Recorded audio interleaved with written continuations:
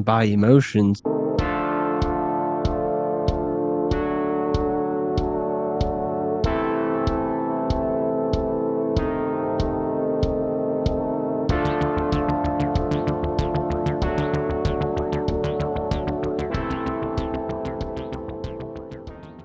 Welcome back everyone to another video.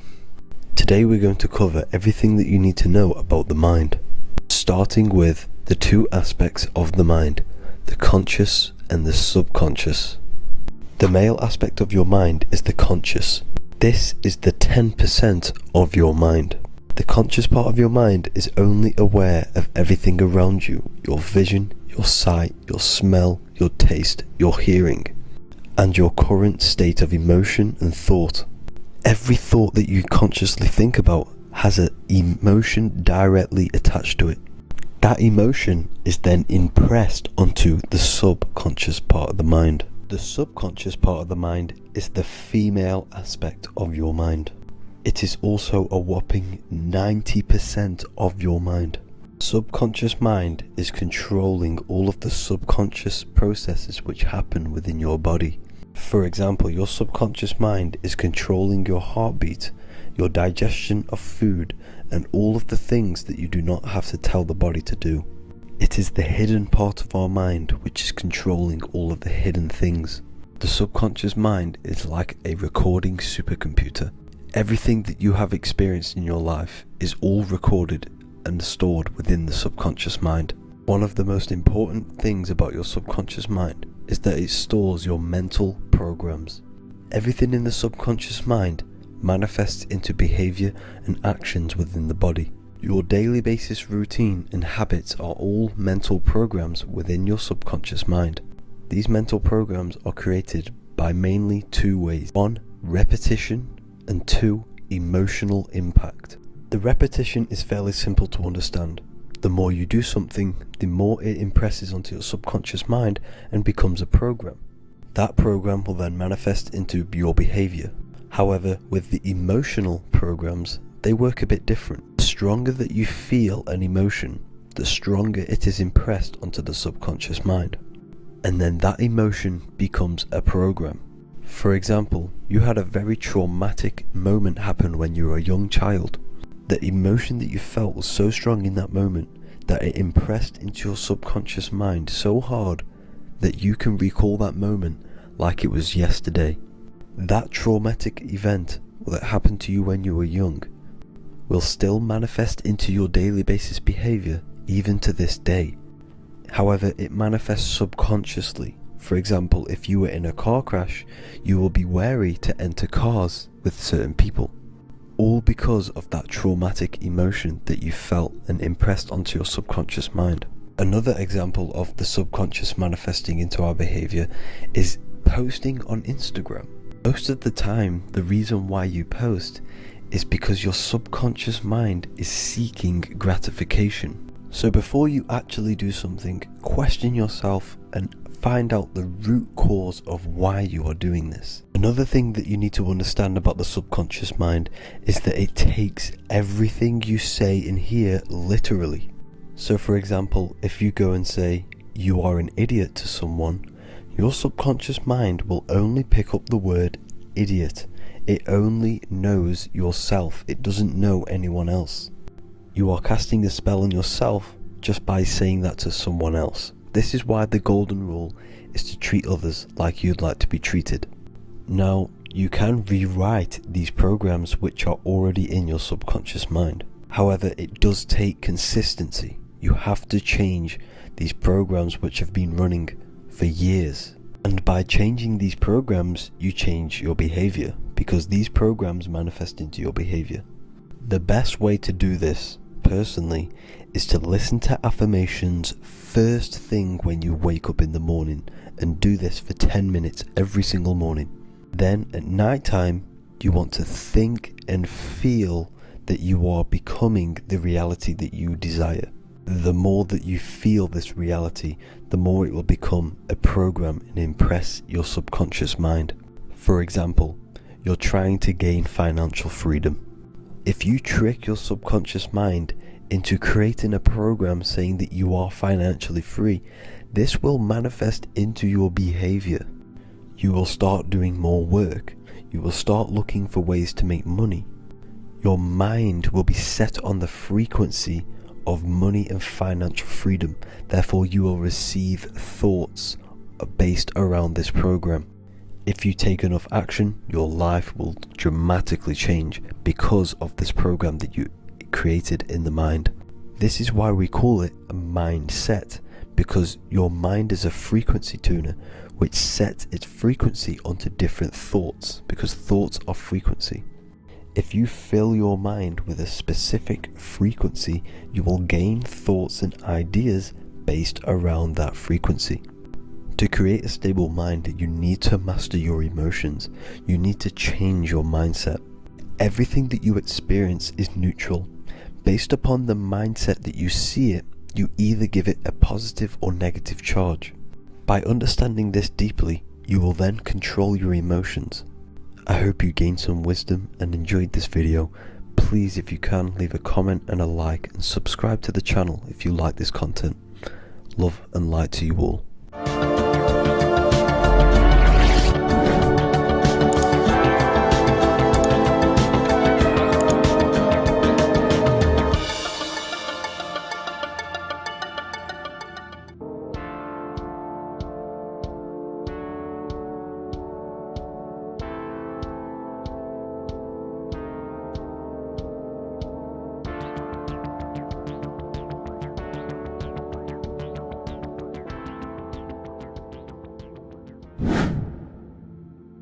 The earth has become a realm in order to trap souls within, so that they can harness our electricity, our energy.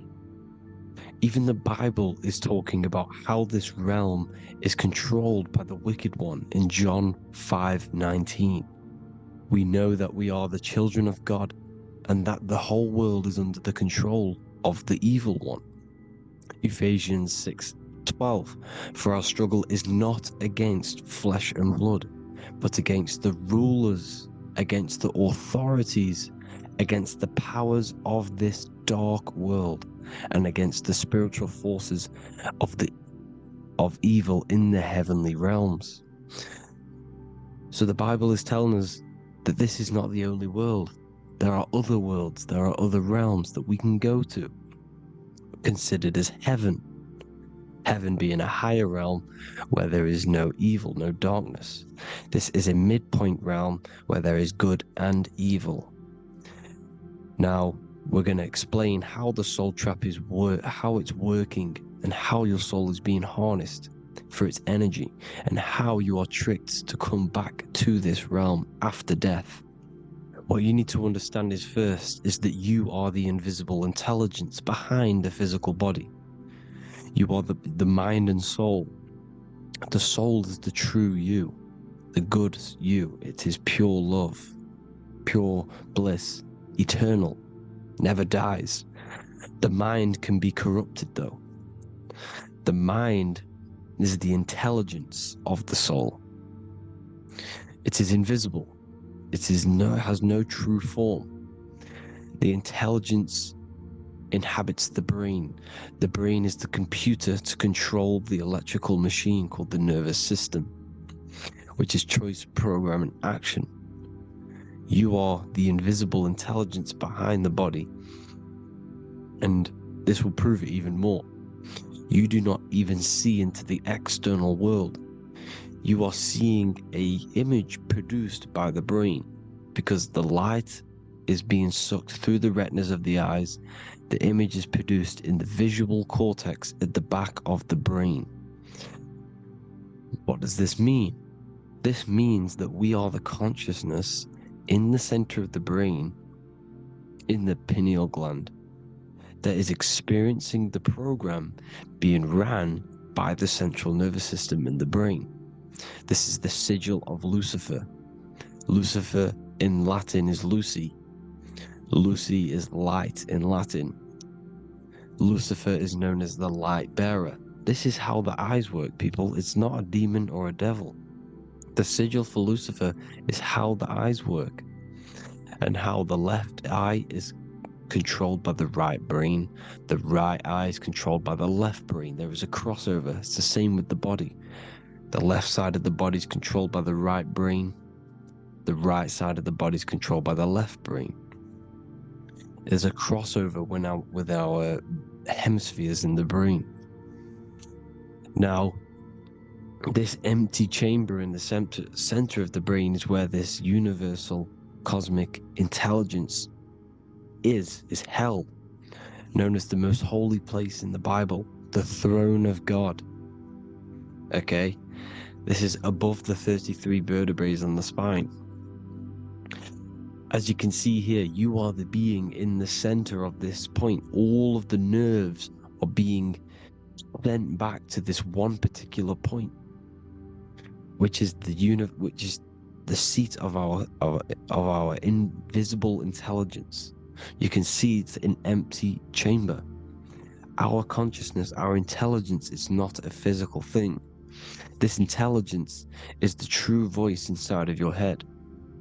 This is why your head is heaven, your heart is earth, your heel is hell.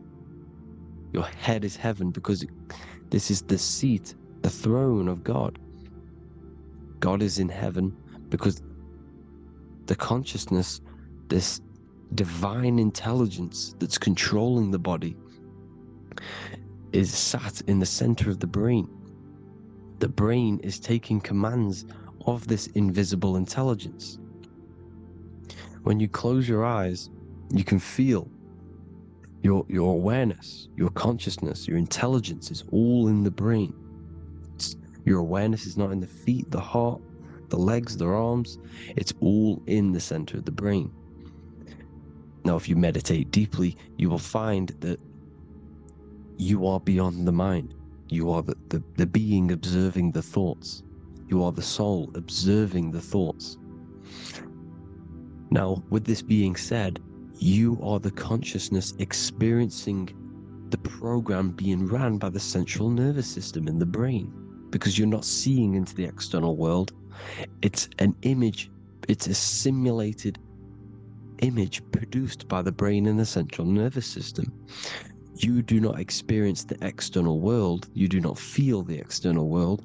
You feel electrical impulses on your nervous system. Your nervous system is decoding what you are feeling. So the only thing that you truly feel is the electrical impulses on your nervous system. This is why the nervous system is the tree of knowledge of good and evil, because it gives your invisible intelligence, your mind, the knowledge of good and evil. It can detect good things, it can detect bad things. If it's hot, if it's warm, if I need to go, the nervous system is doing this. It is the tree of knowledge of good and evil. Okay, now this universal intelligence is symbolized as the single eye. Okay, Matthew 18:9. It is better for you to enter life with one eye than to have two eyes and to be thrown into the fire of hell. What does this mean? It's symbolic, it's metaphorical, people. It is metaphoric. Your universal intelligence is the single eye, the one eye. It's the balance between the two poles, between the left and the right, the good and the evil. It knows the right thing to do all the time. This is our inner guide. The inner self is the inner guide. And when you are operating your life off duality, using your two eyes, you'll be thrown into the fire of hell, heel, lower states of consciousness. Because you're split. You need to live in oneness, even, balance. Matthew 6:22, the light of the body is the eye. The light of the whole body is the eye. You are a light being. Human. Hue means an attribute of a color. Man is the word manifested. We are light manifested into physical form. Depending on your vibration is depending on what color that you are vibrating on, which is a hue, a human. If therefore thine eye be single, thy whole body should be full of light. Again, it's talking about the single eye, oneness, completeness. When you balance the hemispheres of the brain, we'll go over that later. But anyways, the body is the earth. This is what we need to understand, people. The body is running the simulation, the program that our consciousness is experiencing. So when we leave the body during death and astral projection, we leave the earth. This is how it works. The body is the vehicle for the earth, for this realm. Everything exists within our mind. You have the soul, mind, and body. The soul is the observer, the watcher, the true being. This is why she has many different heads, because the soul inhabits different bodies. This is the serpent, which means knowledge, which is the mind, wisdom. And this is the body, soul, mind, and body, Brahma, Vishnu, Shiva. The mind is the bridge between the soul and the body. So what do I mean? When you astral project, you are using your mind to project your awareness, your observing consciousness outside of the physical body. The mind is the projector, projecting consciousness. By using your mind, you can project your consciousness outside of the body, which is known as the astral realms, which is known as walking on water. Jesus was never walking on physical water, people. It's metaphorical. Believing the physical body. The water is the ether, which is the veil between the physical and the astral realm. It's fluid substance. It's on either side. It's physical and astral. The ether is the fifth element that they hide from us. Why? Because they're trapping you in the physical. They are hiding all of these realms. Etheric, astral, and mental. People think their mind is their brain. It's two separate dimensions. These are completely different dimensions. The mind is way more intelligent. The mind is formless. There is no form to the mind. You can think anything you want. You can manifest anything you want within your mind. It is not a physical object. The physical realm is being controlled by the mind. Everything's being controlled by the mind. Everything exists within the mind. This is why the Egyptian says the universe is mental. So when we project our consciousness outside of the physical, we go to the astral. The ether is the water that Jesus is walking on. This is the veil between the physical and the astral world. The word together has ether within it because it joins the two worlds together, together, the astral and the physical. The word either is ether because the ether is on either side, physical and astral, physical and spiritual, physical and non-physical.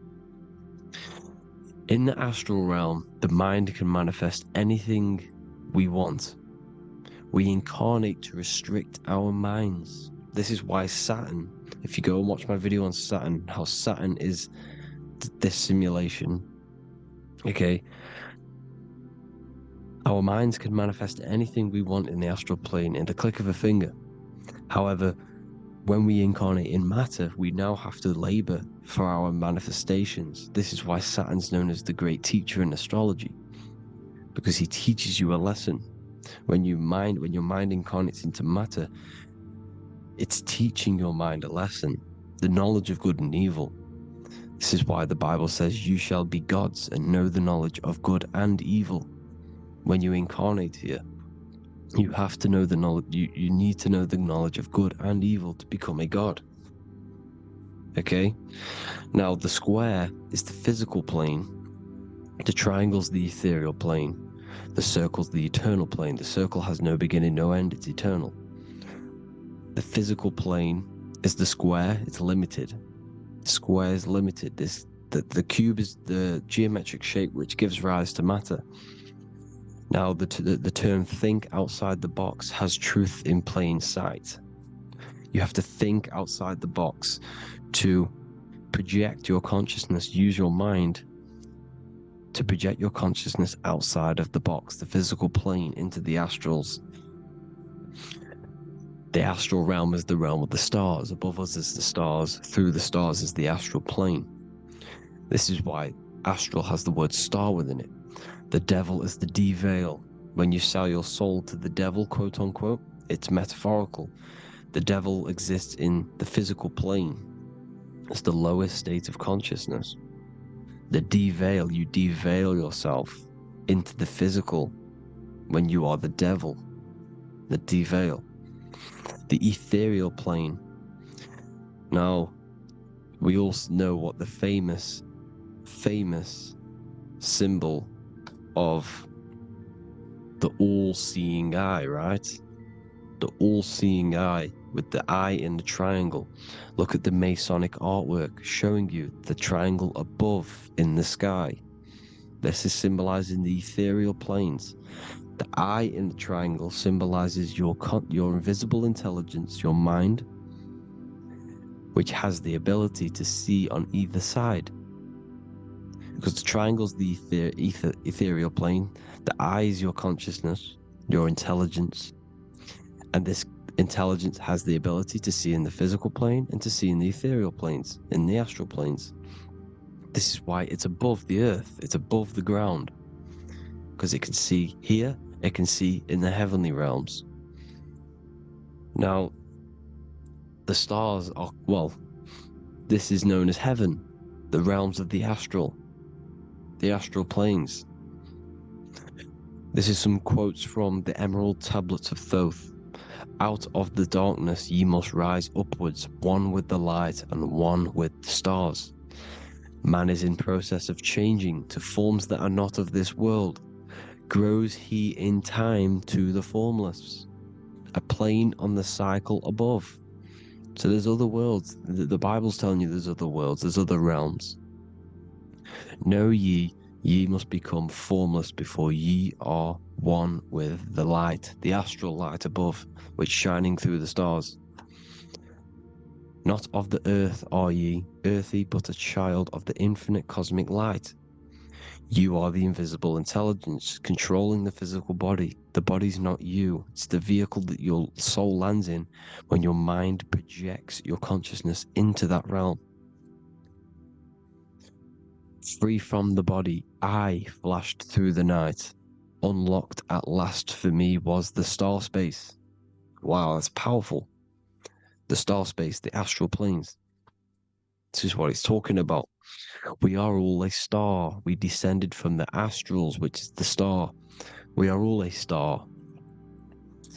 Look at the ancient paintings of Jesus' birth. It's the star beaming his consciousness down into the physical plane. Here's another one. Here's some Freemasonic artwork showing you, again, the ether, that invisible intelligence, the eye, manifesting itself inside of here, in the physical realm, where the people are. You see? It's the same here. This is Jesus. Here's the bird symbolizes the Holy Spirit, your invisible intelligence, descending into the waters, the ether, the ethereal, everything. The ether's the base of all physical matter. Here's Truth in Plain Sight. Mr. Bean, the famous TV program in England, in the UK. He begins the program like we all begin the program, from falling from the stars. He falls down with a beam of light. And this is truth in plain sight. This is false. The aliens don't exist. They're a lie, alien. But this symbolizes the star beaming our consciousness. And when we die, this star will suck us back up. Just like this UFO is doing. It's truth in plain sight. So, this is some more Freemasonic artwork, going from duality to singularity. Sun, moon, masculine, feminine. Right hemisphere, feminine, left hemisphere, masculine. The consciousness in the center, the balance point. Here's another more Freemasonic artwork. The two pillars, left and right hemispheres, and the invisible intelligence between the left and right hemispheres, the light of the body. This is why light's coming off it, because it's light, it's pure light, the blazing star. The stairs go from the checkered board, the duality, up to oneness, in between the sun and the moon, the masculine and the feminine. This is symbolizing going into oneness. What did the Emerald Tablet say? You've got to become one with the stars, one with the one with the self. Balancing the two hemispheres so that you can gain, because when the two hemispheres are balanced, you can gain a more deeper connection with your invisible intelligence. Same with the chakras. When the chakras, the 7 seals in the Bible, these are 7 seals because when you conquer the 7 chakras, when you balance the 7 chakras, you then gain a more deeper connection with your internal self, because your mind is not filled, it's not being ran, it's not being dominated by these 7 deadly sins, the 7 seals, the 7 chakras. These are 7 energy centers which are concealing our true form. Balance makes us have a stronger connection with our true cosmic intelligence. Heaven is even. This is why Jesus is pointing at the heart. The even point is the heart. You got to balance the chakras and live from the heart, because the heart is the earth. You're in good and evil. The body manifests the lower and the higher self. The higher self is in the higher parts of the body. Wisdom, intuition, expression. The lower self is in the lower parts of the body. Sex, food, and power. This is how they are trapping your soul, people. Like I said, the mind is the bridge between the soul and the body. So by tricking the mind, not giving it the right knowledge, and keeping the mind stuck in the lower 3 centers, thinking about power, food, and sex, this is low vibrating energy. It's going to keep your mind addicted to the physical realms. Okay? This is why you need to go even, balance, heaven. Okay? I will explain the soul trap in a second, how it fully works. But I'm telling you all the science behind it so you can understand. When you are doomed, you are domed. This is the dome, the firmament, the firmament, the mind. Ment is mind, firm is firm. A firmament is doomed under the firmament. You must have a loose mind, an open mind to expand your consciousness beyond the stars, beyond the ethereal barrier. You have to vibrate higher than this world. Your consciousness must be expanded more than the physical plane. You need to learn how to astral project. You need to learn how to leave the body, how to operate outside of the body, so that you, when you do leave the body, you will have recognition, you'll have knowledge, you'll have practice. But this is as above, so below. The woman's belly is the earth. It's as above, so below. It's a microcosm of the macrocosm. We are the children in the womb. We are the people in the earth being ready to be born into the heavenly realms. As above, so below. It's a microcosm, macrocosm. Everything is in everything on a bigger and a smaller and a larger scale. Now, when the baby figures out that there is a world beyond its mother, what happens? The baby starts to move around and tries to get out of the mother. Because once it starts to hear the external world, starts to hear people, it's going to wonder, what's outside of why am I in here? What's outside? So the baby will force its way out of the mother. It's the same with our minds, as above, so below. When our minds figure out that there are other realms beyond this world, we will seek a way out.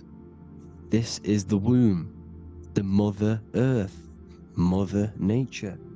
It's the mother. We're in the womb. We can be born out of this world, which is being born again in the Bible. When you are doomed, you are domed under the dome, under the firmament, the firm mind. The firm mind will keep you under the firmament. Due to the law of polarity, there has to be other realms. There has to be. Because the law of polarity works in this world, and it will work on every scale possible. It's universal laws. These are universal laws. The law of polarity means that there are other realms polarizing this realm. There is a hell, there is a heaven. There is a midpoint, which is Midgard, which is the one we are in now. Earth, heart. Earth is the heart. Heart is the center, good and bad. The balance between good and bad. Your reality is your level of realization. Your mind realizes other worlds, you will seek a way to them worlds. It's that simple. The soul trap is to keep you stuck in this physical body, which is the earth. This body is the earth. It's running the program, like I said at the beginning. It's running the simulation that your consciousness is experiencing. You are an electromagnetic being, and you're hidden in a cage, your rib cage, and you're stuck in cells, a prison cells. Look, you're in cells. We produce electromagnetic energy. Your soul produces this energy. And by trapping your consciousness inside of this physical realm, they harness this energy within the astral realms. They're using you to manifest demons, because your mind creates demons through emotions and mental thought energy, which is a whole nother video. I can make a video on that. You're manifesting everything for them because they're trying to create a hive mind. This is why they want everyone to believe in one belief system, one government, one belief system, one religion, because they're creating a hive mind. This hive mind will manifest and be summoned within the astral planes, because the mind manifests the astral plane. The astral plane is the realm of imagination. The mental plane is the realm of just thought alone. The etheric plane is the energy. The physical plane is the matter.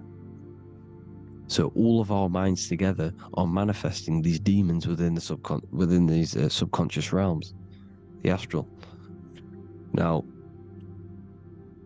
how are they keeping you stuck to this realm? Well, when you die and you're stuck in your lower three chakras, okay, when your mind and soul detaches from the body, which is the earth, when you leave the earth, you're still going to have these mental addictions to the food, the sex, the materialism, the phone, the cigarettes, everything. This is why they get you addicted to everything possible. The TikTok, the YouTube, they get you addicted to as many things possible, because when your mind is addicted to these things, and when this mind leaves the physical body, you're still gonna have these addictions.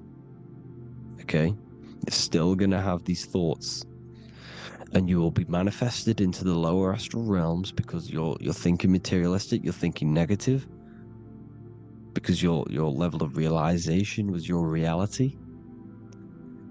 You were manifesting hell on the earth. When you leave the body, you're going to manifest hell in the astral planes, which means you'll be vibrating on the very low, which will put you in the lower astral realms. So guess what? You're going to come back. You're going to come back into materialism. You're going to reincarnate. Because you haven't prepared for life after death. You must detach from the external world. Okay? Moon is mind.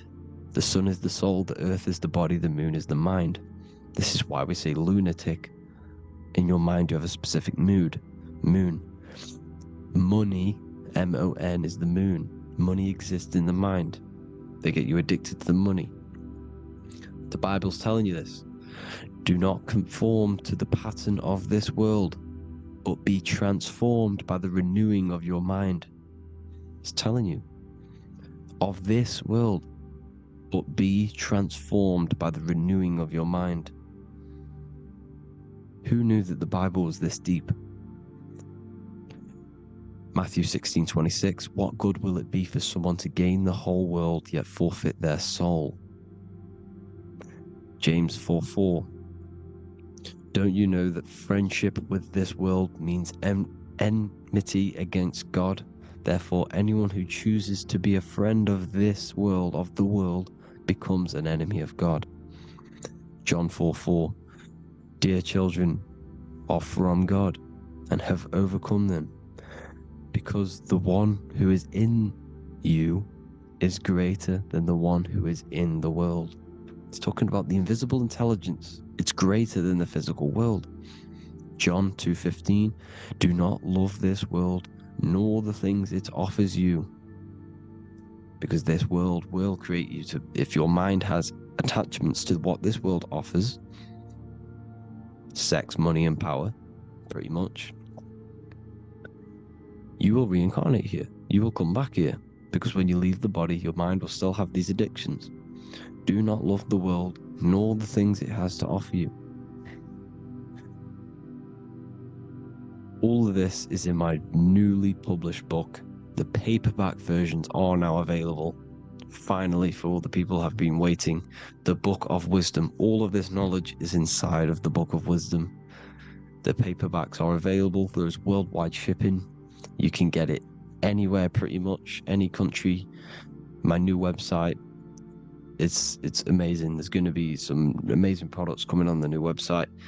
But I thank you all for the support. Before I leave, I need to explain what is going on with the soul trap. Like I said at the beginning, the mind's the bridge between the soul and the body. The body's the realm. By tricking your mind with false knowledge, they are keeping your soul stuck to this realm. They get you addicted to all the physical things, and that is it. As soon as you're addicted and you die, you're going to come back. So by tricking your mind, which is the bridge between the realms, they keep your mind stuck within this body. They keep you in physicality. They deveil you, the devil, the deveil. Thank you all for the support, people. If you do want to join the Academy, all the links will be posted below this video for the book, the Academy. Thank you all for the support, and have an amazing day.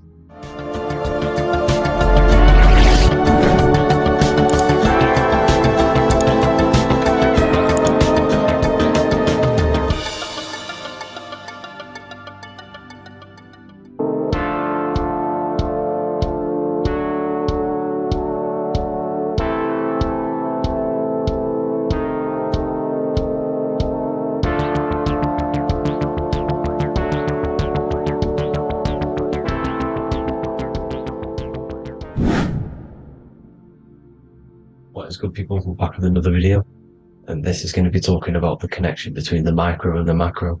You know, you are the universe, everything is inside of you. So the first thing you need to understand is that the law of mentalism, we are a thought in the creator's mind, everything's being thought into existence. We have a spark of this mind, this same mind of the creator, and everything is a state of mind. Particles or atoms, whatever you want to call them, are a mental thing. They're a product of the mind. Everything's thought into existence. Thoughts influence everything. Thoughts are energetic effects which send out waves into the quantum field around you. And your consciousness is actually the universe experiencing itself, expressing itself, and viewing itself. So we are the creator, but viewing itself in separate bodies. And this is why they call the material world the world of illusions. Because everything's separate here, but we all forget that we are all one. We've all been brainwashed to think we're all separate, but we're all one. We're all the same mind, the same consciousness, everything. So everything's created out of toroidal fields. God created the toroidal field. That's the only thing that exists, because the atoms are toroidal fields, and it's the basis behind all creation. As you can see it in the owl's eyes, it creates the infinity symbol. And this was the apple. That apple is a toroidal field. And the toroidal field is made out of dielectricity, which is ether. Ether is black light, and this is counter space. This is another realm. This is what creates God to be omnipresent, to be everywhere at one place at all times. He is everywhere because ether is everywhere. And ether is infinite potential. It connects everything together, and that's what energy moves through. It moves through the ether, and that's black light. Everything is light, as it says in John 4:2. God is light. Everything's a vibrational state of light. So the torus field is made out of dielectricity, ether, black light, magnetism, which is white light, which is the center of the toroidal field. And magnetism radiates, it has no vibration. And then when white light splits, it turns into electricity, which is physical material, and that has a vibration. This is the Holy Trinity: the sun, the moon, and Saturn. Saturn, the god of materialism. If you've watched my videos on Saturn, you know that Saturn is crystallizing everything into physical matter. And that's why his old name was El. The ancients called him El. And this is why we get El electricity. This is where El electricity comes from. Because El electricity is only a product of the physical world, which is redshift, blueshift, Adam and Eve. And this is what creates the redshift, blueshift is what is a product of magnetism. When magnetism, white light splits, and this gives us vibration. And this what creates the toroidal field, which is the basis of all physical creation. The sine wave is created out of the magnetic wave and the electric wave. The electric wave is the blue wave, and the magnetic wave is the straight wave, which is radiation. This is vibration frequency. So the magnetic wave is straight, and then you have longitude and amplitude, which is depth, which is dimension. You see how the electric wave has depth and a dimension. This is why you get the cross. This is the cross of Earth. This is the symbol of Earth, of bondage, of physical matter, because it consists of magnetic wave and depth, which is electric wave. I mean, this is where you get the sun cross or the earth cross, whatever you want to call it. It's the cross of physical matter, and the ancients knew this. This is why they used that symbol. Red shift, blue shift, which is the toroidal field, is the basis of all creation, physical creation. And this is why you have the police siren is red and blue. The Matrix movie, red pill, blue pill. You have red blood and blue blood in your body. The Democrat and Republic, the two parties, red and blue. Like your taps, on your taps, you have a red and blue tap. One's generative, one's destruction. Fire, destruction, water, generative. So this is the basis of all things. And electric wave has dimension, like I've already said, depth, material, and it's measured in hertz. It's measured in hertz because it hurts you, it decays, because the electric wave has a vibration, and vibration always has to go back to a standstill point. This wave cannot go forever, but the magnetic wave will go forever. It's radiation. Magnetic is radiation. It radiates forever, it pulses, but the electric wave will at some point come back to a standstill point, and that's why it hurts, it decays. That's why our physical body decays, because we contain of electricity. This body is an electric body, and it will return back to stillness like a guitar string. If you vibrate a guitar string, you pull it, it will vibrate, make a sound, and then go back to a standstill point. It's the exact same with every single toroidal field within the body. It will decay, and this is why our bodies decay, and everything in creation decays. So we're born into sin. The sin of Eve. The sin of Eve is us biting into the tree of knowledge of good and evil, which is the systems in the body. And the sin of Eve is biting into the sine wave. We bit into the sine wave. The sun moves in a sine wave. Our DNA is a sine wave. Time is a sine wave. Everything in this creation is a sine wave. This is why the dollar bill is a sine wave. Magnetism and electric waves in one. And this is the sun doing its sine wave, which creates, when you go bowling, it kind of creates that pin that you hit over. That's the pin of the sun. The zodiac sign is a sine wave, because the zodiac sign is an expression of the toroidal field, because magnetism unfolds into 12ness. And that's why you have 12 zodiac signs, 12 systems in your body, 12 cranial nerves in your head, in your brain. So if you can imagine this, see where my pointer is. always starts with Aries. Aries is the head. It's the first thing that's created in the womb. And this is Aries, the ram. And this is why it's called a cerebrum in your brain, which is the first thing that creates when you're in the womb. And what's the element of Aries is fire. Fire is the first element. Fire, first, because it's the first thing on the wheel, the first expression of energy. As you can see here, my pointer, this is the center of the Toal Field. It would go Aries, Virgo, Capricorn, Pisces, Scorpio, Cancer. Then we'll go back to Libra. Libra would be center. But you see how the toroidal field is the expression of the 12 energies. That's what the constellations are, the energy expressions of the toroidal field. So it would go outwards, starting from Aries here, all the way back to Pisces, which is beyond the bottom half. But Libra would be the center. That's why Libra is the equinox. It's the equinox. Libra is when it goes from summer over to autumn. It's the equal. It starts to transition into the winter side. Equinox, equal, which is Libra. And that's why Libra has the two scales, symbolized with the two scales. That's because of, you know, the sun moving over. It's being judged. It's equal now, but then it's going to tip over into the winter. That's why Libra is here, the center of the sine wave. And like I said before, magnetic energy unfolds into 12ness. Magnesium is number 12 on the periodic table. It's the sacred number. And this is why the scientists are trying to, well, NASA is trying to bring in another constellation to destroy the holy science of astrology. So Aries rules the head, which is Mars. Taurus rules the neck, the lower head. Gemini, the two twins, which is your lungs, your two twins, your arms, two twins. Cancer, the breasts, or the chest area. Leo, the heart, which is the sun, which is fire, the center of the toroidal field. Virgo, the belly, which is the intestines. Libra, the kidneys, the two scales, the kidneys, balancing out everything. Scorpio, the sex organs. Sagittarius, hips and thighs. Capricorn, I've missed that out, which is the kneecaps. Capricorn, kneecap. Aries, which is the ram, which is the cerebrum in your brain. And then Aquarius, the calves and the ankles. And the Pisces, the two fish, the 2 feet.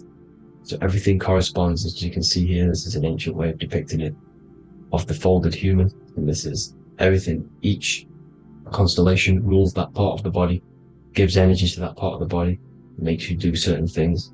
So magnetic energy unfolds into 12ness, electricity unfolds into 7s. That's why when you get electric, the light spectrum that we see, it consists of 7 colors. Why we have 7 planets. The 7 planets give us our 7 metals and the 7 solfeggio scale frequencies. So the rotor, this is the rotor. And rotor is an anagram for Torah, the Torah, which is I think it's the Hebrew Bible. Don't quote me on that, but it's one of the holy books, which is the Torah, the Taurus. Everything goes back to the Taurus field because it's the basis of all creation. So the chief cornerstone, it says in the Bible that the builders rejected the chief cornerstone. The chief cornerstone, you are the builder. You decided to incarnate into the physical world, into the electric world, El, the world of El, Saturn.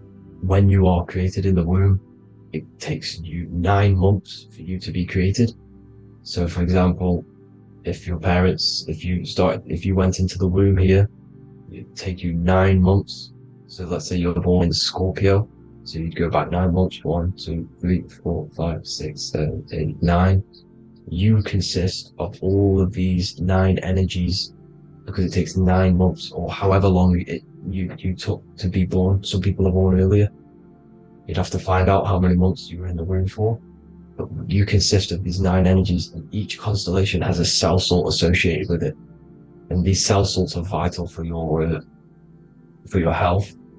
And your cells are the optimal health of your body. So the chief cornerstone that you rejected is these 3 cell salts, these 3 constellations. So you're mineral deficient in these 3 constellations. For example, fluoride, magnesium, phosphate, and potassium sulfate. So that's the chief cornerstone. And a cornerstone, people always get it rejected with the cornerstone. the cornerstone is not, it doesn't say the cornerstone in the Bible, it says the chief cornerstone. The cornerstone is a cornerstone of a building, but a chief cornerstone is the top of the pyramid. This is where we get the pyramid of the wheel. So you're mineral deficient in whatever 3 zodiac signs you're not. You were not in the womb for. This is the chief cornerstone you rejected. So the human body is the micro. It is the universe in a physical form. It consists of everything in the universe. Just like your consciousness is the universe watching itself, experiencing itself. Your body is the whole universe. 12 systems in the body, 12 zodiac signs, 7 chakras are the 7 planets. The Holy Trinity of you is your Temple of Solomon, the soul and the mind, the sun and the moon. You know, everything is in you. You consist of everything, all of the energies, everything. Heaven and hell. Heaven and hell is a mind state. It's a state of the mind. Head, H-E-A, which is heaven, and the heel, the bottom of your foot, is hell. And the bottom of your foot is the soul. So they're basically saying, large wordplay, they're saying that your soul is in hell because, you know, with the elites being in control. So they call the bottom of your foot the soul, trying to say that you're in hell. The Christ is in you. And this Christ is Greek for what? Christos. And Christos is Greek for the oil. And this oil is produced in the cerebrum, the Aries, the ram, the cerebrum. It goes down the pineal. Well, the pineal and the pituitary are underneath the cerebrum. Goes down the pingala and the ida. The pingala being the positive charge connected to the pineal gland, pin, and the ida connected to the pituitary. And this is the 2 serpents going down the spinal column. And this is why Jesus goes from Nazareth to Bethlehem, and then Joseph and Mary are waiting for Jesus in Nazareth.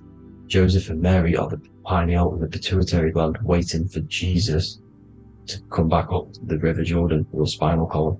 So this is the oil. This is the story of Santa as well. Santa comes from the North Pole. Why? Because the North Pole of the Earth is the center of the toroidal field, and the North Pole of you is your spinal column, which is the North Pole of the toroidal field. The North Pole, he comes from the North Pole. This is the North Pole. This is the South Pole of the toroidal field. Comes from the North Pole, which is your mind. And he goes down the chimney and then back up the chimney. This is the chimney. And he drops off the present, which is the Christos, the oil. And this is why Jesus is crucified at 33, because he crosses over the vagus nerve at the top of your spine. When this oil comes back up the 33 vertebrae, these are your vertebrae here. When it goes up to the 33 vertebrae, it gets crucified at 33 because it crosses the vagus nerve, and he's crucified on the cross at 33. This is the story behind Jesus and Santa. The Ark of the Covenant in the Bible is the 2 hemispheres which cover the vital parts of your mind, the brain side, which is the cerebrum, the pineal, the pituitary, etc. So the 2 hemispheres are the 2 angels, the Ark of the Covenant. This is the Ark of the Covenant, covering the 2 vital parts of your brain. So these are the optic thalamus is another part, and it protects the Christ oil, which is inside at the center of the brain. See, the Bible is all a massive metaphor about yourself, because you are the universe. You are a microcosm of the universe. Your consciousness is experiencing itself, and the universe experiencing, and your body is the whole universe. Your head's heaven. So Moses crosses the Red Sea. These are the 2 hemispheres of your brain. This is the corpus callosum, the Red Sea. So he's pretty much saying that he's uniting the 2 hemispheres of your brain, because most people in this generation are stuck in the left brain, which is just logic, reasoning, science and maths, writing. You know, this is what school teaches you to do. It keeps you stuck in your left brain. And you want to cross over to the Red Sea, which is the corpus callosum, to the right brain, which is awareness, art awareness, creativity, imagination, intuition, insight. You know, using the higher mind, creativity, imagination. If you don't have intuition, then you can't read energy, you can't pick up on bad things. This is what Moses is symbolizing by crossing the Red Sea. And it's also the upper room where Jesus met the 12 disciples. 12 disciples are the 12 cranial nerves in your brain. It doesn't just represent the 12 zodiac signs. The 12 disciples symbolizes many different things. It's like I said, energy the universe consists of 12ness. So you have 12 cranial nerves in your brain, and that's the 12 disciples as well. And they want you stuck in your left brain, which is the five senses, materialism. So they say in the Bible that Satan blinds the mind. Satan is Saturn. If you've watched my videos, Satan is Saturn. And you consist of the whole Trinity, which is the sun, moon, and earth. The soul, moon, the soul being your sun, the solar, the moon being your mind, the earth, your physical body. And Satan blinds the mind. Why? Because we enter a soul system. This is a soul system, not a solar system. And Saturn is the Lord of the Rings, which is the outer ring. When your soul enters the soul system, your soul starts to materialize. It hits Saturn. Why? Because Saturn starts to materialize you. You take on the 7 virtues, which are the 7 planets, which are your 7 chakras. And to get out of this soul system, you must get out of your lower nature, your animal nature, which is lust, desire, greed. You know, the number of the beast, 666, which is Saturn, Satan. So you enter the soul system, you take on the 7 energies, which you turn into physical matter. And this is your descension from heaven to say hell. And then you must raise back up from matter to spirit. They say Satan blinds the mind. Why? Because your mind gets materialized. Your soul and mind get materialized. And when you get materialized, it's an intense experience. You lose the divinity within you. You forget the divinity. So Satan, which is the first planet, first energy you take on, the material body, he blinds the mind. He makes you forget everything, your divinity. Then you must remember, ascend up Jacob's ladder, the 33 vertebrae, to heaven. And this is a microcosm of the macro, because you will ascend back up to heaven if you do this, when you leave your physical body, when your body decays. So when it talks about in the Bible, completely destroy them, the Hittites, the Amorites, the Canaanites, all the ites, this is what God says to the Israelites. It says completely destroy them. It's basically symbolizing saying destroy your lower nature. The Canaanites, cannibals. We're under a Canaanite system now, which is cannibalism.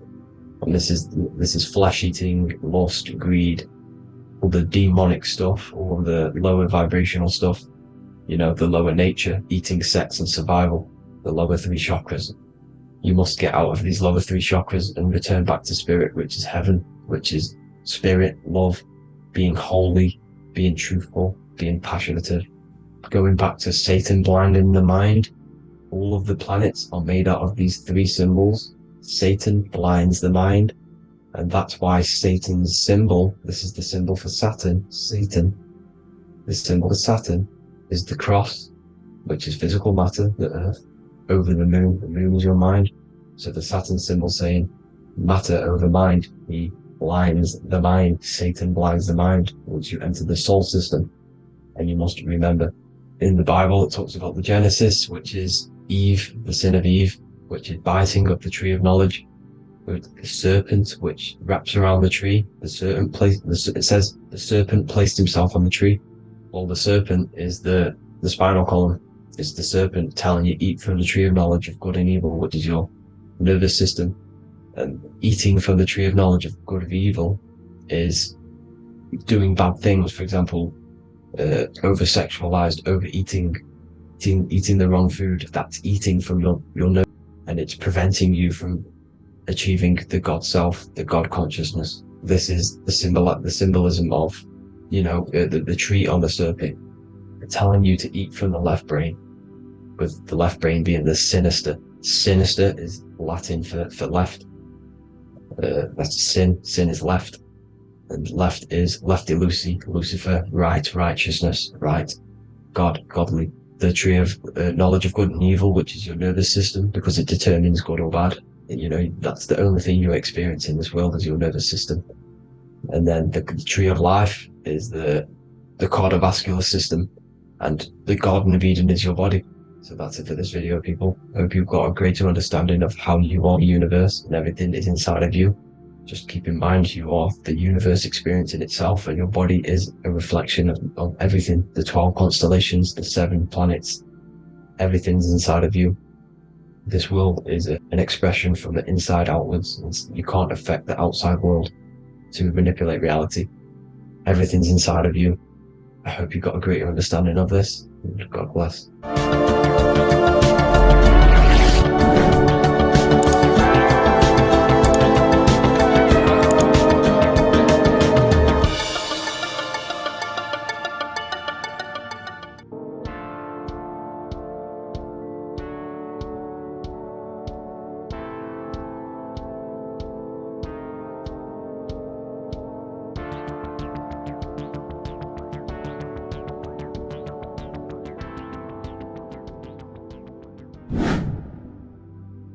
How are we all doing, people? It's Revival of Wisdom from the Wisdom Academy.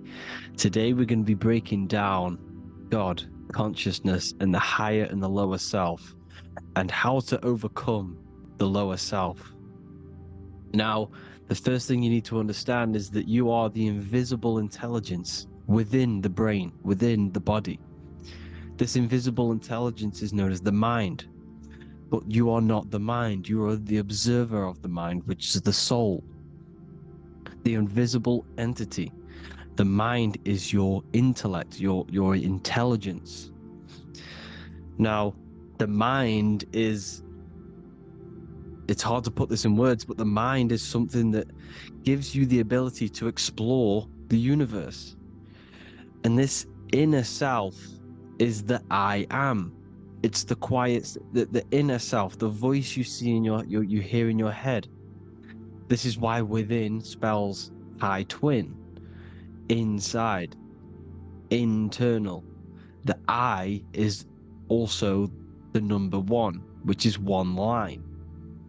Because the one and only, is the inner self, which is the I am. This is why you say, my name is Harry. You are not Harry, you are the I, the inner self, the intelligence.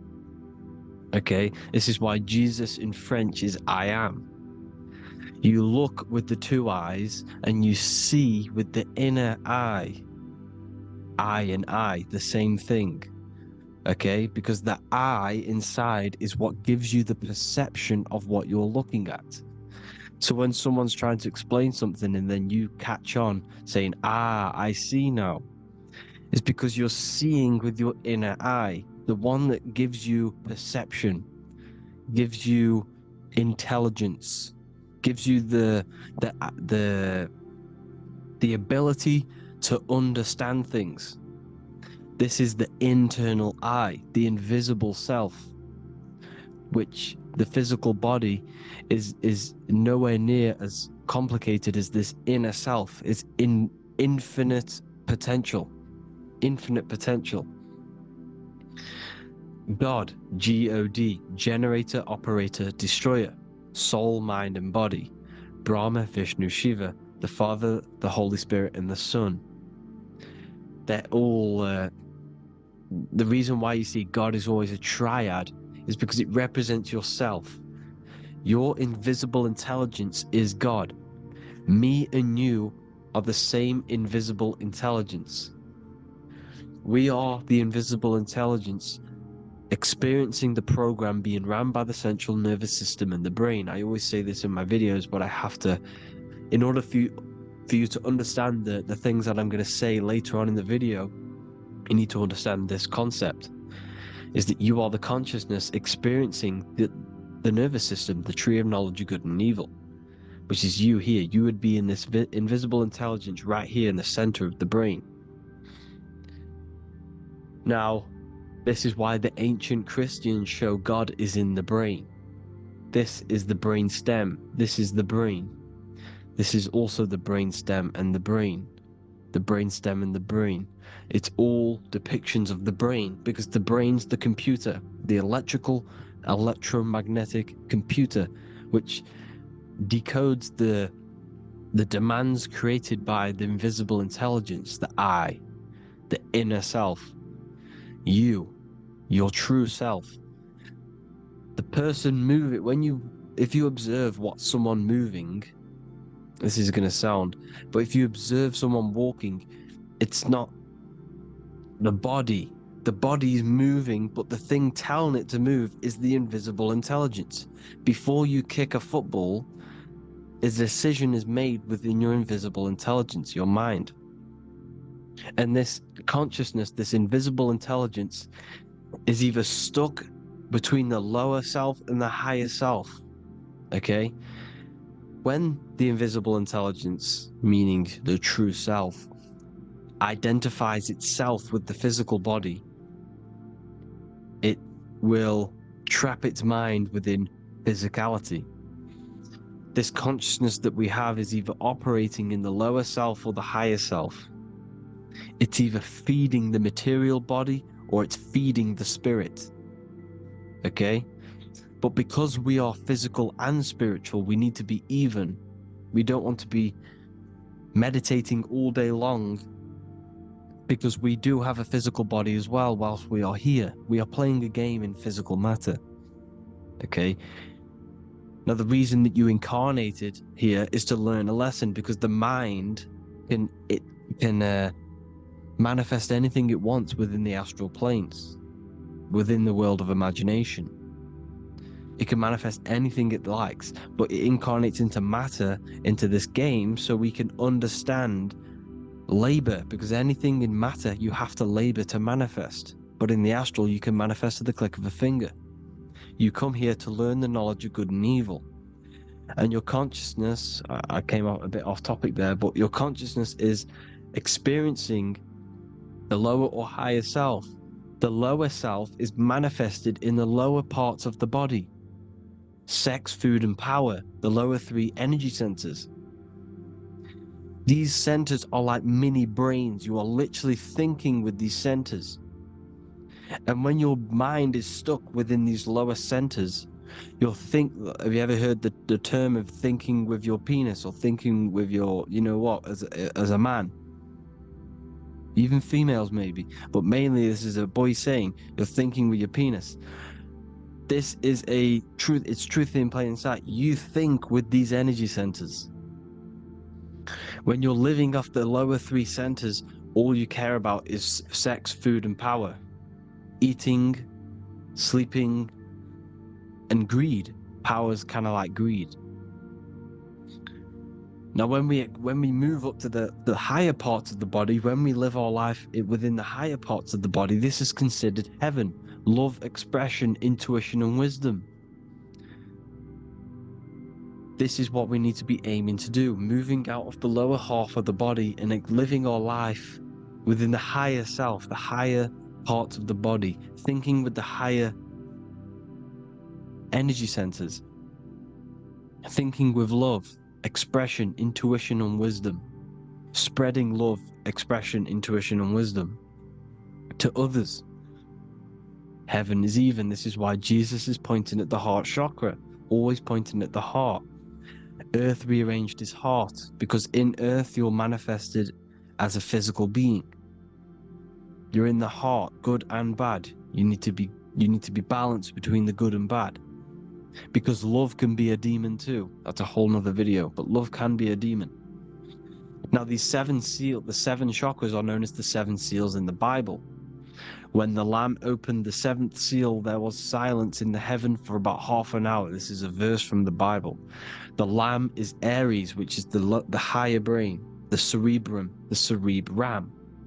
Ram, Aries. Because when the Ram opens the seven seals, you enter the kingdom of heaven. Because these chakras seal your invisible intelligence. They seal your true self. You are behind these seven seals, your true invisible self, your true consciousness. Because behind these seven seals, you do not think about anything materialistic.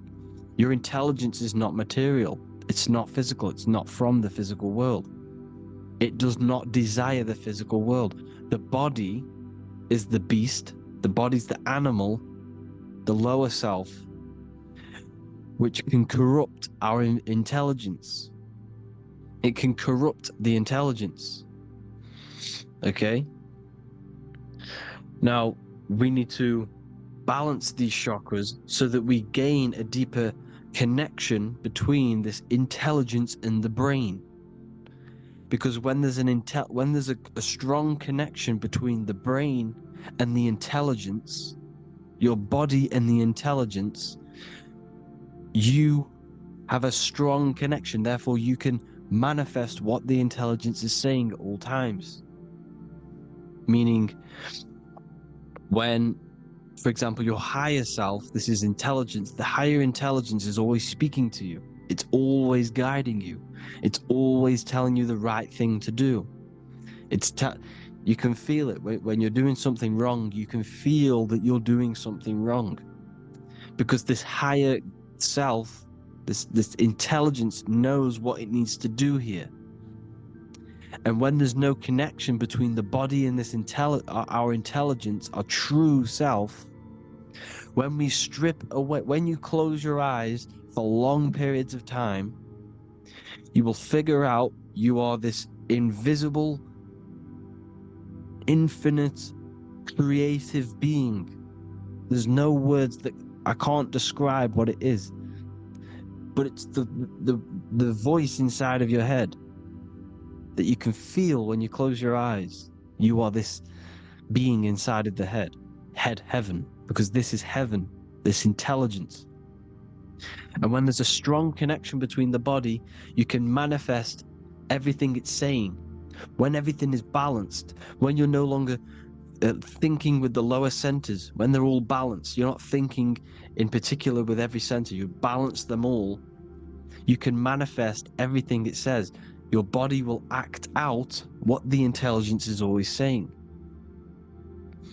This is God in the brain, the intelligence, trying to touch Adam, representing the lower self. This is why they're not touching.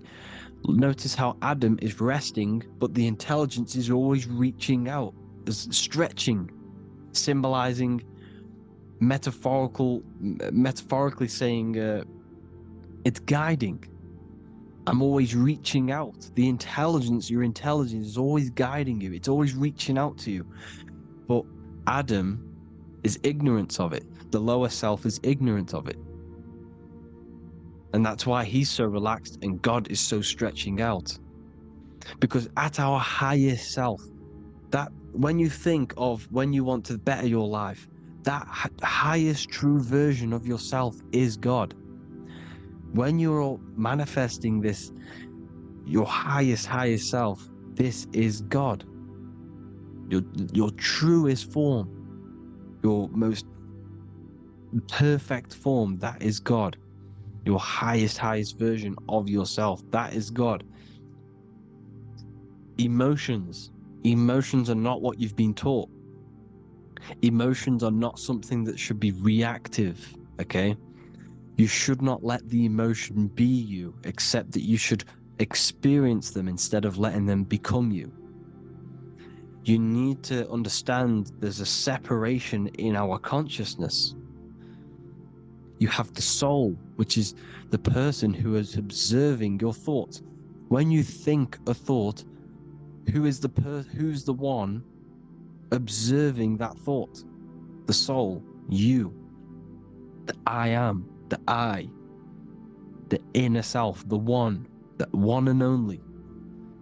And inside of every single body, inside of me, inside of you watching this video, there is this same intelligence that is inside of me, inside of you. And it's the exact same intelligence, experiencing a different body. And this is what we mean by the universe is mental. We are all sharing the same ball of consciousness in a different body. The animals, the fish, the cells, all expressing this one consciousness. Me and you are the same. This is why the golden rule is treat others like others should be treated, because I am you and you are me in a different body. Now, going back, you need to identify that there's different levels of consciousness: soul, mind, emotion, and body. Okay? Your emotions are on a separate layer than the body, the mind, and the soul. So when you identify there's a difference between all of these, you do not let them become you. You do not let your mind rule you, because your mind can be corrupted. Your soul is the one that is pure good, pure love, but your mind can be corrupted. Okay? Your emotions can be corrupted. The body can be corrupted, but the soul can never be corrupted, only layered on top. You can only throw piles of programs within the subconscious, layering the soul down, but deep, deep down inside of every single one of you, there is a loving being. Because the love comes from the heart. Love is the universal emotion, expression. Now, your thoughts can become bondage, your emotions can become bondage. Now, what do I mean by bondage? By conquering the lower self, we need to conquer our own mind, because the mind is what's manifesting the lower self. When you're thinking with the lower half of the body, when you're becoming your emotions, you need to experience the emotion, not become the emotion. Do not let the emotion become you. Do not let your thoughts become you, because your thoughts are tools that you can manifest. Your thoughts are the idea. Your emotion is the energy that you can use to manifest that thought. Your emotion is energy in motion, emotion. You use emotion to manifest, to feel as if you already have the thought. Therefore, you become that vibration. Therefore, your emotions are actually a creational force that is given to you to manifest things, because you're a human, a manifester. You're here to manifest things. You're a creator. You are a god. Your inner self, your intelligence, your I am, the one and only inside of you, the inner self, the quiet one, the one that's deep, deep down, the invisible intelligence, is it's creating things all the time. All the time. Speak no evil, see no evil, hear no evil. This is the astronauts, they're Freemasons, but they understand this, because thinking, seeing, and hearing can corrupt your mind. And when you have a corrupted mind, you'll have a corrupted subconscious. The subconscious will manifest into the body, because 90% of your behavior comes from the subconscious mind. So you got to speak, see, and hear no evil. A sin, what is a sin? To overcome our lower self, to overcome our lower self, the 7 deadly sins are not something that goes against an external God. A sin is something that goes against your inner guide, your inner conscience, the inner self that is always speaking to you. It's always telling you the right thing to do. A sin is something that goes against this inner guide. And this is why you can feel something where you can feel you're doing something wrong, because the inner guide is speaking constantly. And when you commit these 7 deadly sins, which are 7 internal states which keep your invisible intelligence bound to your physical body. Because evil, right? Evil love bondage. This is why they stay in this realm and they control this realm, because they love the bondage of the body. They like matter. They want to stay in matter for eternal life. They don't want to ascend back into the heavenly realms, where you do not have a physical body. You can explore the universe within the astral planes. They stay bounded to the body, bounded to the 3D construct of the physical world. They have greed, lust, envy, gluttony, wrath, sloth, pride. They want all of this. And if you want that, that's okay. But deep, deep down, you don't want that, because your soul is always telling you the right thing to do. Your soul knows what to do to get out of here. It needs to detach from the external world. Detach from all of these 7 internal states which bound you to your lower self, your lower centers. That's what a sin is. You know, you have a left and right brain. The left brain is always analytic. The right brain is metaphorical. So the right brain is producing a holistic view of reality. Now, what do I mean? And not view, perception. When you see, because your eyes are parts of the brain, so when you look at something and you look, that image is produced in the back of the brain in the visual cortex. And then the right brain produces a perception, a holistic, it breaks down what you're seeing into a holistic image, a holistic perception. So for example, if you're in a woods, the right brain sees the whole woods as one big woods. The left brain is breaking that perception down into individual trees, branches, and leaves. So the left brain's to do with duality, the right brain's to do with wholeness, unified. The left brain's dualistic, analytic. This is necessary so that we can pick things up and manipulate them and break things down. We need the left brain, we need the right brain. I'm not saying any of them's bad, but the left brain, sinister in Latin, means left. Because when you're left-brained, you see everything in dualistic. You see everything is dual, when everything's actually one.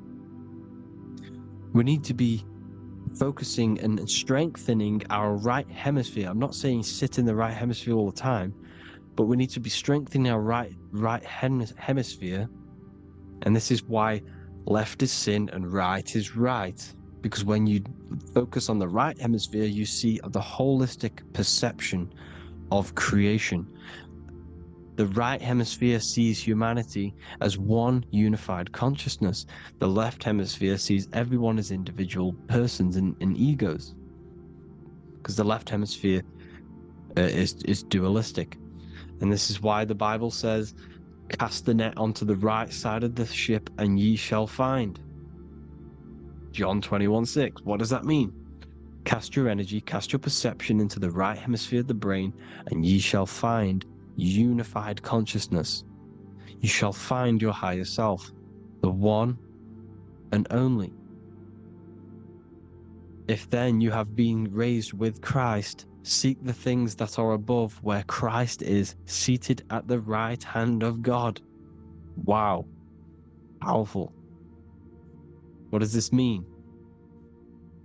Seek the things that are above, where the Christ is seated at the right hand of God. God is your consciousness, your invisible intelligence between the two hemispheres. The right hand of God is the right hemisphere. Seek the things that are above the heart. Love, intuition, expression, and wisdom. Seek the things that are above the heart, the higher self, the higher part of the body. Because when you seek the things of love, expression, intuition, and wisdom, you create a strong aura. You attract the same frequency. And this frequency is heaven, God. This is the Sumerian artwork showing the Lamb. This is a step symbolizing stepping upwards, raising up. He's stepping over the Lamb up to the bird. His hand is going to the bird. The Lamb symbolizes the lower self. Okay? The bird with the wings is in the sky. It represents the higher self. This is why angels always have wings, because it represents the higher self in the sky. The lamb is a ground animal, symbolizing the lower self. He's stepping over the lamb to the bird, his higher self, his invisible intelligence. Horus and Set, Jesus and Satan. Look, Horus has an evil brother, Set, just like Jesus and Satan. Horus is a bird, higher self. Set is a ground animal, lower self, which is the devil and the angel on your shoulder. You see? The right and the left hemisphere. The two wings. So the devil and angels always speaking to you. The higher and the lower self. It's the battle between the higher and the lower self, between the invisible intelligence and the physical body, because the body's the one that wants the sugar, it wants the pleasure, it wants the sex, it wants the porn, it wants all of the materialistic things, it wants the 7 deadly things. Okay, it wants this. There's a battle between the higher and the lower self, your intelligence and the body. This is why you need to become balanced, so that there's a deep connection between the body and the invisible intelligence, the I am. You need to master your mind with discipline, and you gain a connection between the brain, the body and the intelligence. Resurrection, transmuting sexual energy. Okay, this is important. Res is Resh, which is Hebrew. The early Hebrew Resh symbol is the head. This is the head. Resh, erection.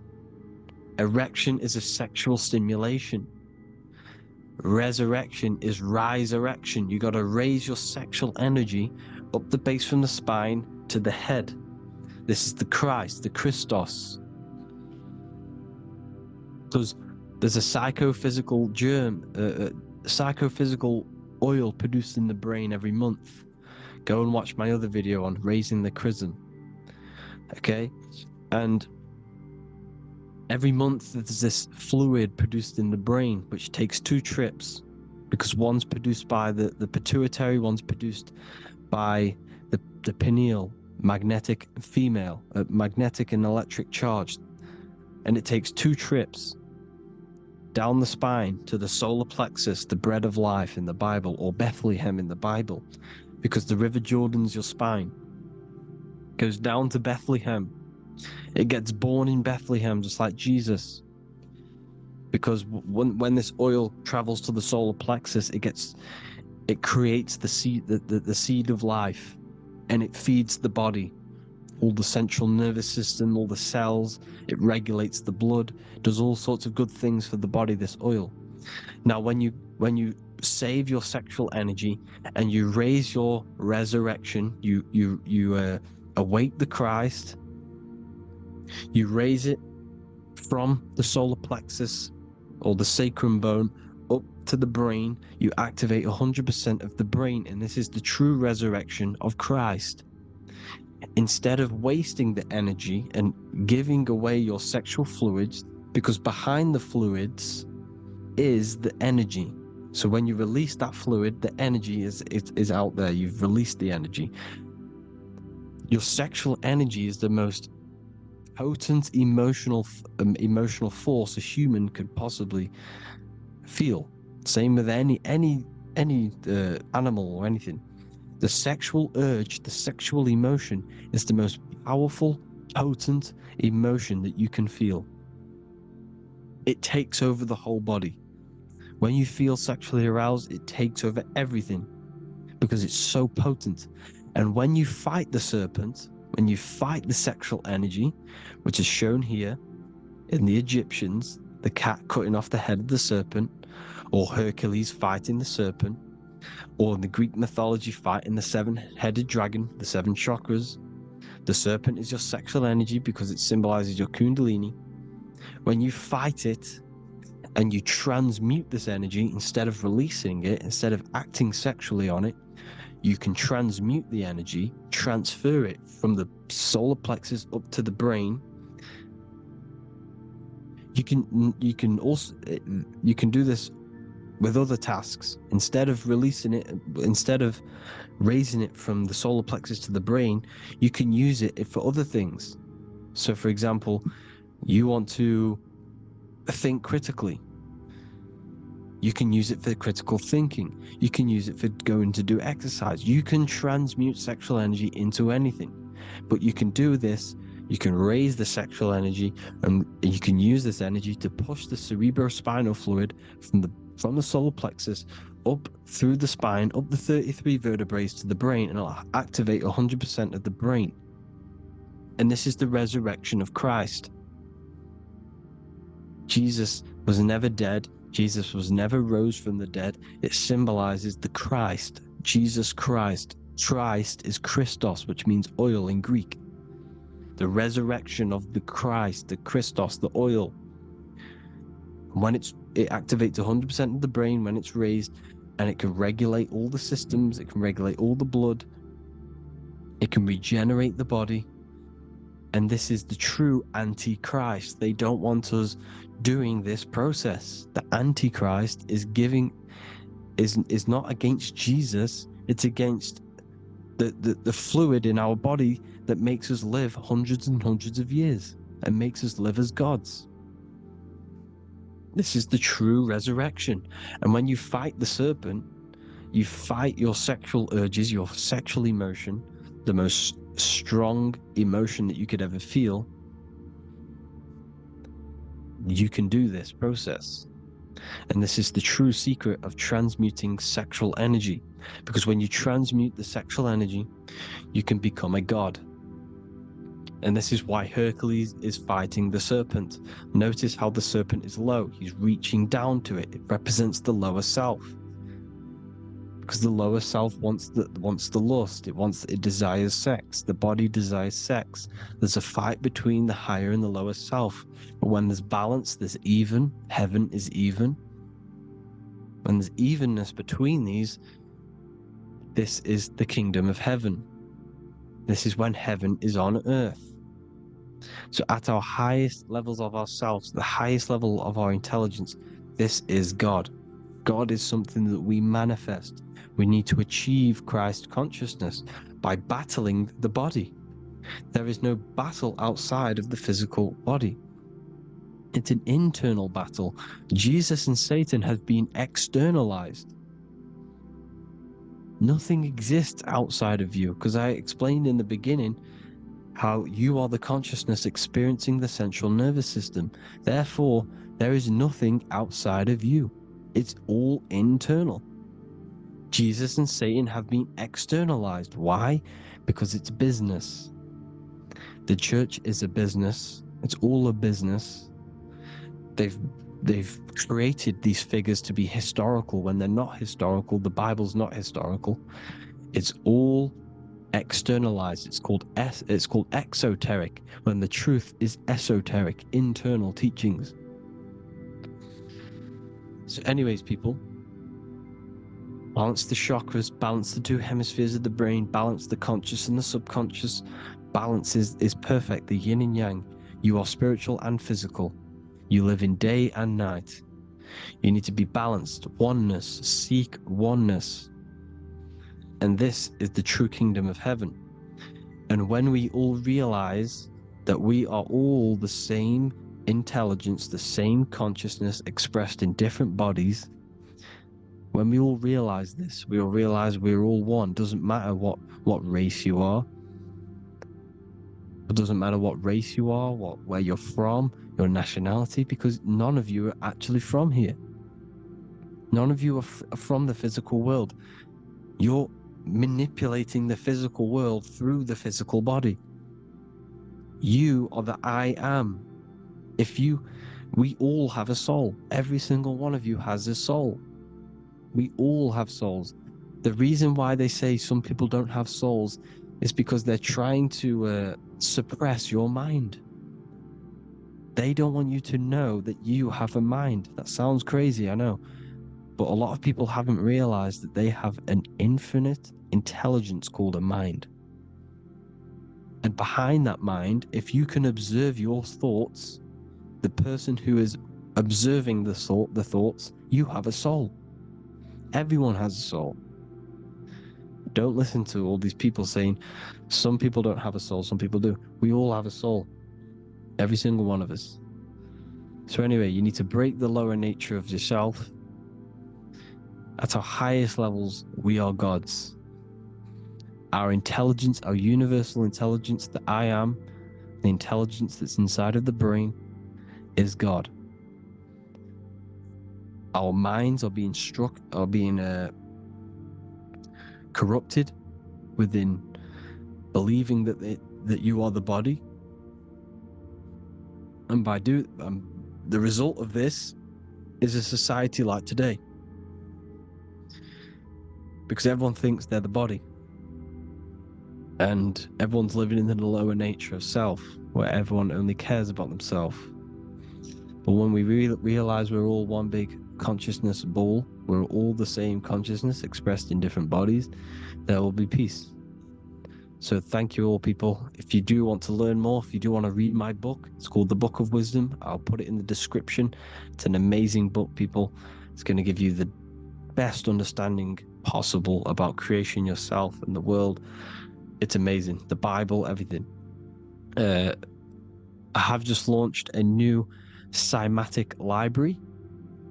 A friend of mine has just added this to the website. He creates beats, and he creates the purest beats, so they are actually the frequency that it tells you. Most of the stuff on YouTube and Spotify and Apple Music it says it's a certain frequency, but we know these major platforms are all playing with the frequencies of the apps. So if you want a real binaural beats, solfeggio scale frequencies to meditate on or listen to throughout the day, join the Occult Library. You can get a 2-day free trial. I'll put the link in the description. Thank you all, people. Hope you all enjoyed this video. God bless you all.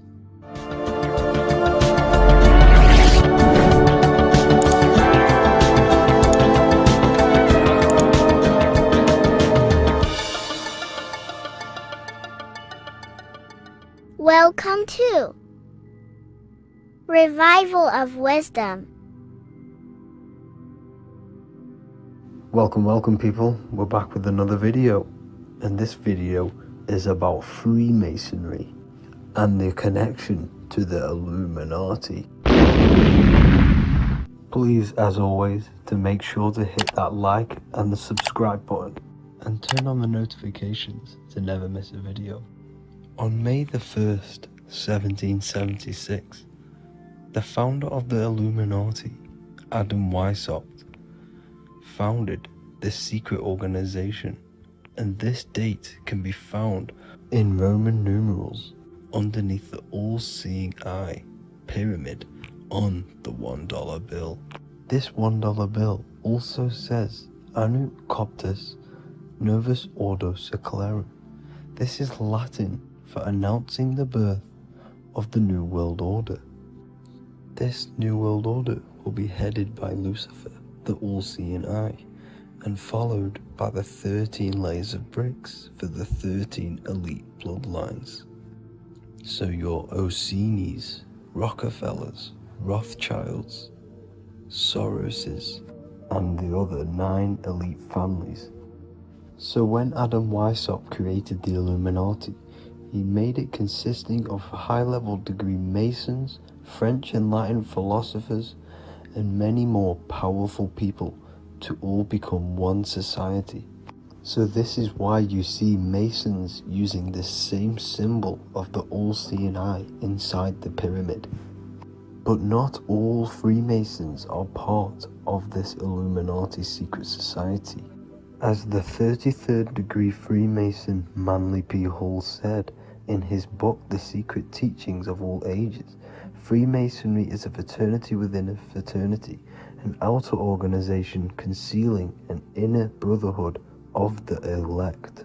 So what he's saying here is that Freemasons have to go up the degrees of Freemasonry, and once they hit the top, they either get elected or not into these secret societies like the Illuminati, Skull and Bones, and Knights Templar.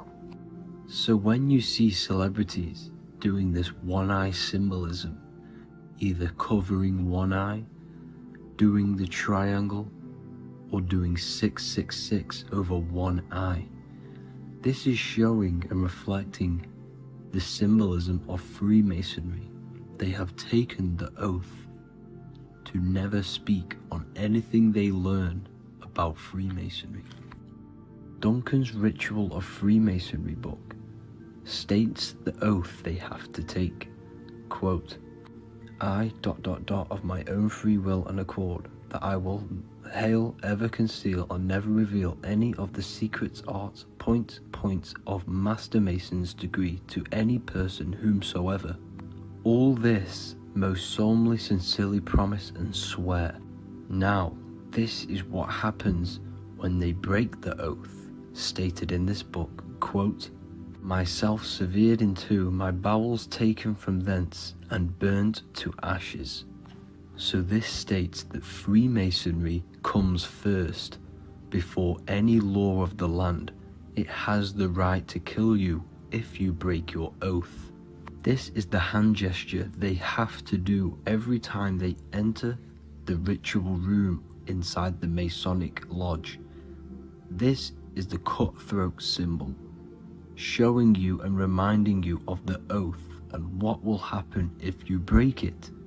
Now in this book, Richardson's Monitor of Freemasonry, it states, if you break your oath, binding myself under no less penalty than to have my throat cut across, my tongue torn out by the roots, and my body buried in the rough sands of the sea. If they do not decide to kill you, this book states this by pointing him out to the world as an unworthy vagabond, by opposing his interest, by dearranging his business.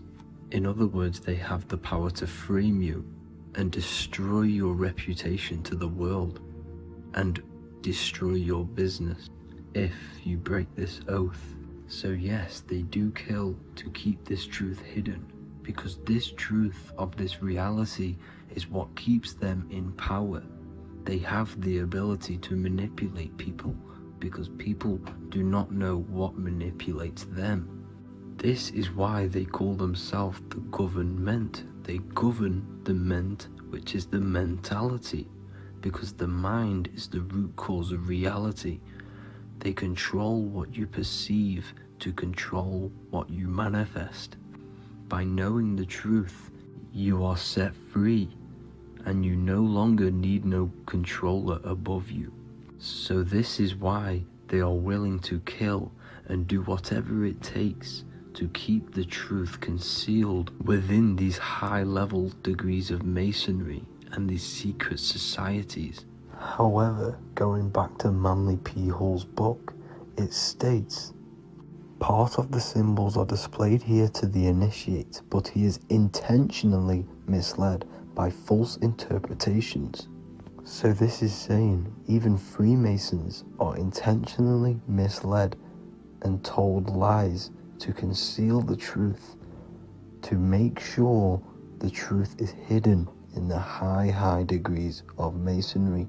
So that's it for this video, guys. Thank you all for tapping in. Please leave a like and a subscribe. God bless.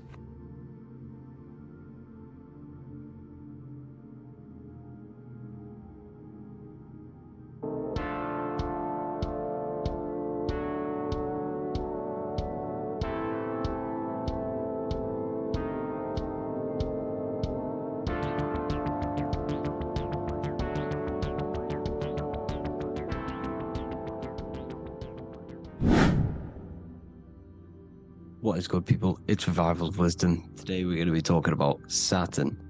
I've done this video in the past, however, this video is going to contain a lot more in-depth explanation of Saturn. So the 33rd degree Mason, Manly P. Hall, said, Saturn is the key to crystallization, physical matter. Light is matter, matter is light. They are interchangeable. Low vibrating light turns into matter, high vibrating matter turns into light. And Saturn is the god of this world, this physical world. He crystallizes light into matter. This is symbolized as the Masonic checkerboard, matter and spirit, matter and light, light and matter. He's also the god of time, destruction, justice. He creates and destroys, because all things in time die. He creates and destroys you. So, because we live in this physical world, which is the electric world, this is why we say electricity, because it comes from the root word of El, Saturn. They used to call Saturn El, E-L. This is why we used to say Elohim is God. The real god of this world is Saturn, but it's being hid. This is being hid. Jesus is Saturn. All of this is Saturn. It's all Saturn worship. It's the real God of this world, So, physical matter is a result of two opposing forces equalized on the plane of inertia, because everything is created out of electromagnetic toroidal fields. And these two poles equalize on the plane of inertia, which gives you planet Earth, plane of inertia. The plane of inertia is what Saturn is.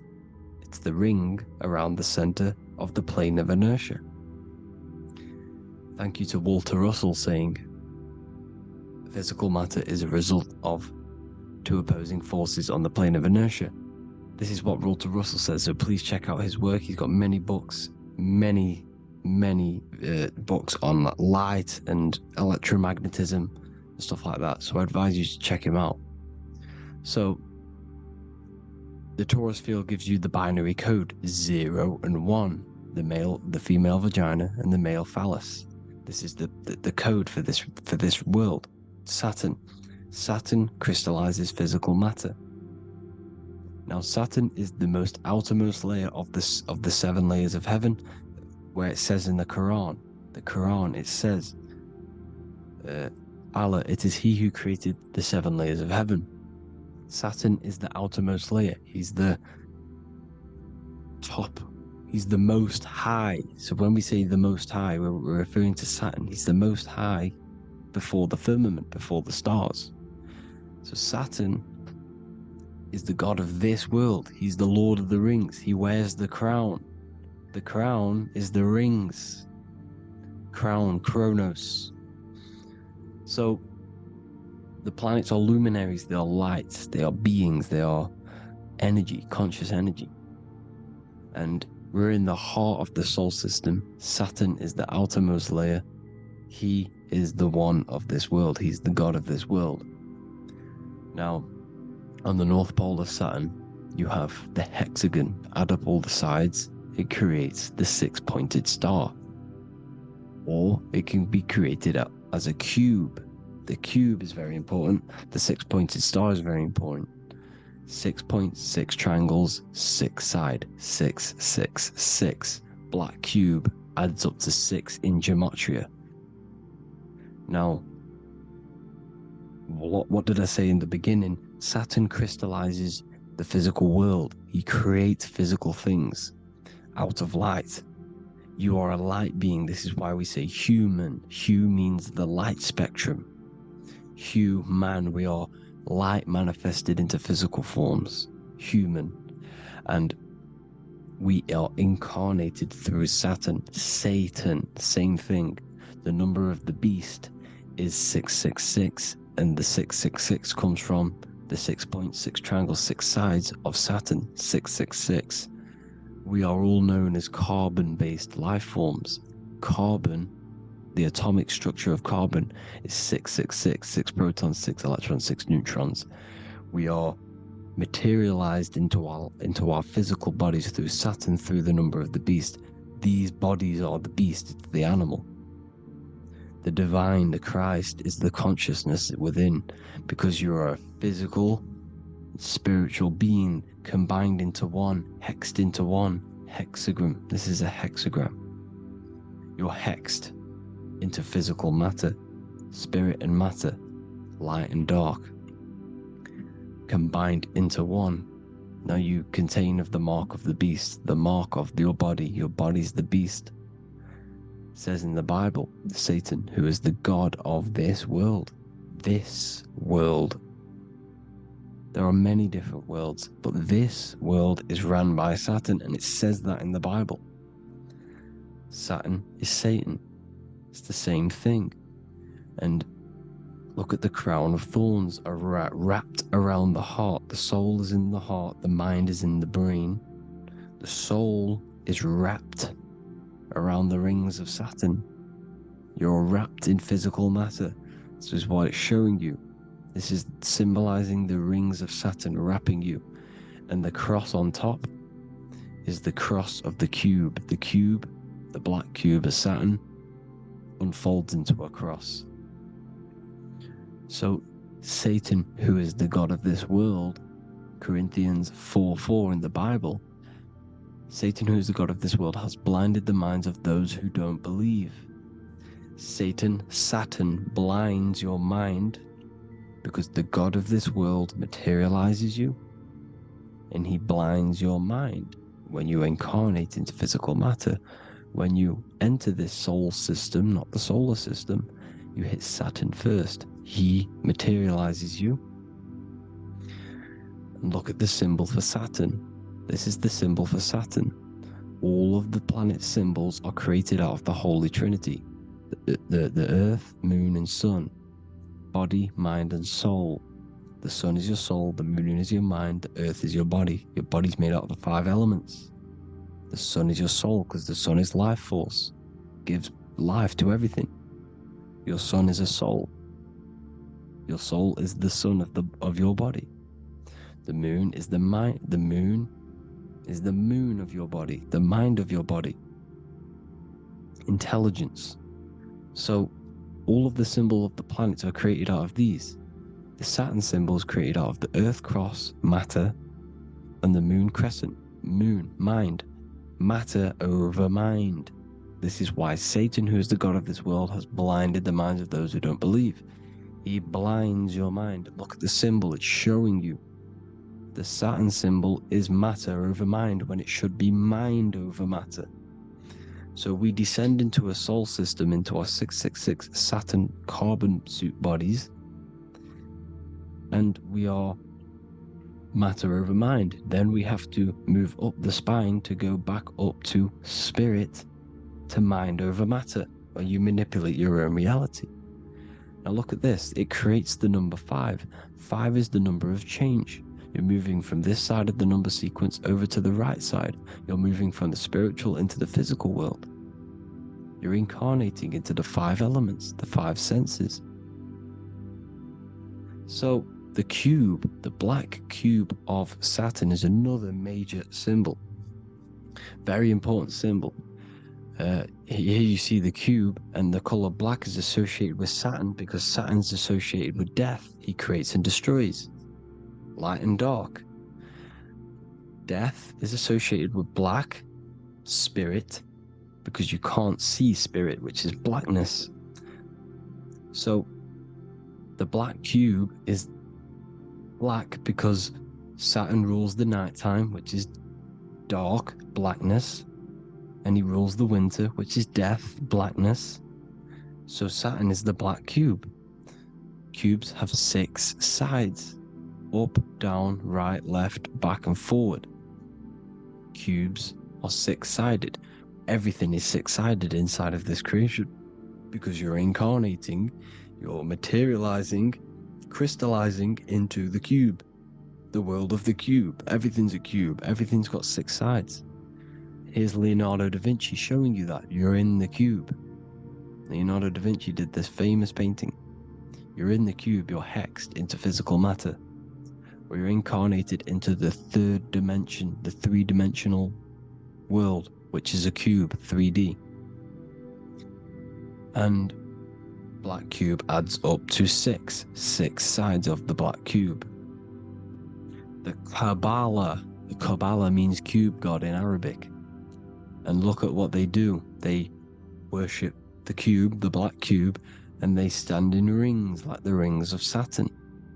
Australia, Denmark, Manhattan, Santana all have these black cubes. You go to New York, you will see the black cube there as well. These black cubes are everywhere because it is the real God of this world, So look at the cross. The cross unfolds into the cube.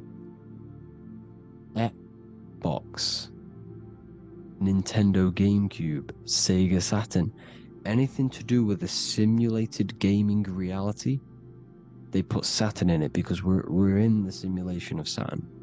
This is a simulation. And this is why they reflect this through the Xbox, GameCube, Sega Saturn. Anything to do with gaming, simulations is all Saturn because we're in the cube of Saturn, the black cube. We're in the GameCube, the Xbox, the Sega Saturn. As above, so below. So they reflect it through the simulations that they create inside of this simulation. Cubes have 8 points for the 8 points of time and space. 8 is the number of time. Everything's cycling, infinity. So, look at the cube. The cube is symbolized as in Judaism. The Judees have the black cube. They wrap themselves in a black band and they cover their eyes into blackness. The black cube for the black cube of Saturn. They use the star as Saturn, and they worship their god on Saturn Day because it's all Saturn worship. And look how the Saturn god is wrapped around with these thorns or leaves, just like Jesus is wrapped around his heart.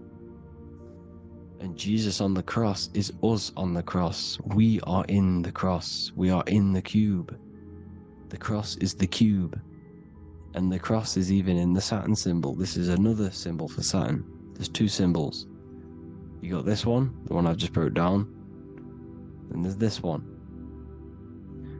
This is the cross of Saturn, the cube god, the simulation, the game cube. Now, Chronos is another word for Saturn. Chronos means time. When you clock into work, you go to the Chronos machine. Well, I did anyway. And I tap my card on the Chronos, because Chronos is time. Anything to do with time is Saturn. He creates and destroys. Look at the artwork of Saturn with the sand, the time.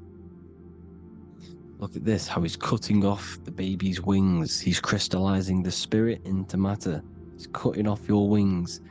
Satan, in the Bible, he falls from heaven into earth and he loses his wings. He becomes a serpent. See, it's all symbolic for us. We are the fallen angels, fallen angles of light. We're fallen angles of light. We are light beings. Now we're fallen into physical matter. Saturn's chopped off our wings. He's chopped off our spirit wings, because when you astral project, you can fly.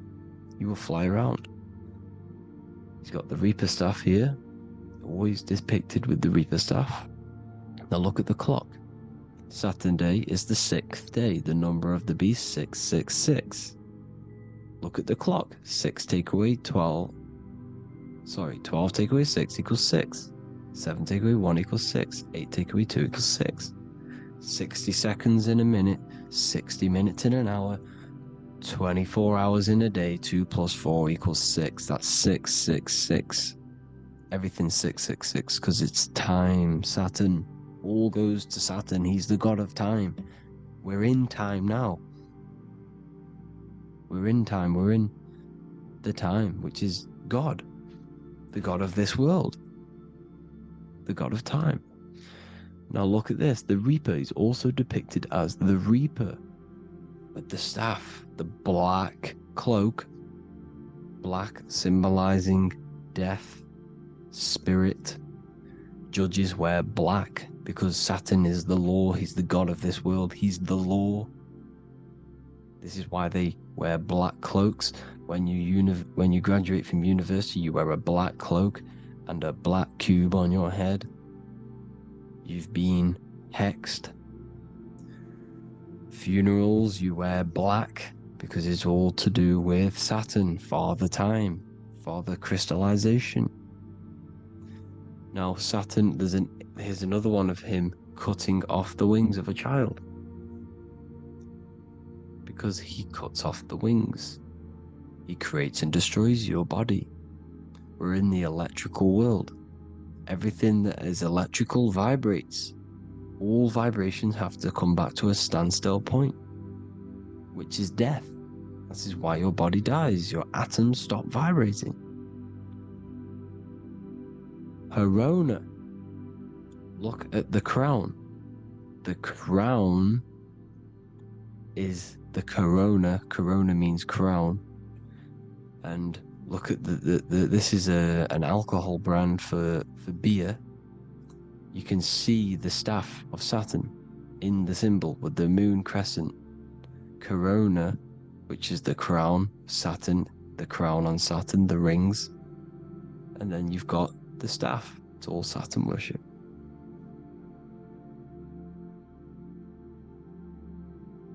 is the black cubes of 9/11. 2 black cubes. This was a ritual for Saturn. It's all ritualistic. And look at the Star of David, the Star of Saturn. It's not the Star of David. It creates IXXI, the sigil of Saturn. IXXI means 9/11 in Roman numerals. 9/11. It's all a ritual for Saturn, and they have the 2 black cubes of Saturn. Now look, XX, there's more symbolism of Saturn now. We're going deeper. XX is more symbolism for Saturn. The sigil of Saturn is XX, as above, so below. Same with the Star of David. You split it in the middle, as above, so below, as above, so below. XX, this is a Knights Templar Cross of Lorraine. XX, Knights Templar, high order of Masonry. They all worship Saturn. Well, Saturn's the real god of this world. X Eon with the XX, XXL magazines, which is all to do with famous rappers and stuff like that. When you die, you put XX on the eyes because it's Saturn. He's the Reaper. Is Jesus with the XX crown with the thorns around his heart, around his soul, with the cube on the top, the cross cube. Lucifer with the XX Cross of Lorraine. Jay-Z with his alcohol brand, XX Cross of Lorraine. The X Factor with the rings of Saturn. All Saturn worship. The seal of Melchizedek is also Saturn. This is the cube. This symbolizes the cube with the 8 points for the 8 points of space and time. And this is the cube. It's another ancient symbol for Saturn. Here you see the Star of Saturn with the Melchizedek symbol around it, which is all to do with Saturn. Here you see an altar, the Holy Grail, the Melchizedek symbol on it, and they're worshipping it.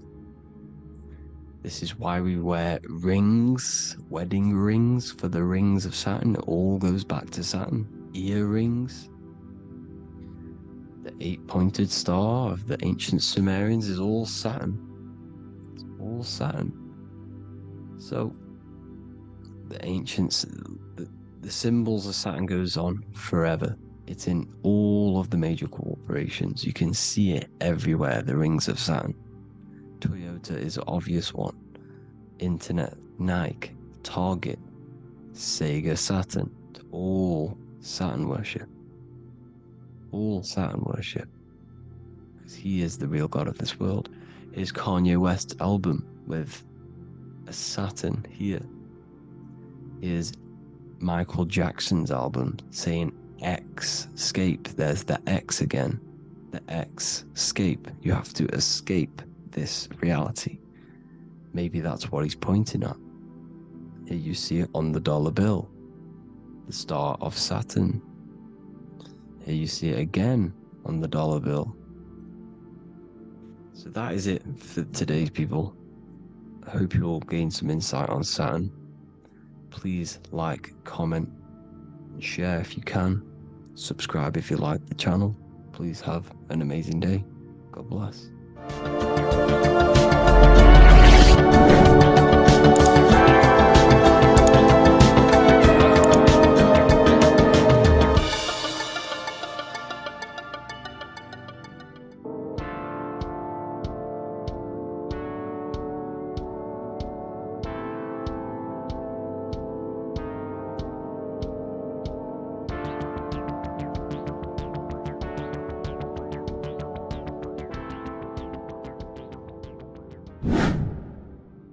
Welcome back, people, to another occult lecture by Revival of Wisdom.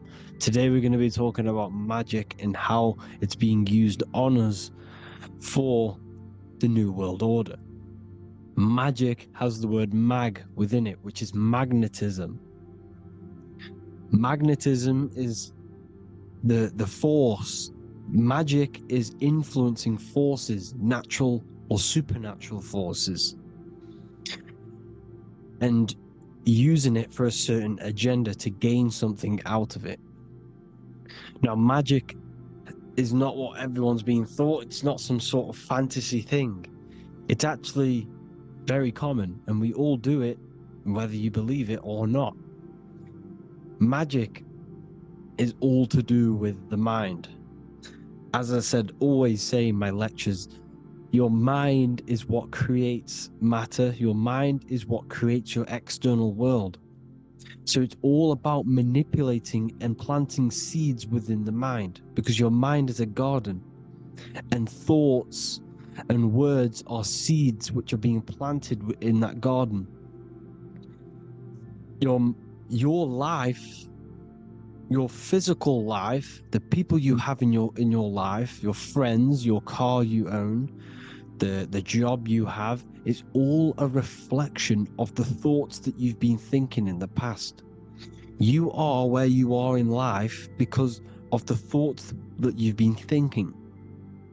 Therefore, your life is a direct reflection and manifestation of your mind. The Garden of Eden. Okay? The mind is what they are targeting. What you see, say, and hear has a direct effect on your mind. Me talking to you is influencing you. The words I'm saying is planting seeds within your mind. Now it's up to you to consciously act on these thoughts or these words, or to maintain these words. As above, so below. As within, so without. What's inside of me is outside of me. What comes into the storehouse comes out of the storehouse. You have the left, you have the right, you have the up, and you have the down. As above, so below. Whatever is in your mind will be expressed in some sort of way, consciously or subconsciously, spiritually or physically. The mind is what manifests everything. And this is what we need to understand. We need to understand is that the mind is not physical. All things spiritual manifest physical. All things seen come from the unseen. The words you're thinking, that everything you have is coming from the unseen. The actions that you do come from the unseen mind. Another expression for as above, so below is you are the universe itself. You are a universe, a mini universe. But just because you are mini does not mean you are the whole thing. If I take a little piece of infinite, let's say there's an infinite light source. Let's say I take a little chunk of that infinite light source. That little chunk I took is still infinite because it's been taken from infinite. You are the universe. Your awareness, your mind is the universe. It's information. You are the universe experiencing itself. This is why we say we are all God. As above, so below. What is in me is outside of me. The sun, the physical manifestation of the sun, is your soul. The 12 constellations are manifested in the physical body. The 5 elements are manifested in the physical body. They're manifested in the 5 fingers you have. As above, so below. This is manifested, well, this is a symbolized in Freemasonry and secret societies as the 2 pillars. The mirroring reflection, the reflection of reality, the mirror. As above, so below. What happens in the mind, what happens in the astral, happens in the physical. This is Aleister Crowley. This is all symbolism. This is the 2 pillars with the all-seeing eye and the triangle at the top. Aleister Crowley was a master magician, very powerful dark magician, black magician. There's 2 types of magic. You have white and black, just like the checkered board, the Masonic checkered board. You have white and black. You have good and evil. White magic is influencing natural forces to gain something that will help the collective consciousness. help the collective, help the earth, help other people. Black magic is something you manipulate something so you can get something personal out of it. Doesn't matter if it's good or bad. It's still considered as black magic because you're being selfish. Everything you do should be contributing towards the collective consciousness and helping others.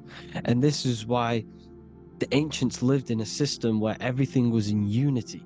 We understood that I am you and you are me. What I do to you happens to me because I am you and you are me. We are the same mind substance on the inside. We're all the same mind substance being expressed in different bodies. So what I do to your mind will have a ripple effect on my mind because all of our minds are connected within the mental plane. So this is why they know all this knowledge. They know all this knowledge. So yeah, this is the mirroring effect of reality, the two pillars, or symbolizes the number 11. The number 11.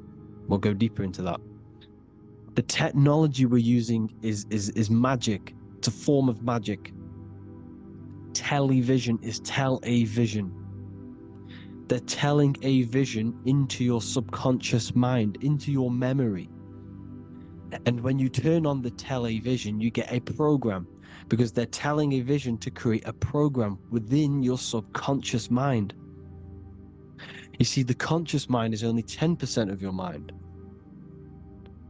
which is to do with your, what you're aware of, your five senses. What are you consciously aware of? Well, I'm aware I'm here, I'm talking. I'm aware of what I'm wearing, the five senses, what I can hear, taste, smell, hear. What I'm wearing, I'm aware of what I think of. But the subconscious mind is the 90% of your mind. It's the hidden part of the mind, which is telling your heart to beat, telling your body to breathe. It's storing all of your emotions. It's storing everything you see, storing all the belief systems that you have. It has everything. It stores all of the habits you have, the values. It stores everyone's name that you know. All the words that I'm speaking right now is all coming out of the subconscious. Everything is subconscious. And it literally manipulates 90% of your daily basis behavior. Most people don't know this. What you did yesterday is what you will do today because of these beliefs and mental programs within the subconscious, stored within the subconscious. So the subconscious is what they're aiming at. They're trying to create programs within the subconscious because the subconscious manifests 90% of your thought patterns, 90% of your actions and words. They know all this stuff.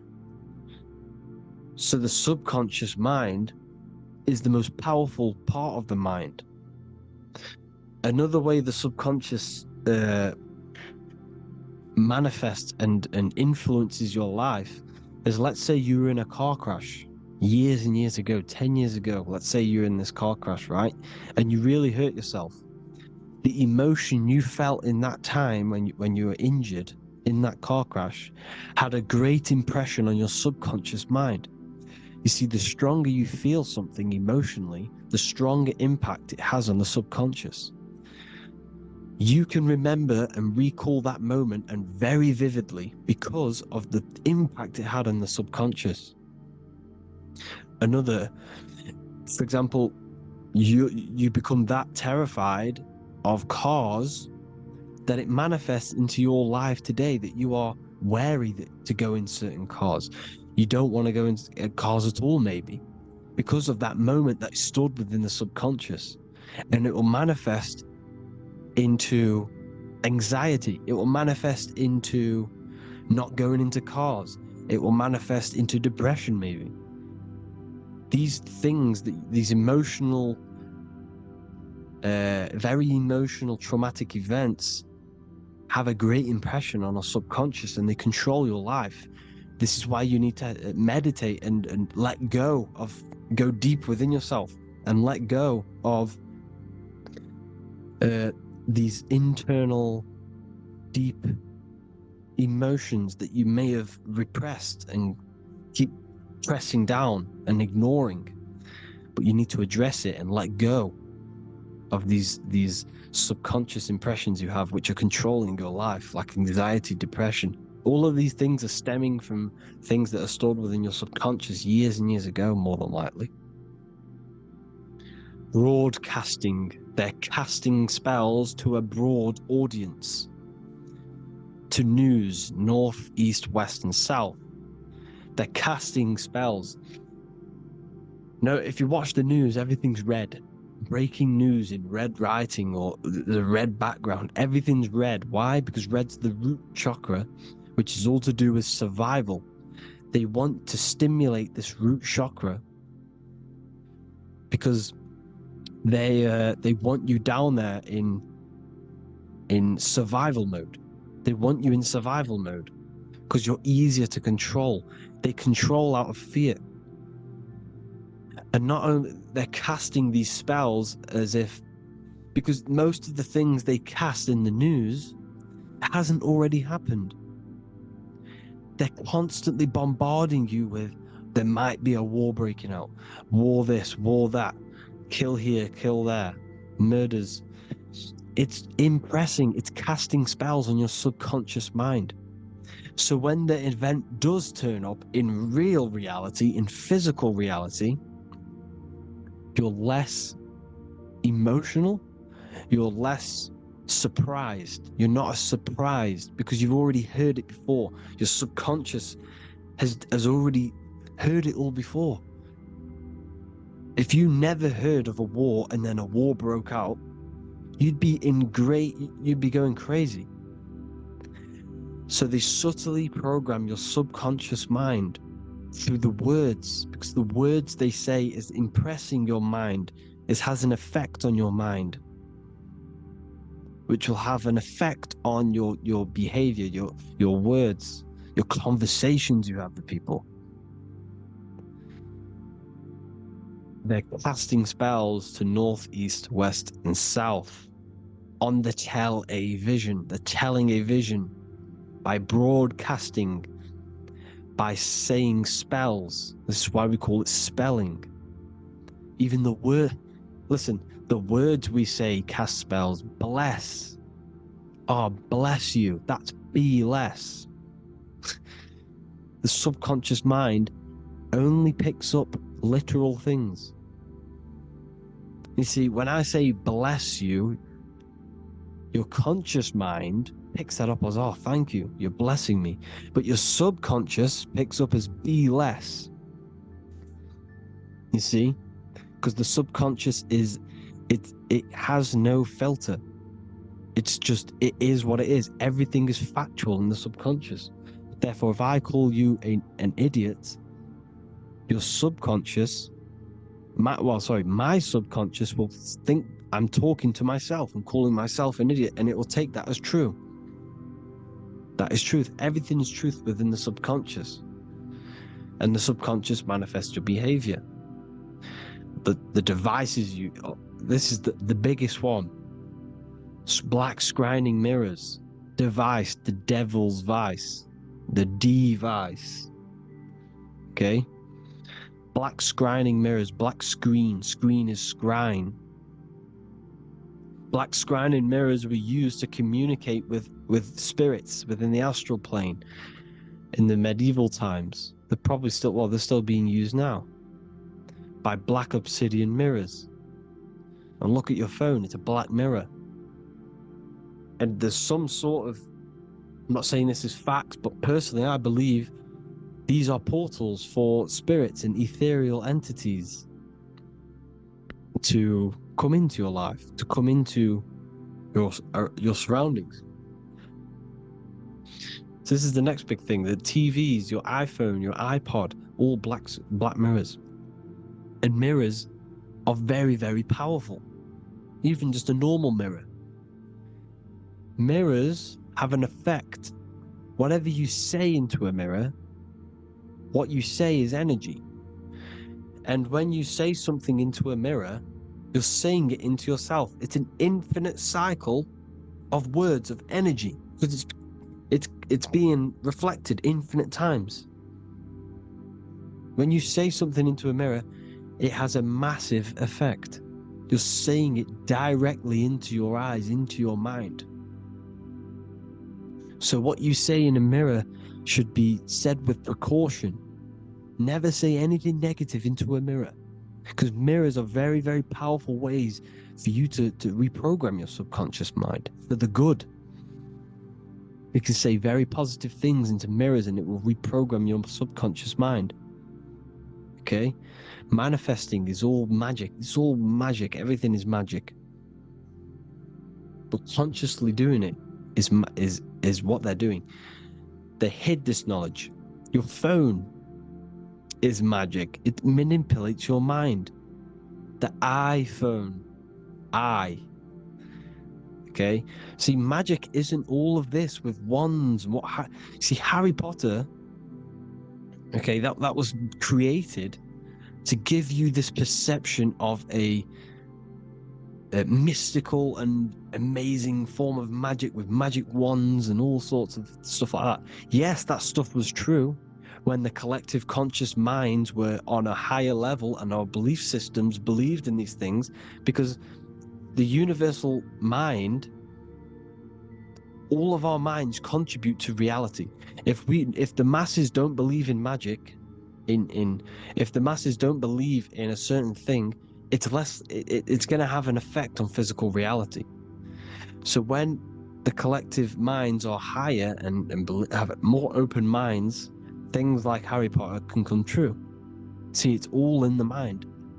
The iPhone, the eye is the symbol for the mind, the invisible intelligence. The triangle is the ethereal plane. Okay? So the eye in the triangle is the eye that sees into beyond the ethereal planes. The square is the physical plane. So the iPhone, your phone, is a black box, just like the Saturn black cube. It's a black mirror. It's taking photos of you every 2 seconds. And it's your mind. Your mind is in that phone. Everything you like, everything you text, everything you type in Google, everything you say to someone, every conversation is all recorded on the phone. Therefore, it is a direct reflection of your mind. Your mind is imprinted into your phone, because your mind, everything you think in your mind, you're manifesting into typing, saying, taking pictures into the phone, and it's collecting it and storing it. And what they're doing, and this is for all forms of magic, it's manipulating the mind. It's all manipulating the mind. Reels, Instagram, TikTok, this is all dopamine. It's all controlling the mind. Every like you get, every follow you get, every share that you get is dopamine within your brain. They're literally targeting your brain and mind. It's all manipulating, because what they're pushing through the phones, through the media, through the news, through the televisions, is visions and programs. You are the one manifesting the New World Order.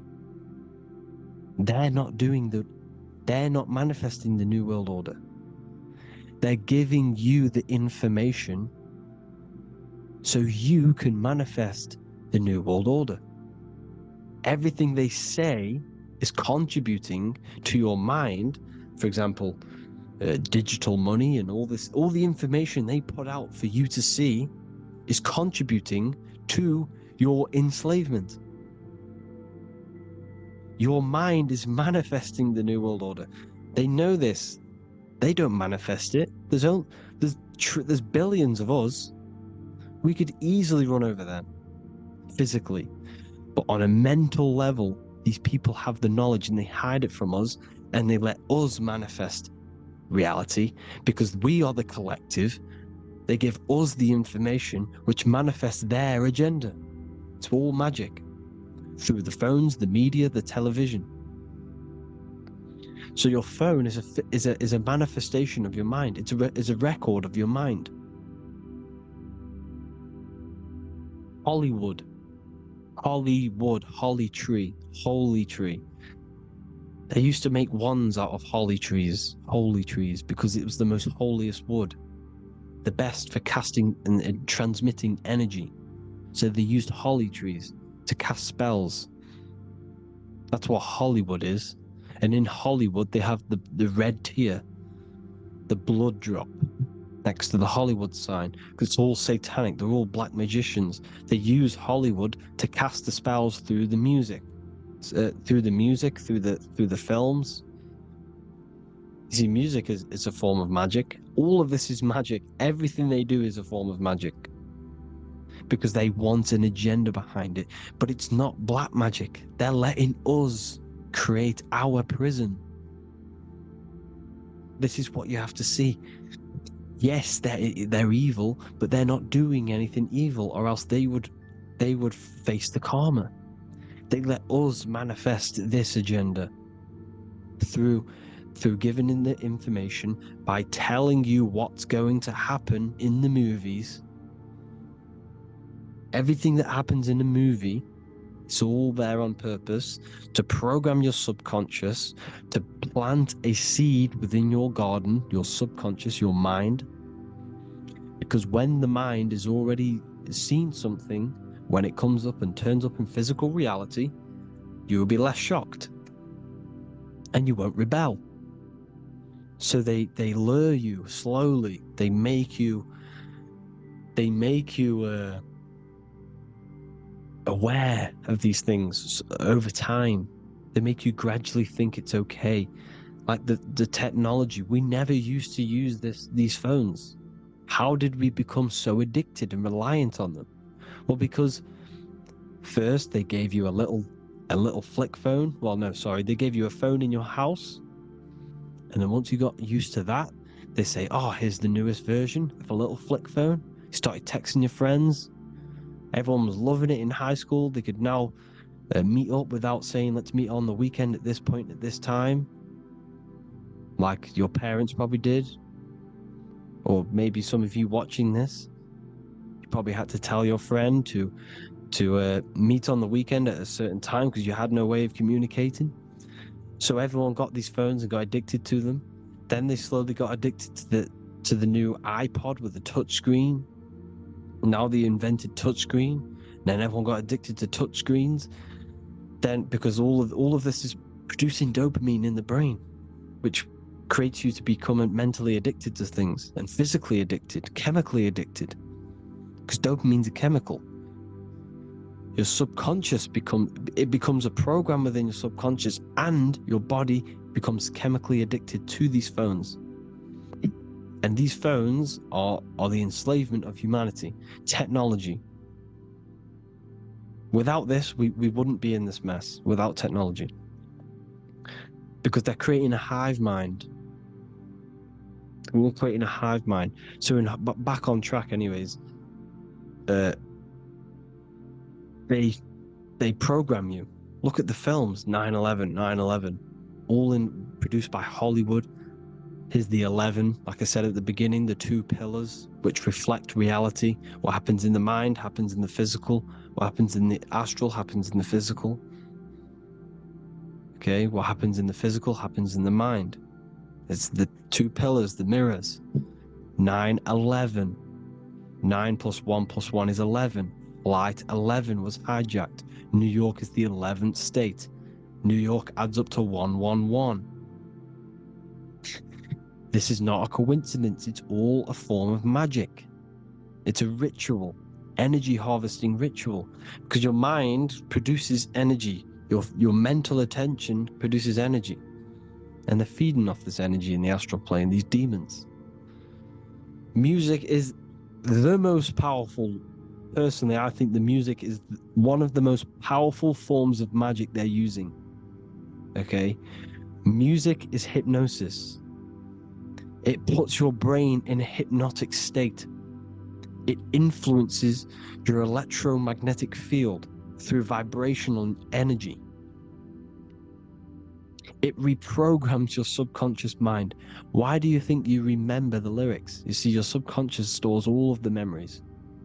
Remember, the subconscious manifests 90% of your behavior. So therefore, the music you're listening to is manifesting your behavior. You wondered why some people wonder why they have drug addictions and they can't get out of violence and they can't get out of all this negative mind space. It's because the music they're listening to is creating a negative mind space.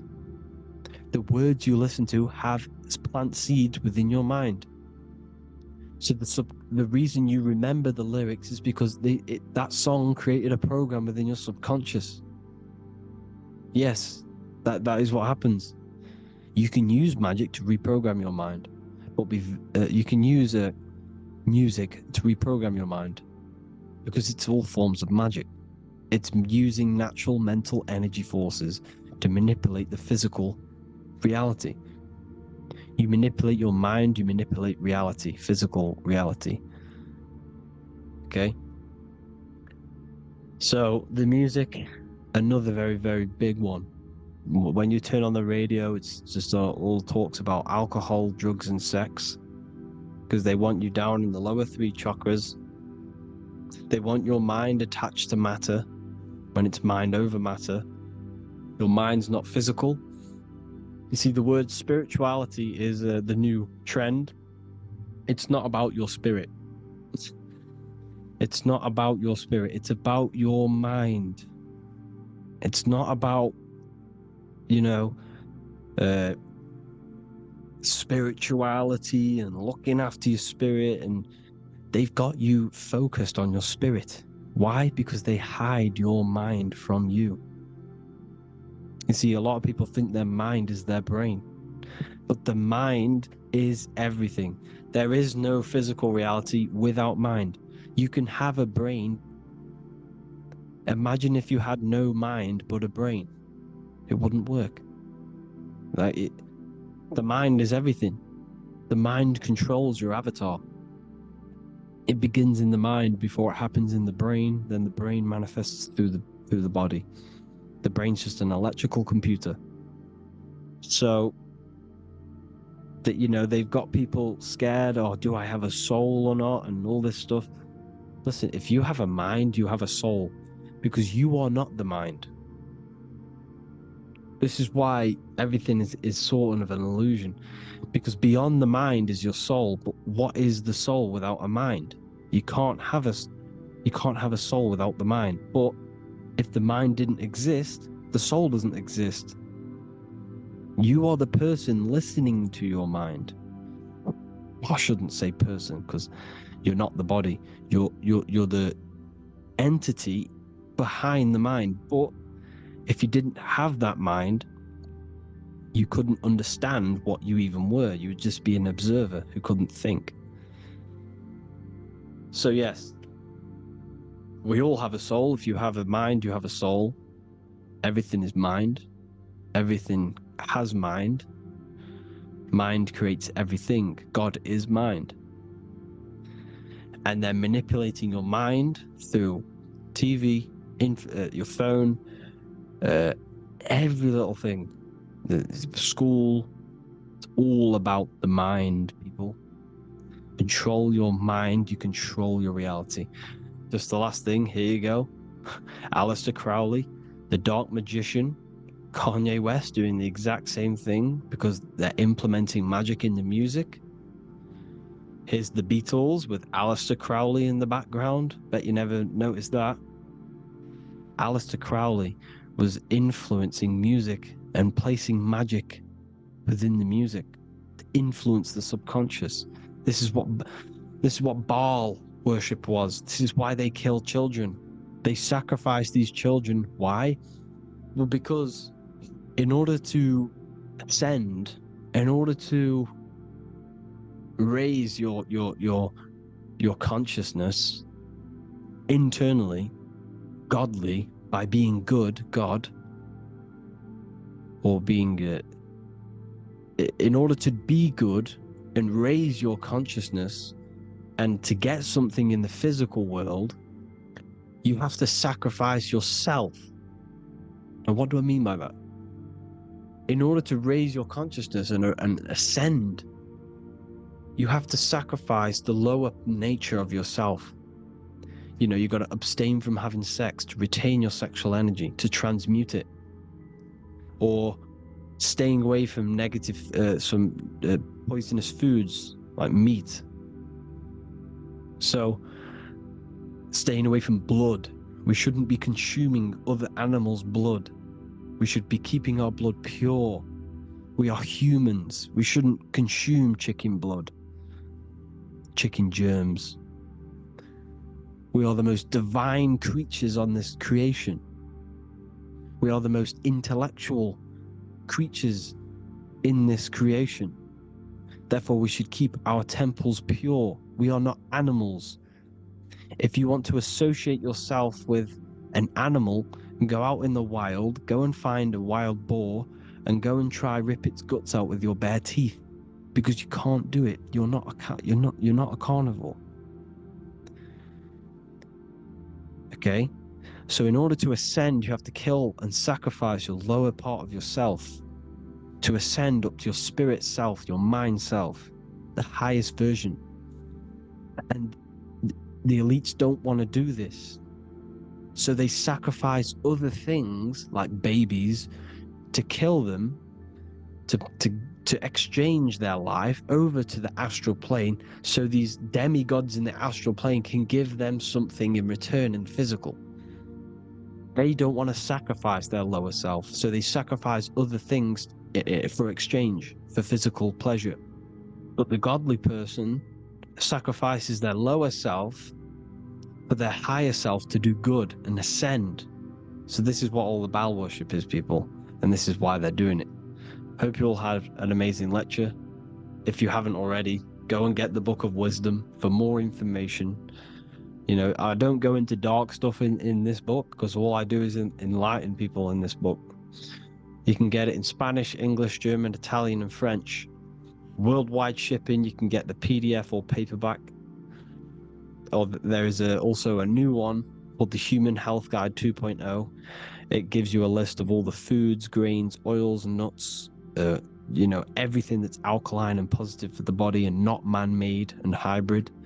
It tells you all the products to stay away from, how to fast, how to improve vision, how to improve everything, literally. So the Human Health Guide has been released. If you want that, I'll pull all the links in the bottom of the description. Hope you all enjoyed the lecture, people. God bless you all.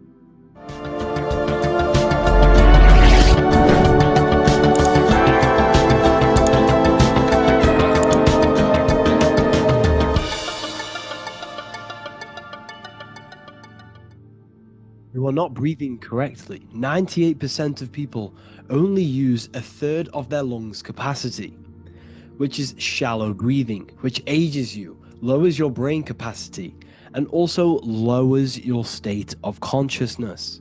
So it's essential that you breathe consciously on a day-to-day basis, because this is what truly elevates your consciousness. I am going to give you the key for you to raise your consciousness just through breathing alone. It's such a simple thing, but yet the most effective way for raising your state of consciousness and becoming more spiritually and mentally advanced. So tune in for this video, and I'm going to show you exactly how to do it and the symbolism behind breathing. Air is more than just air. It carries electromagnetic energy.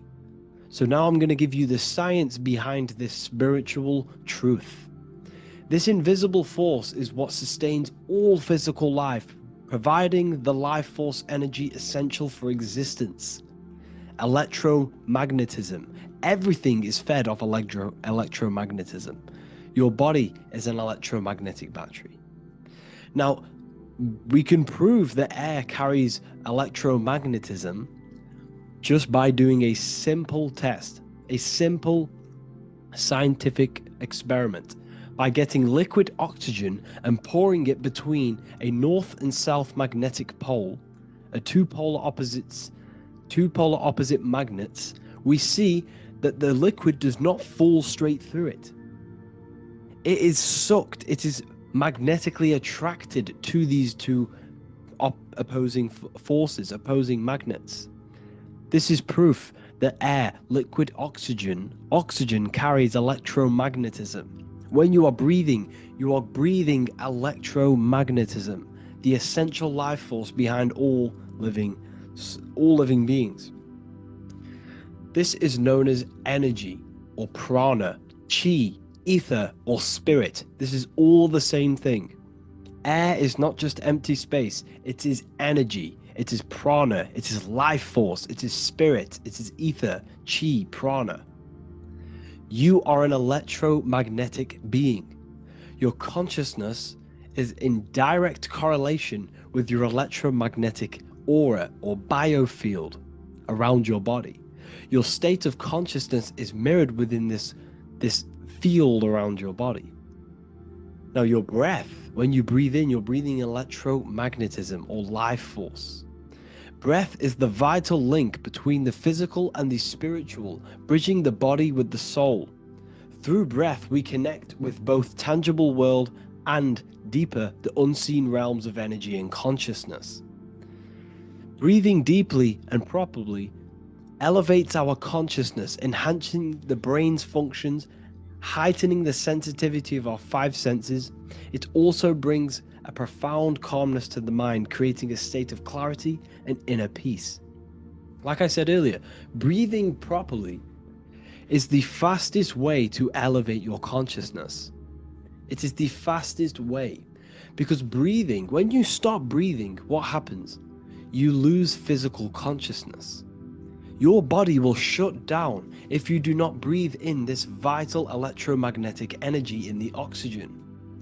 If your body does not get this for 5 minutes or however you can last without breathing, this makes you lose physical consciousness. Your body will not survive without this essential life force energy. Therefore, air is one of the most overlooked things. This is why we see the symbolism of Buddha having a big belly. Why does he have a big belly? Because it's symbolizing breath work, proper spiritual breath work, the certain teachings of breath work, of when you breathe in through the nose, you have to breathe in through the nose. You don't want to breathe in through the mouth, because the nose acts as a filter which catches dust particles and filters out the air before it enters the lungs. The mouth does not do that. The nose is for breathing inward. We breathe in through the nose, and when we breathe into our belly, not our lungs. When we breathe into our belly and our belly expands outwards, we are then moving this energy down from the nose down the spinal column. And when we breathe back out, the belly goes in, which is raising the energy up the spinal column, back out through the mouth. This is the true way of breathing, because when we breathe, we are moving energy. We are moving electromagnetic energy. When we breathe in through the nose, the energy travels down the spinal column, and when we breathe out, we are raising this energy back up the spine, some of it going out the mouth, and some of it reaching the brain, activating dormant brain cells in the brain. But when we breathe, we need to make sure we are using 100% of our lungs' capacity, because the lungs is what transforms this special energy into consciousness, physical consciousness. So this is why Buddha has a big belly. It's not because he was fat. It's not because he was overweight. It's symbolism. It's symbolism of breath work. So try this. Do this for 2 minutes while you watch this video. Breathe in through the mouth as hard as you can until you no longer can fill any more air into your lungs and belly. Breathe it into your belly, not your lungs. And breathe out through the mouth.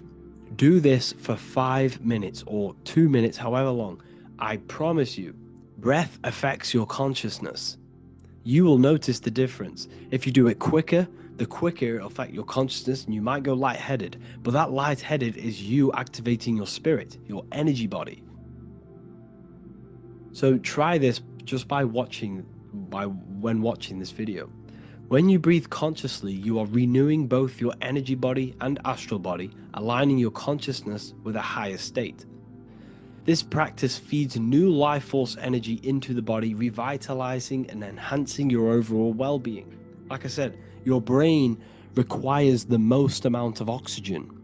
When we have shallow breathing, this is reducing the brain's capacity. Because when we are not breathing properly, which 98% of people are only using a third of their lungs capacity, we are essentially only using a third of our consciousness, because your breath is directly correlated to your consciousness, your state of consciousness. When you breathe in through the mouth, out through the mouth, out in through the nose, out through the mouth, consciously and deeply for 5 minutes, you will notice that your senses are more powerful and sensitive. Your brain is quicker.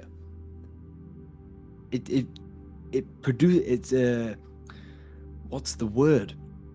It processes information quicker. You become quicker. You become a superhuman, and you feel more spiritual because it activates your spirit, your astral and energy body.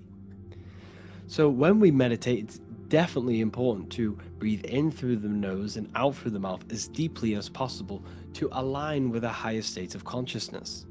And this is the easiest way to separate your consciousness from the body. When you breathe in deeply for long periods of time, while meditating, while taking no thought, when no thought is present and you gain a rhythm of deep breathing, this is the gateway. This is the gateway to opening your consciousness. Because when you stop thinking, other aspects of your consciousness can open up. All of our lives we've been thinking, which has blocked off the higher states of consciousness. So breathing is very, very important. It affects our overall well-being. And this is Yahweh, the in and the out of breathing. When we breathe in, this is Yah. You can hear it. It sounds like Yah. And when we breathe out, that is Way. This is the name of God, apparently. But God is within you. You can connect with God. You can connect with source consciousness within you by breathing, by raising your state of consciousness through breathing and meditation. This is why the Bible tells you the Spirit of God has made me, and the breath of the Almighty gives me life. You are consciousness. You are God. You're an extension of God's consciousness. Job 27:3. As long as my breath is in me and the Spirit of God is in my nostrils. The Spirit of God is through breath. John 20:22. And when he said this, he breathed on them and said to them, receive the Holy Spirit. The word spirit means breath. In Greek, Hebrew, Latin, it all means breath or wind or air. The Holy Spirit is a certain way of breathing, a breathing technique that elevates your consciousness, that syncs you up to a holy consciousness, an elevated state. That is the Holy Spirit. That's why it tells you in the Bible, when he said this, he breathed onto them. He breathed onto them and said, receive the Holy Spirit. You must breathe to receive the Holy Spirit. When you breathe, you are renewing the body's energy.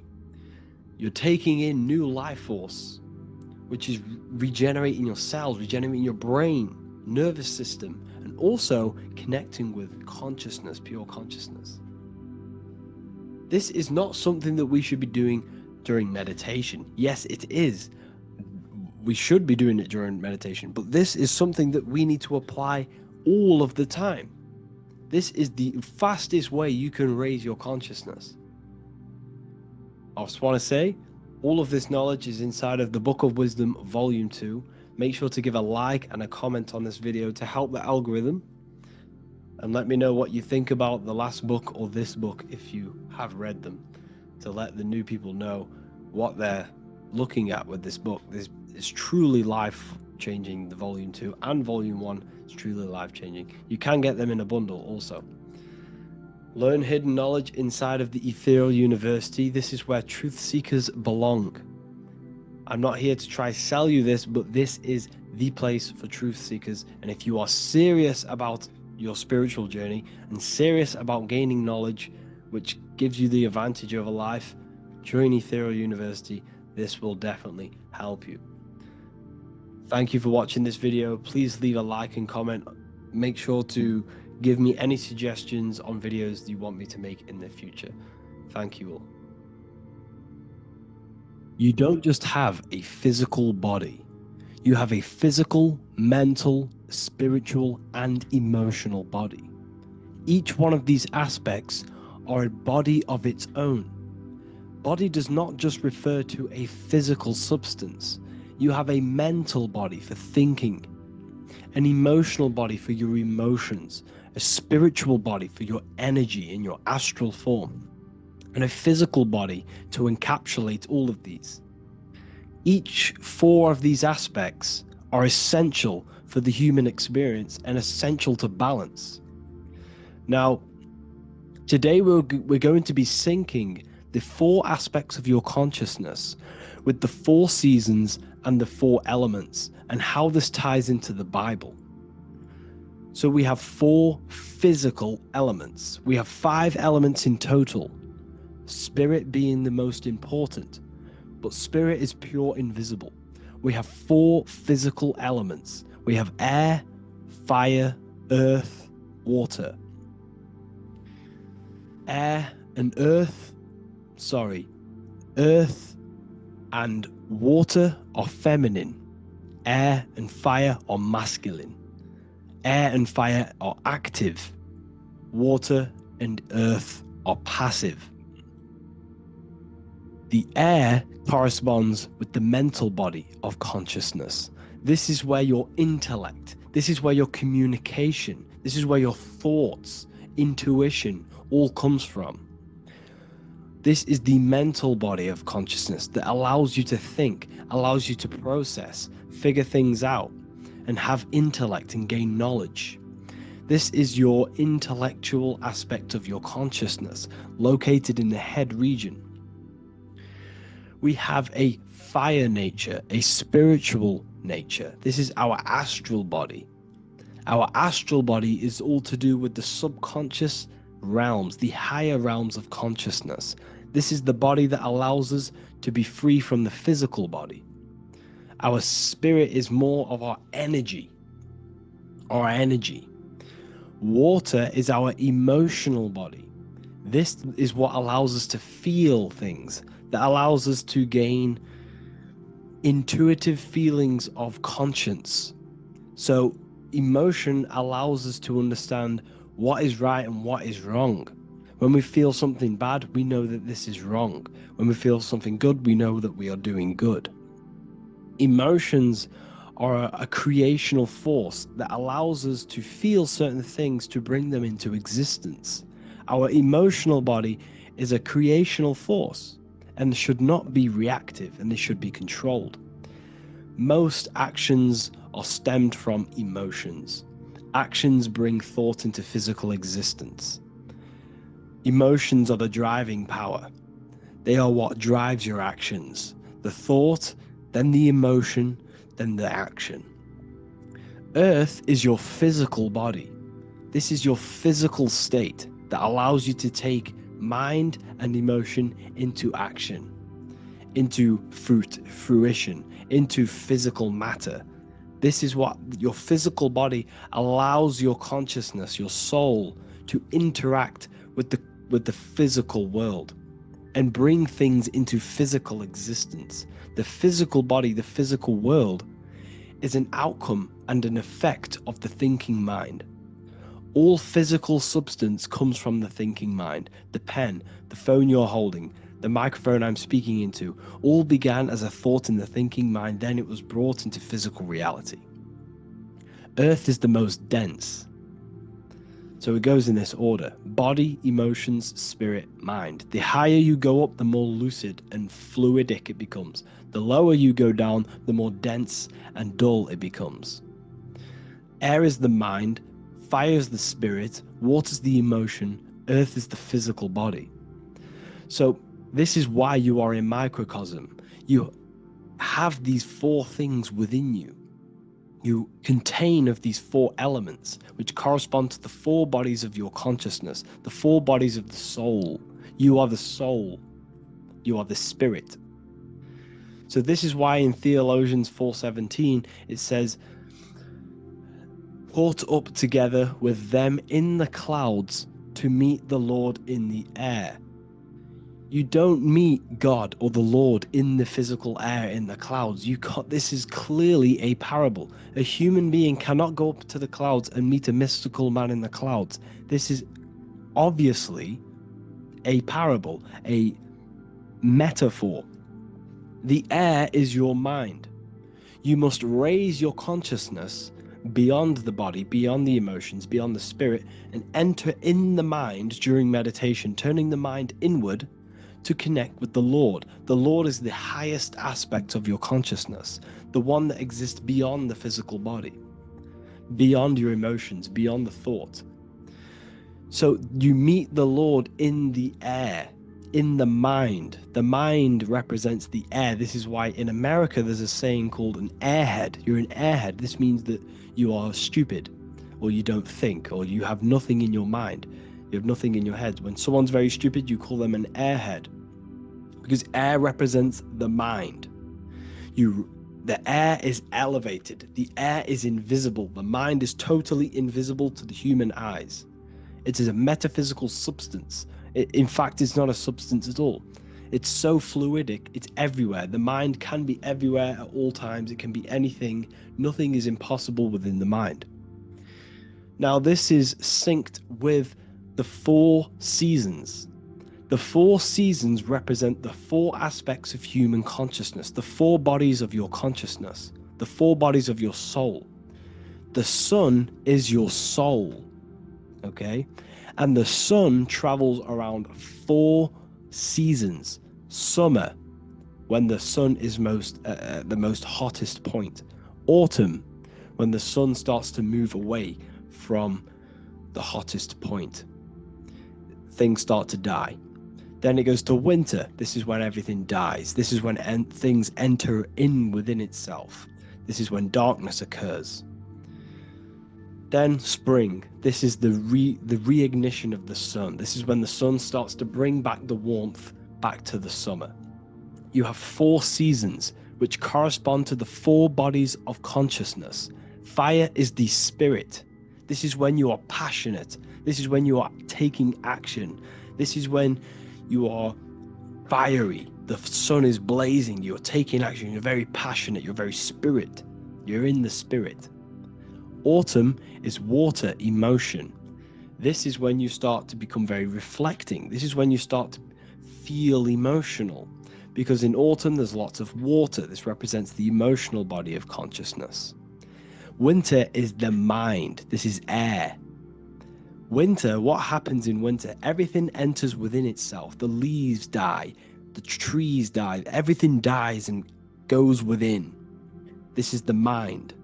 The mind is the darkness, remember. You close your eyes to enter within the mind. The winter represents meditation. In the winter, what do people do? They stay inside of their house. They research more. They read more books. They become more intellectual. They think more in the winter because we are so we're stuck inside. So we're more reflective. We're thinking more. We're more communicative. We're more intellectual.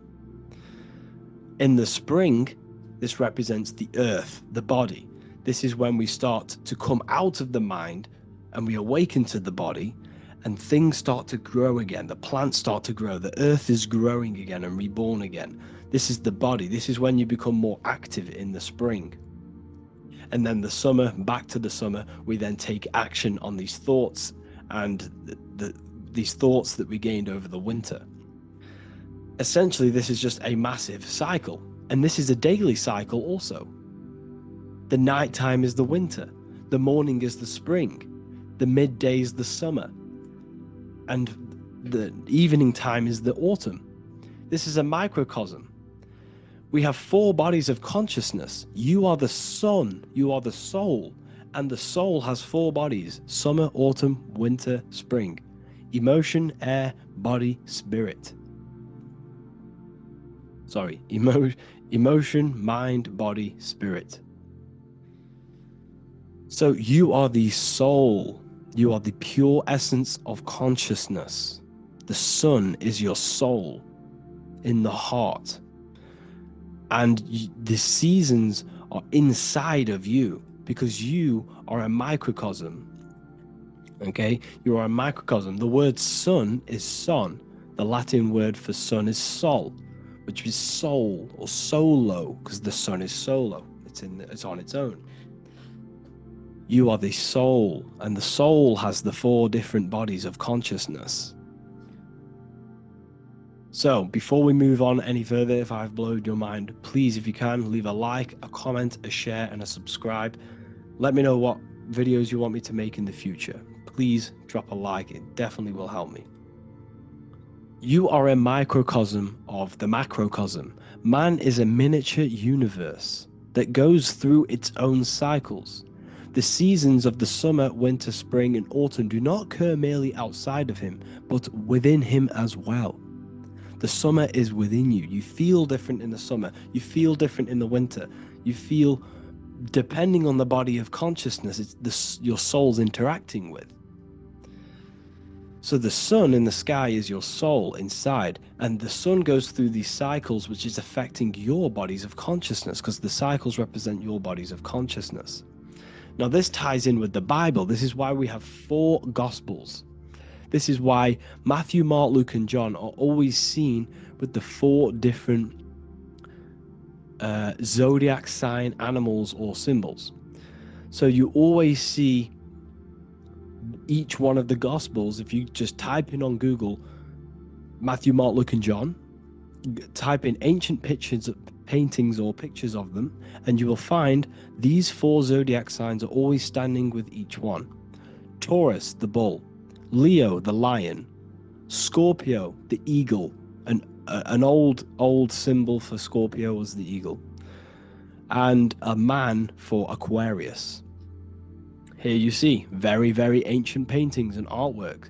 Here we see Matthew, the man, Aquarius. Here we see John, the Scorpio. The same here. We also see it on the tarot cards, on the world card. We see the 4 fixed zodiac signs. Here we see it as well. These are called the 4 fixed zodiac signs. Now, when we look at the zodiac, we're no longer looking at the sky, because what you must understand is as above, so below. What is above you is inside of you. What is above is what is below. What is outside of you is within you. The zodiac is inside of you.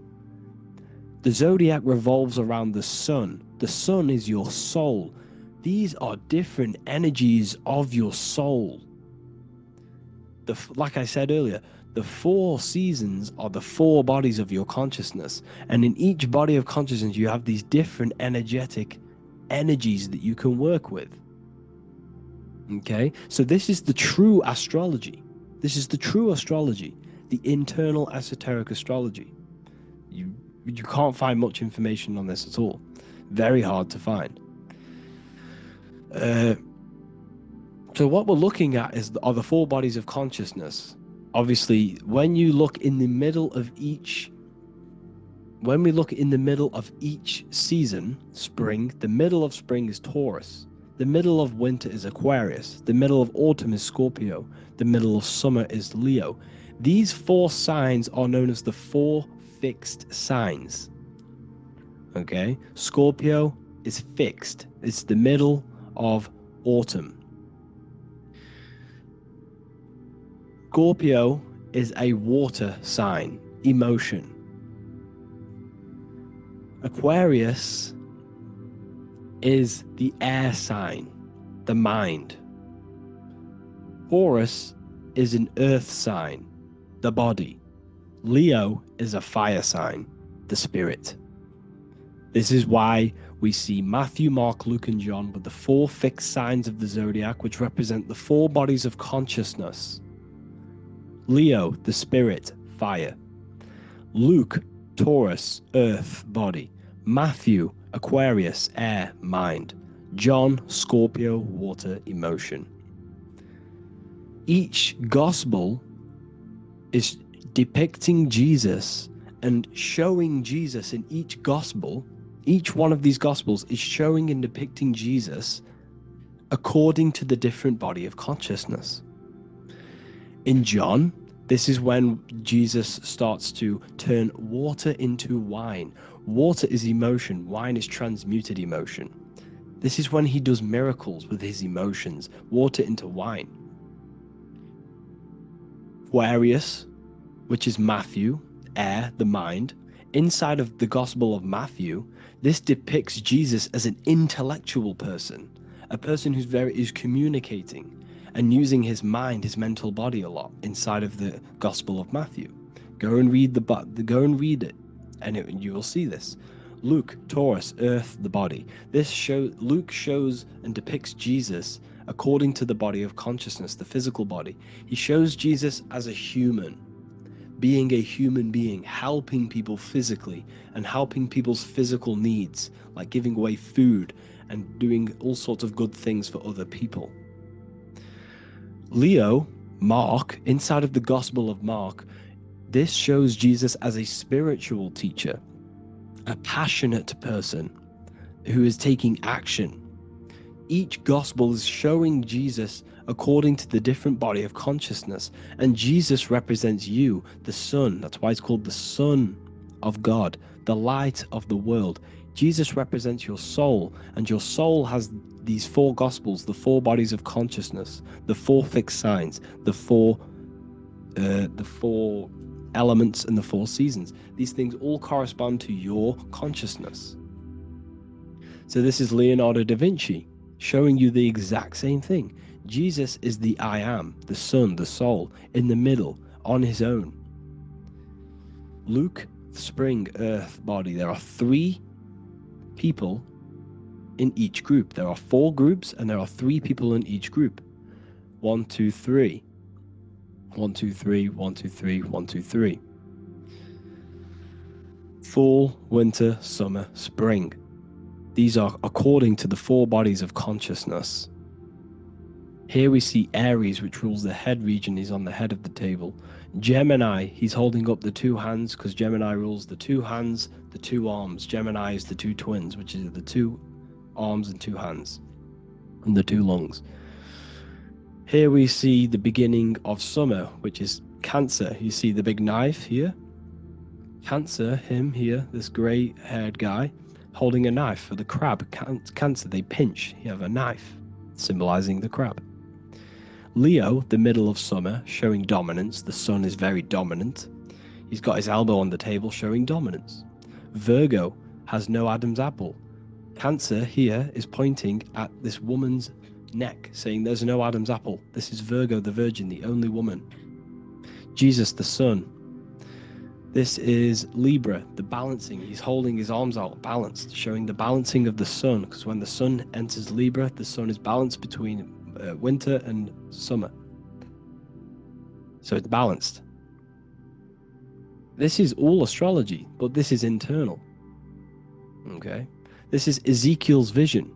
Ezekiel had a vision in the Bible, and he saw the face of a man, the face of a lion, the face of an ox, and the face of an eagle. The eagle is Scorpio, the ox is Taurus, the lion is Leo, and the man is Aquarius. He saw the throne of God, and he saw the different bodies of consciousness. This is all symbolic for the different bodies of your soul. So when we look at the zodiac, we are actually looking at a map and the energies of our soul, and the energies of our bodies, and the energies of our consciousness. This is what we are looking at. Each zodiac is an aspect of our consciousness and an energy that we can work with and that we must purify. Balance and purification is essential. Imagine playing a brand new video game. Let's say a brand new video game came out and you had to play it. What happens when you play that game? You don't know the controls. You cause chaos in that game. You can't really run properly. You can't do anything properly. You're getting destroyed by other people who are playing that game.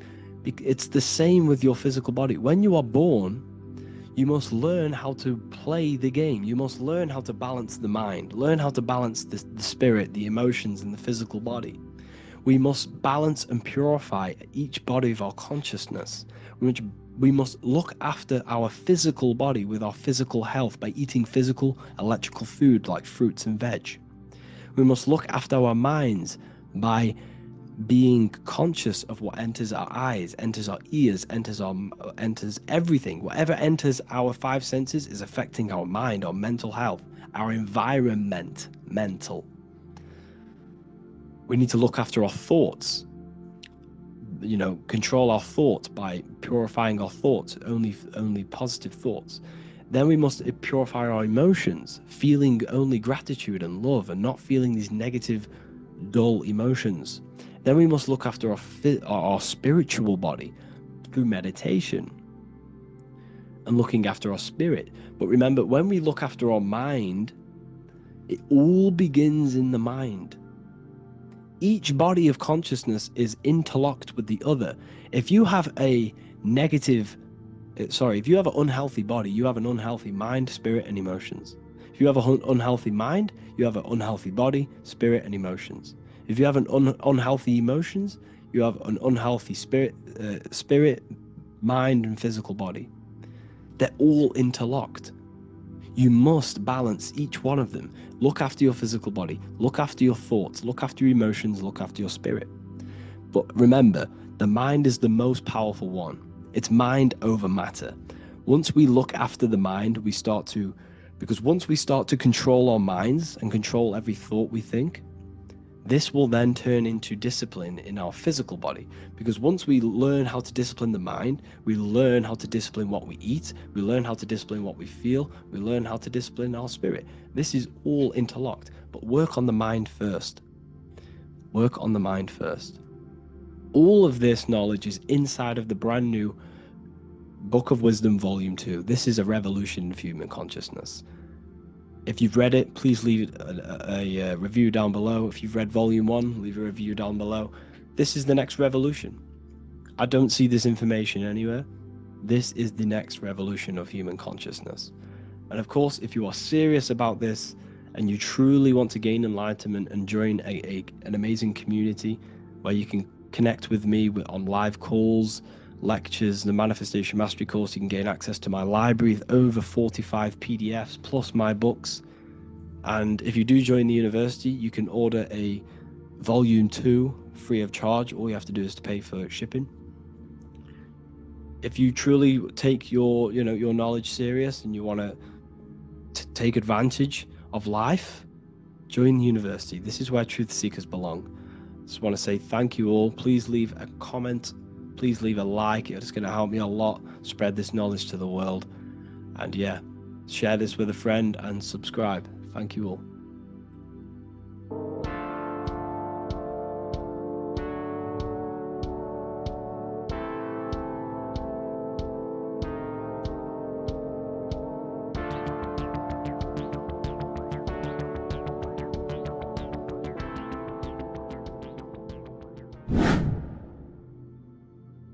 People, how are you all doing? It's Revival of Wisdom, and today we're going to be talking about your birth certificates and how we are slaves to a system and how they have trapped us into this system. Okay, so the first thing you need to understand about this system is there are two types of laws. You have the law of water, which is Admiralty law, and the law of the land. So the Admiralty law is the law of water, and this is what money is. Money is water. This is why we say liquidity, currency, the current. A current is water, something moving through something. Cash flow.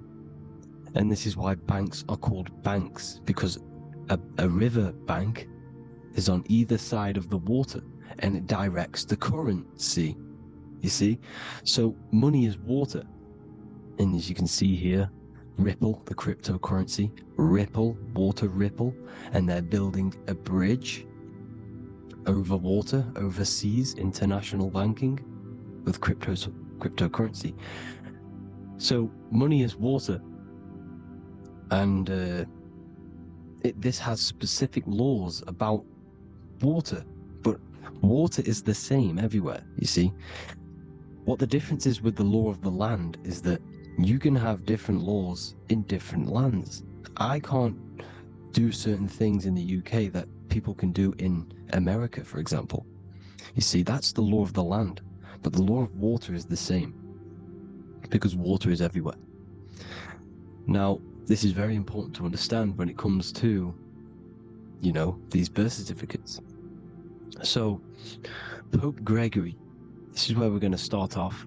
Pope Gregory in 1582 took the Orthodox Eastern sunrise calendar and changed it to his own Gregorian timeline, not a calendar, a timeline.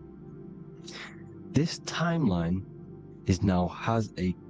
was copyrighted by Pope Gregory under the name of the Vatican. So the Vatican owns the timeline that we are using today, 2023.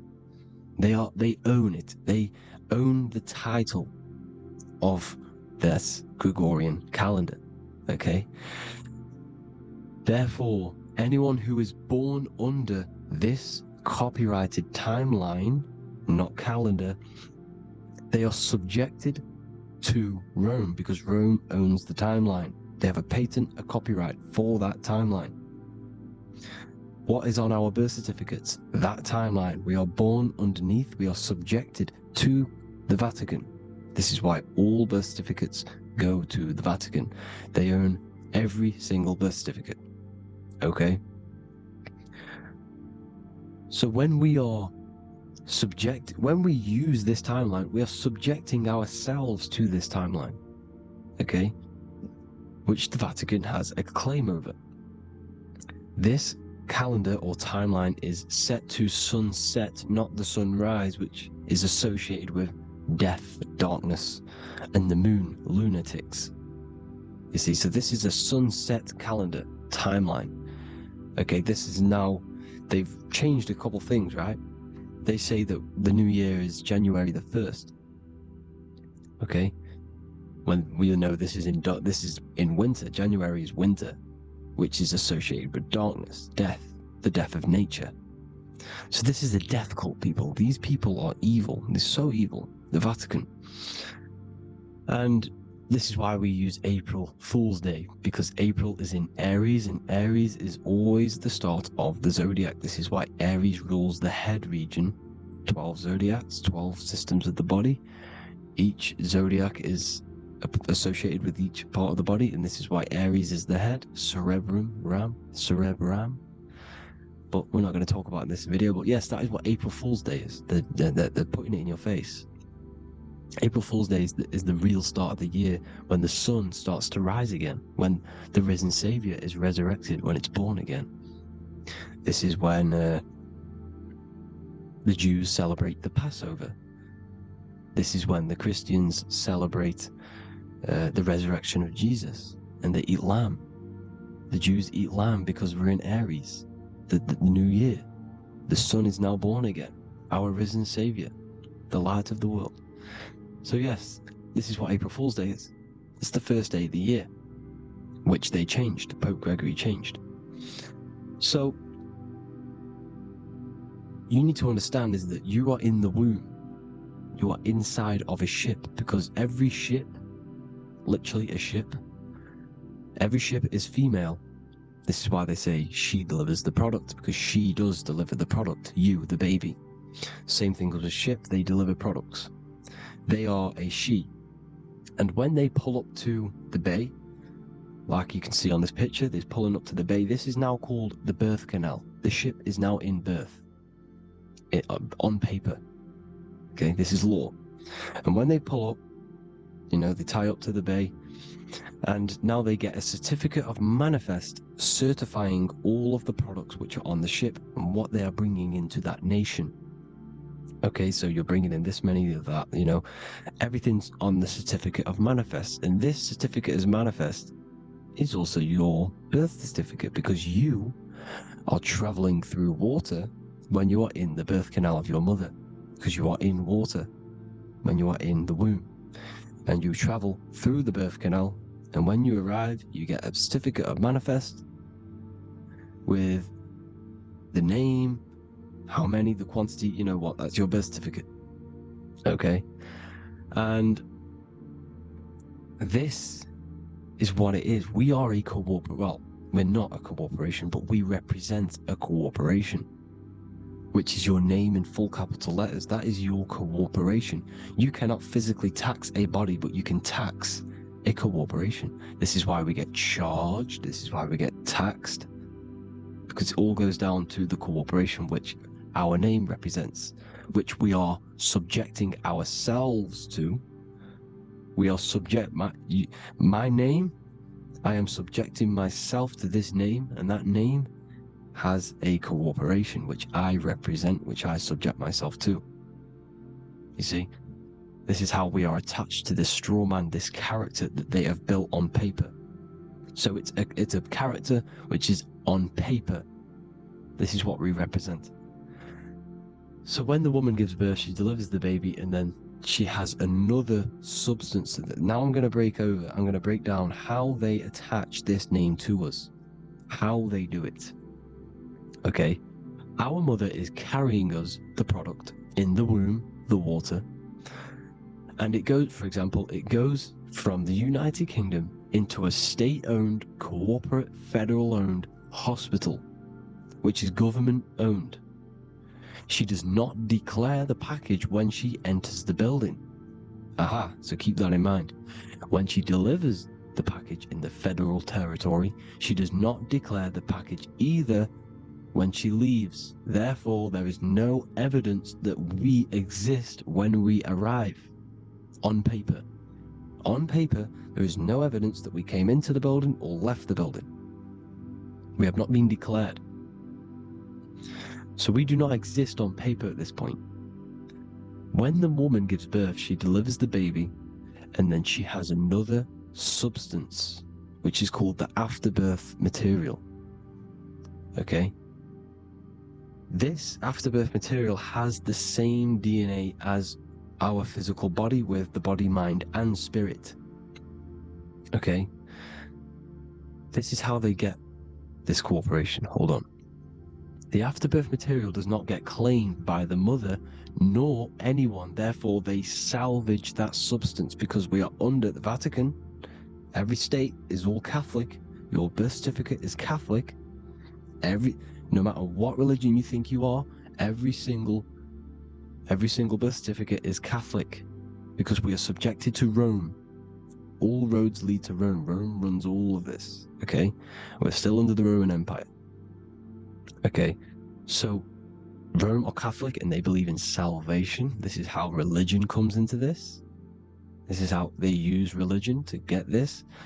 So they salvage the afterbirth material and they claim it, and they salvage it and give it and charge it to Rome. And they give it a name. Here's the legal term, born alive. Here's what it says. Each product of such birth is considered live, born, and fully recognized as a human person. So each product of such birth, so that could be anything, the afterbirth, the person who actually comes out, the baby. So your afterbirth, which we do not take with us, we take the baby with us, they keep that in the hospital, they collect the afterbirth, and they salvage it, and they give it the name, which it is us. We are a representative to that afterbirth material, which they put the name on, they claimed, which is subject to Rome. So we are walking around our whole lives as a representative to that claimed salvaged afterbirth material, which the federal state have. Okay? We are under the Catholic Church, Vatican, therefore the afterbirth material is a child of God. See? On paper, therefore they believe in salvation and salvage the afterbirth material. This material has no mother or father. The state pick it up, it becomes a war to the courts and gets charged to the state. So we are a representative to that character they salvaged, because it is the exact same DNA as you. subject is the name or the title, and the matter is the physical aspect left behind in the hospital, which represents us. You see? So now we're moving on to Unum Sanctum. Unum Sanctum was in 1302, a very, very important year. Very important year. Unum Sanctum says this is basically how they claim everyone in the world. So the Vatican had all this power, all this gold, all these people under them. They need to get a claim for them so then they can rule over them and make them slaves. So what they did, they created Unum Sanctum. Pope Boniface VIII did this. And it says, the spiritual man judges of all things, and he himself is judged by no man. The spiritual man, keep that in mind, unless he invent like Manichaeus, two beginnings, which is false and judged by heretical, since according to the testimony of Moses, it is not in the beginnings, but in the beginning that God created heaven and earth. Furthermore, we declare, we proclaim, we define that it is absolutely necessary for salvation that every human creature to be subjected to the Roman pontiff. So they are claiming us in Unum Sanctum, and it's in the vaults in the Vatican. They will put a spell on it because they are sorcerers, they are magicians. They put a spell on it, they lock it up, and whatever goes on that piece of paper goes. And this Unum Sanctum is claiming all of us. So what does it say in the beginning? The spiritual man judges of all things, and he himself is judged by no man. The spiritual man, the man with the body, mind, and soul, the first baby that comes out the birth canal. That's you, your body, you, body, mind, and soul. You have the Christ, which is I am, which is grace. Grace means here now, in the present. You have the Christ, which means I am. Therefore, you have a soul. If you can say I am, you have the Christ. You have a soul. But a creature can be anything with no soul. You see, so no man can judge the man with the soul. However, as it says in the second part, we proclaim, we define that it's absolutely necessary for salvation that every human creature to be subject to the Roman pontiff. So they are subjecting the afterbirth, not the man with the body, mind, and soul, but the afterbirth to the Roman pontiff, to the Roman Catholic Church. We are the ones who are claiming to be the afterbirth material, which is our birth certificate, which is our representative. We represent that because it is our DNA. This is how we are stuck. We are stuck because we represent this DNA, which is on paper, recorded. You see? So we, being untaught, uneducated in these subjects, we are subjecting ourselves to this system, to this slavery, because we just want to live. We just want to live happily, just peaceful. Think about it. Where's all this coming from? Where's all this war, all this killing, deaths coming from? We just want to live. It's coming from the Catholic Church, these evil death cult, which has subjected us, which has used us as slaves, and we are still slaves, and it's just going to get worse and worse and worse. So this is how we have subjected ourselves to be the slaves to this system. It's a lot to take in, and there's a lot more deeper stuff which goes into this. I'm just going over the surface. I'm going quite deep, but there is little details that I still need to learn myself. But this is the general how that we've been stuck to this slave system. So we are batteries, okay? This is why we get charged. When you go in a court, you get charged, okay? Because you're a biological battery. This is why cities look like motherboards, because we are feeding energy to this matrix. Okay, when we look outside of ourselves, when we give power to so-called Jesus Christ, worshipping idols outside of ourselves. Where attention goes, energy flows. We are feeding the matrix with energy. By looking within, placing your attention within yourself, you are taking back your power. Because the I am is Christ. The you, the soul, is Christ. It's God. The awareness is God. Okay? However, we are subjecting ourselves to this system. We're subjecting ourselves to this system. And they're feeding off our energy. So what we need to look for the future is that, think about it, with the end goal is to change our DNA, is to literally make us robots, transhumanism, slaves. This is why we have smart cars, smartphones, smart watches, smart meters, smart cities. And all of this is going to be connected by the smart grid, which is 5G. This is why 5G is rolling out. 5G is going to connect all of these technologies to one. It's like a big net system.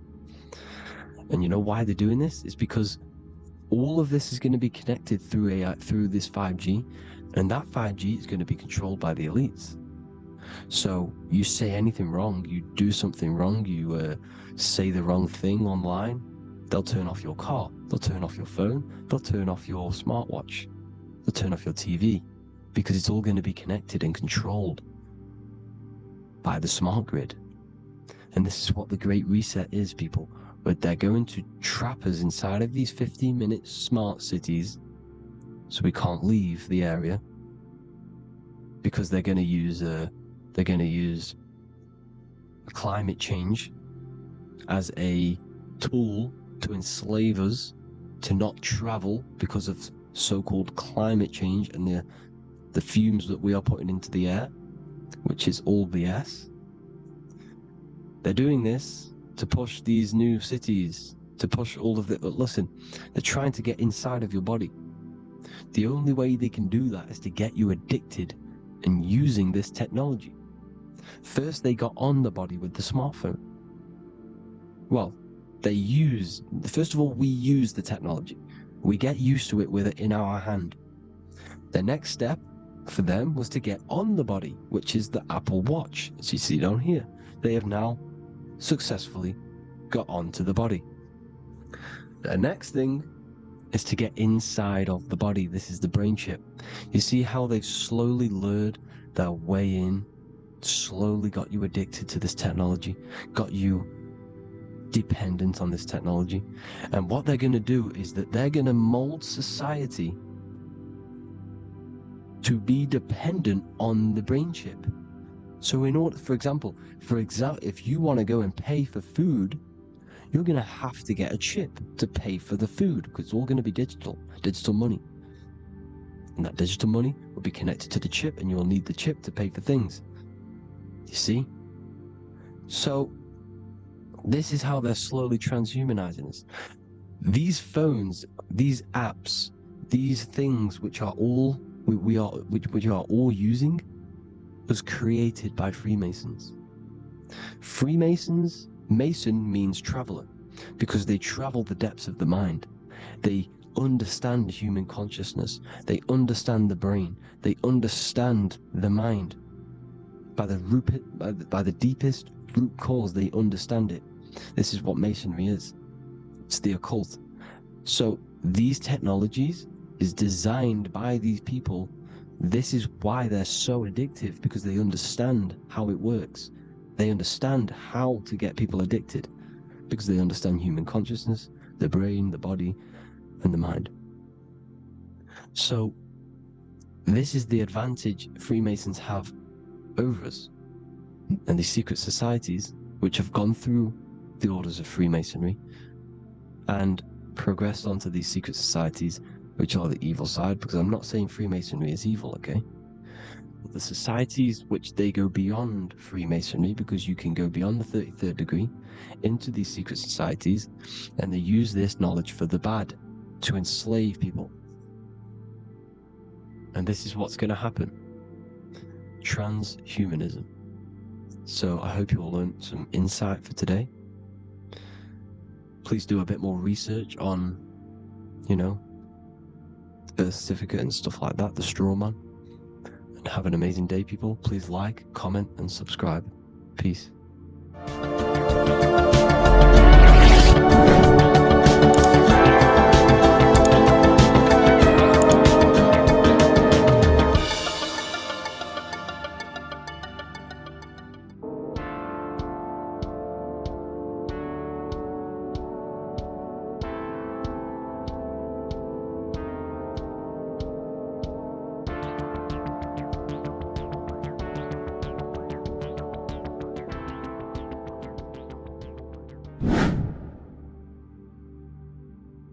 How are we all doing today, people? It's Revival of Wisdom, and today we're going to get real deep.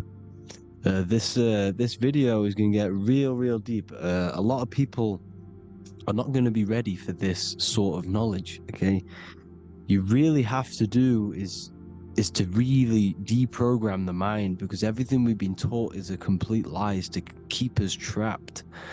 Okay, this is really advanced knowledge. Now, let's get straight into this. All of the ancients depicted other worlds, and they called this place Midgard. Midgard is the mid-garden, the middle garden. This is why the Masonic symbolism on the floor is always a black and white checkered board, symbolizing the polarity here, the good and bad, because we're in the middle garden, the heart. Earth rearranged spells heart, because we're in the heart of this system, or whatever it is, a super quantum computer, whatever you want to call it, simulation. Now, in the Quran, it talks about the 7 layers of heaven. All of these ancient artworks are depicting these different layers of reality.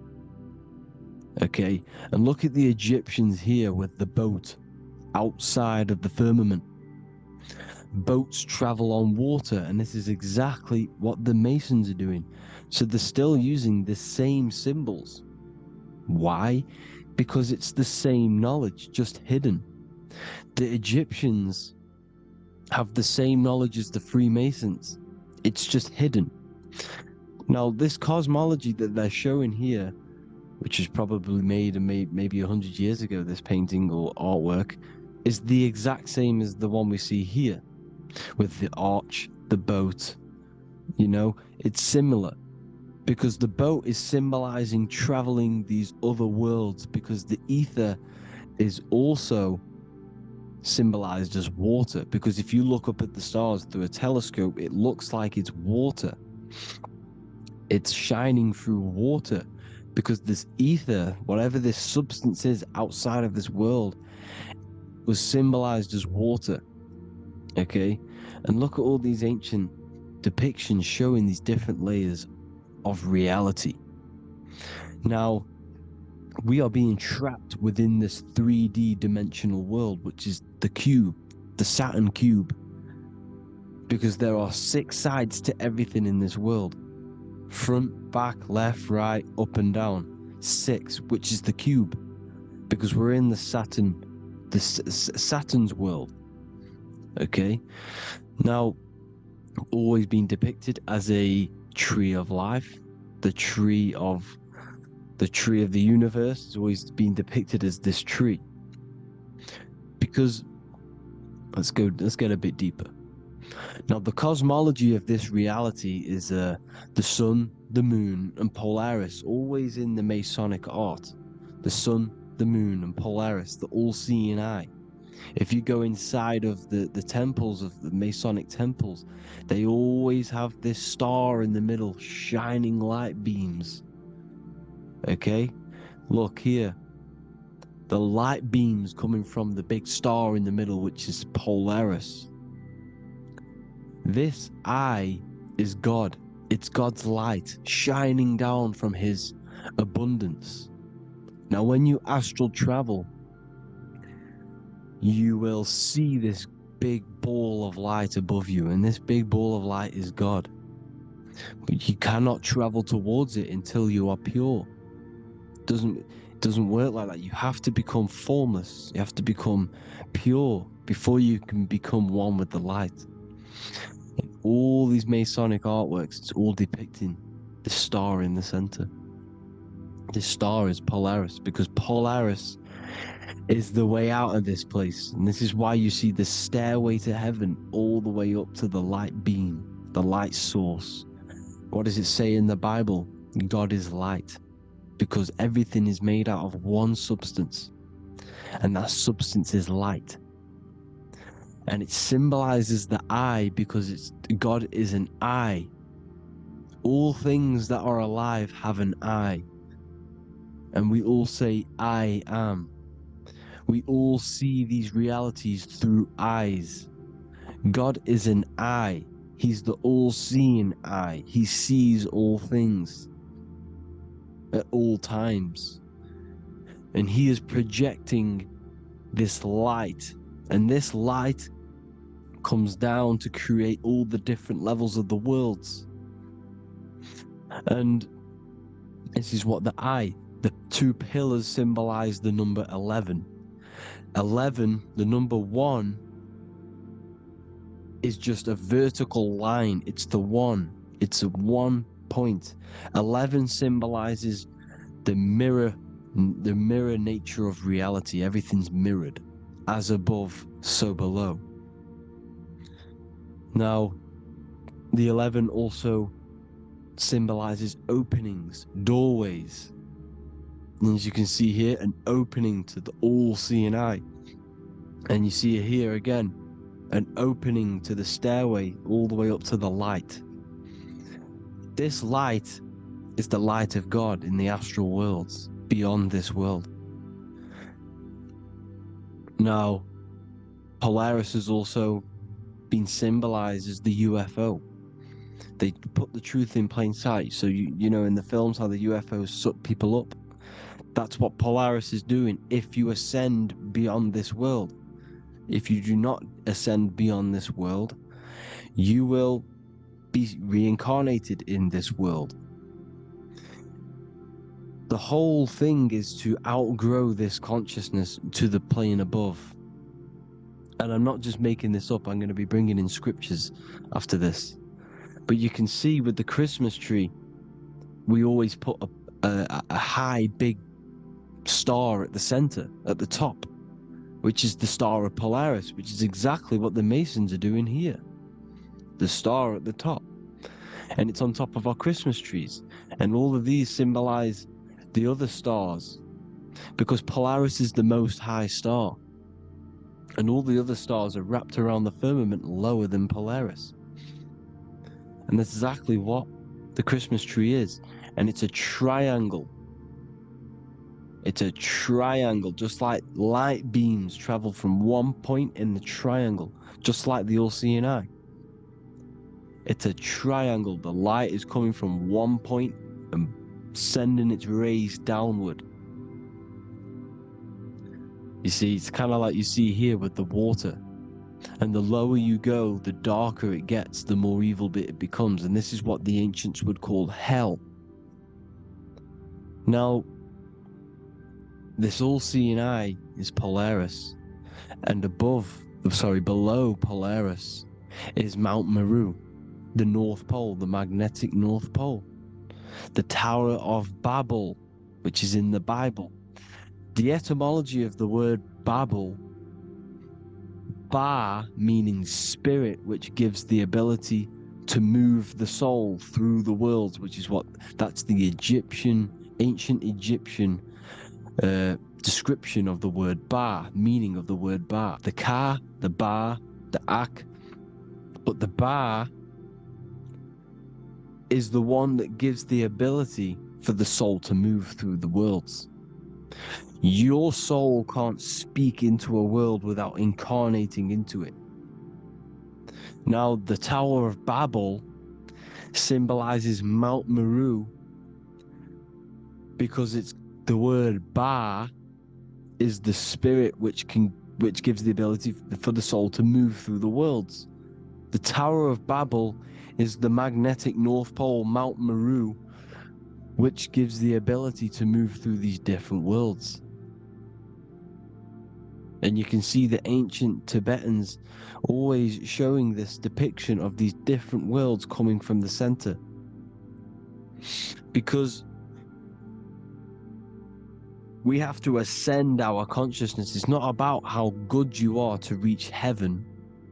It's about how you expand your consciousness, you expand your mind.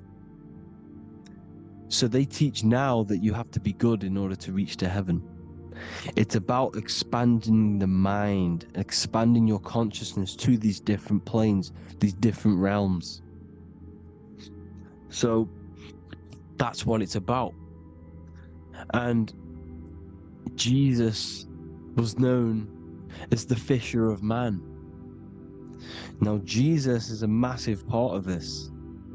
He was known as the fisher of man because he was fishing. He could have been fishing. He could have been one of these deities that had come down from these different higher realities and pull people up. So they would so they called Jesus the fisher of man.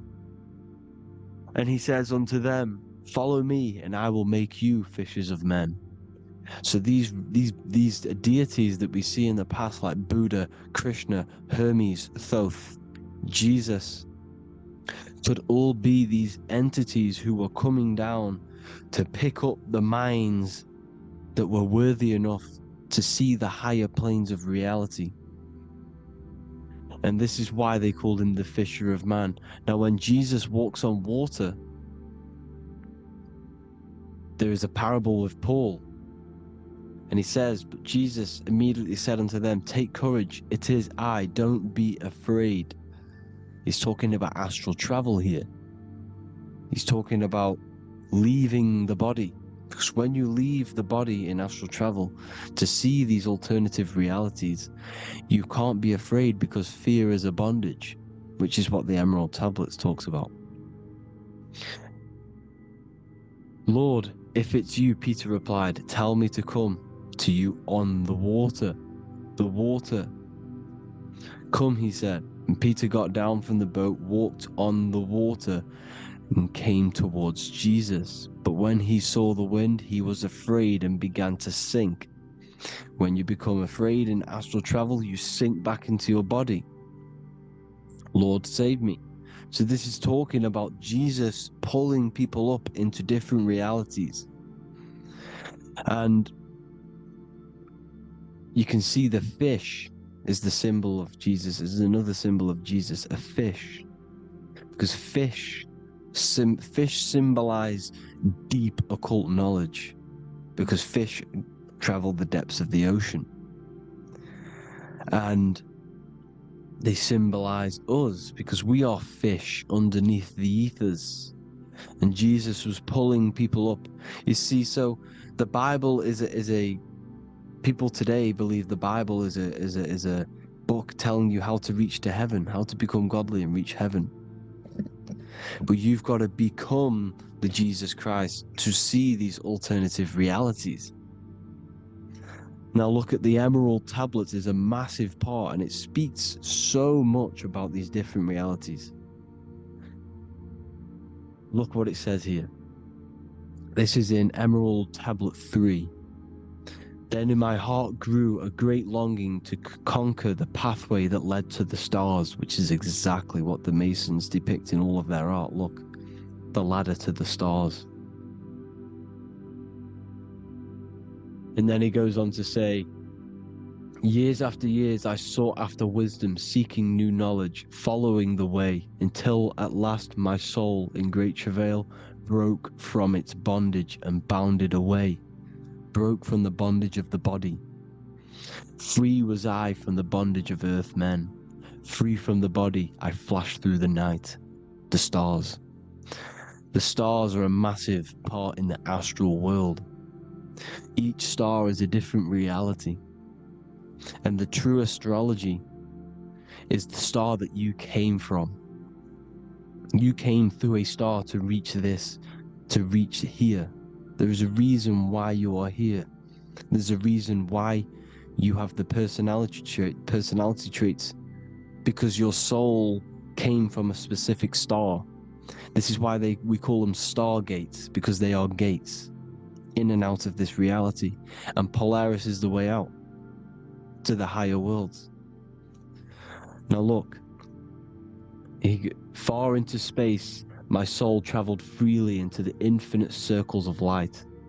Beyond knowledge were some planets and great gigantic beyond dreams of men. Then he goes to say, lift up your flame from out of the darkness, fly from the night and ye shall be free.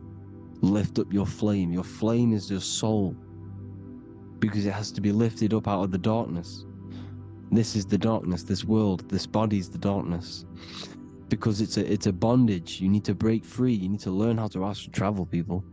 You have to learn this. If you want to get out of this world, you have to learn how to astral travel and see the other realities. Traveled I through space-time, knowing my soul at last was set free, knowing that now I must pursue wisdom until at last I pass to a plane hidden from knowledge, known not to wisdom, extension beyond all that we know.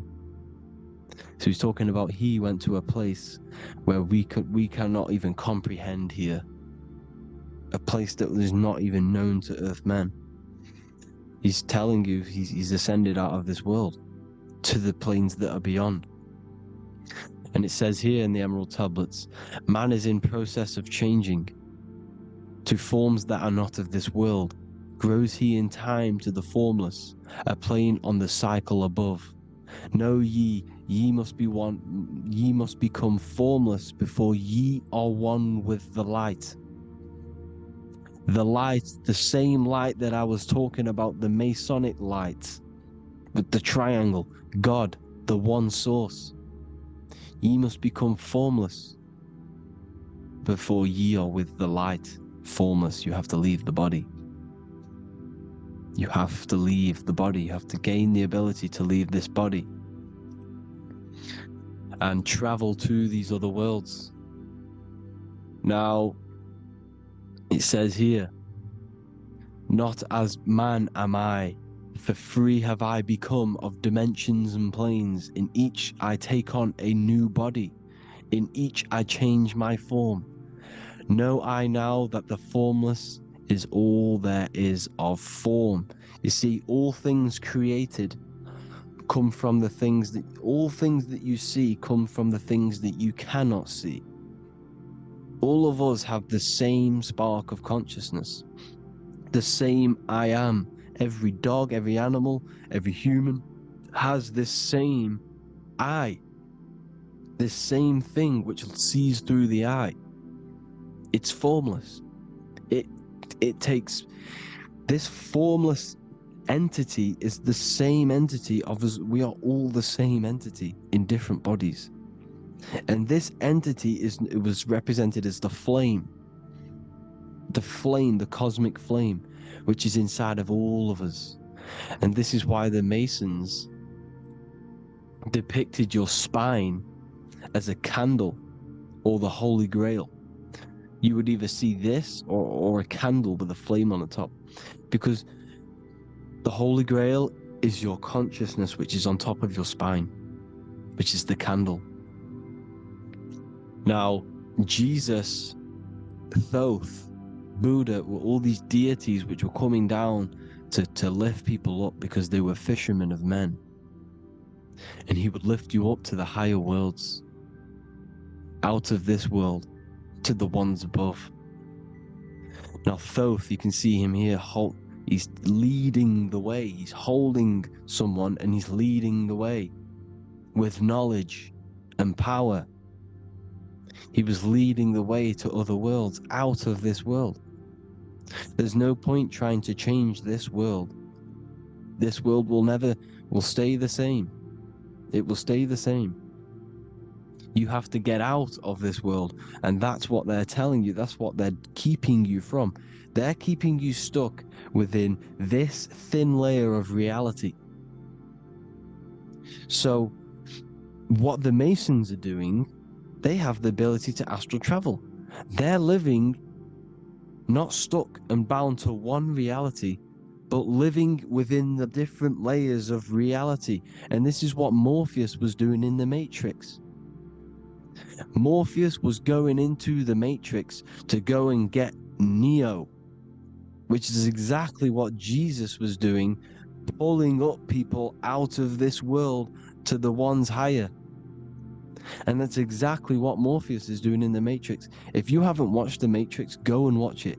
It will blow your mind. Everything I'm saying in this video, you will see it. Except that you don't need to use a machine to enter the Matrix. You just use your body. Well, you use your consciousness to leave this body. You see, Neo was also uploading himself into the simulation to pull people out of the simulation. And this is exactly what all of these gods were doing. The Fisher of Man. Look, he was pulling people up out of this reality with the knowledge. Now, Jesus was always depicted with the mushrooms. Look at all this mushroom art. Mushrooms were literally the origin of Christianity. You can see it everywhere. There's mushrooms in all of the ancient art. Every single one of these paintings you see here, there's mushrooms on them. Mushrooms have the ability to see alternative states of consciousness. Now, if you go and do them, and you go to sleep, if you pop mushrooms, you go to sleep, and you will wake up in another reality. You will wake up in another reality. Don't try it if you don't want to do it. But if you've got the heart to do it, do it. Eat them, and go to sleep. You'll wake up in another reality.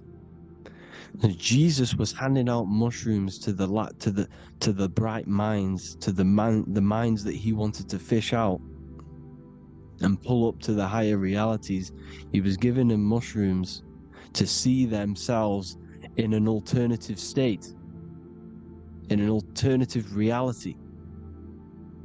This is why there was so much mushroom art. And it's not just ancient Christians, it's Sumerians, it's the Mayans, the Celtics, the Egyptians, all used mushrooms. All of them. Look at all this art. It's on stones, it's everywhere. Because mushrooms, see, everything in nature is a macro. Look at the form of a mushroom. It's literally your spine and brain. Because they alter your consciousness. Your body is just a radio receiver. Everything that you're experiencing is a program being ran by the central nervous system, and your consciousness is experiencing this program, these electrical impulses of the nervous system, because it's all feeding back to one point, which is the pineal gland. And this is the candle with the light on it. Type in Masonic candle and you'll see it. It's your spine with your spark of consciousness on top of the spine. And it's a mushroom, because this sends you to alternative states of consciousness, alternative realities. Now, they were all doing this, the Egyptians, the Mayans. Now, there's more symbolism which goes into this. Look at the Christmas trees we use. The Christmas tree with the presents underneath them. Magic mushrooms grow under trees. And these are the presents under the trees that we symbolize today with Christmas. Santa's red and yellow for the red and yellow mushrooms. The same mushrooms Mario has to collect. And when he gets enough mushrooms, he levels up. And then what does he do when he go past the world? When you win that world in Mario, you go to another reality. You go inside of another world. It's truth in plain sight. And it's using mushrooms. It's using mushrooms. everything, all of the characters in Mario, well, a lot of them are mushrooms. Look at this one. The presents, black, yellow, and red and white. Red and white mushrooms. And the bow on the top is the mushroom head. That's a bit of a reach, but you know, the symbolism never lies. That's what you need to understand. And it's as above, so below. Now look at the Sumerians. The Sumerians were also multi-dimensional beings. Okay, look at how they have the double faces. They had 1 foot in this reality and 1 foot in another reality. And look at this one, a double-headed god inside of like a portal. You see? Because and look at these with the wings, the astral travel. Birds, ancient birds symbolize the soul. Because the soul is a bird, it flies to different worlds, it flies around the cosmos. And mushrooms gave you the ability to see these alternative states of consciousness, these alternate realities. Because you exist in infinite realities. You exist in infinite realities. Now look at the 33rd degree Ordo Ab Chao badge. You get this badge when you become a 33rd degree Freemason. And it's a double-headed eagle. A double-headed eagle. And you can see this in Sumeria first. Sumeria have the same symbol. A double-headed, well, bird. You can see it here. Here as well. And the Masons are still using this symbol today. And when you become a 33rd degree, 33 vertebrae on the back of your spine, above the vertebrae is your consciousness, and it's a double-headed eagle. One reality in one, you become a multi-dimensional being in the 33rd degree. And I've heard many interviews of Masons say it becomes Luciferian. You see, they speak in code. These Masons can't tell you about what they learn about, but they will speak in code.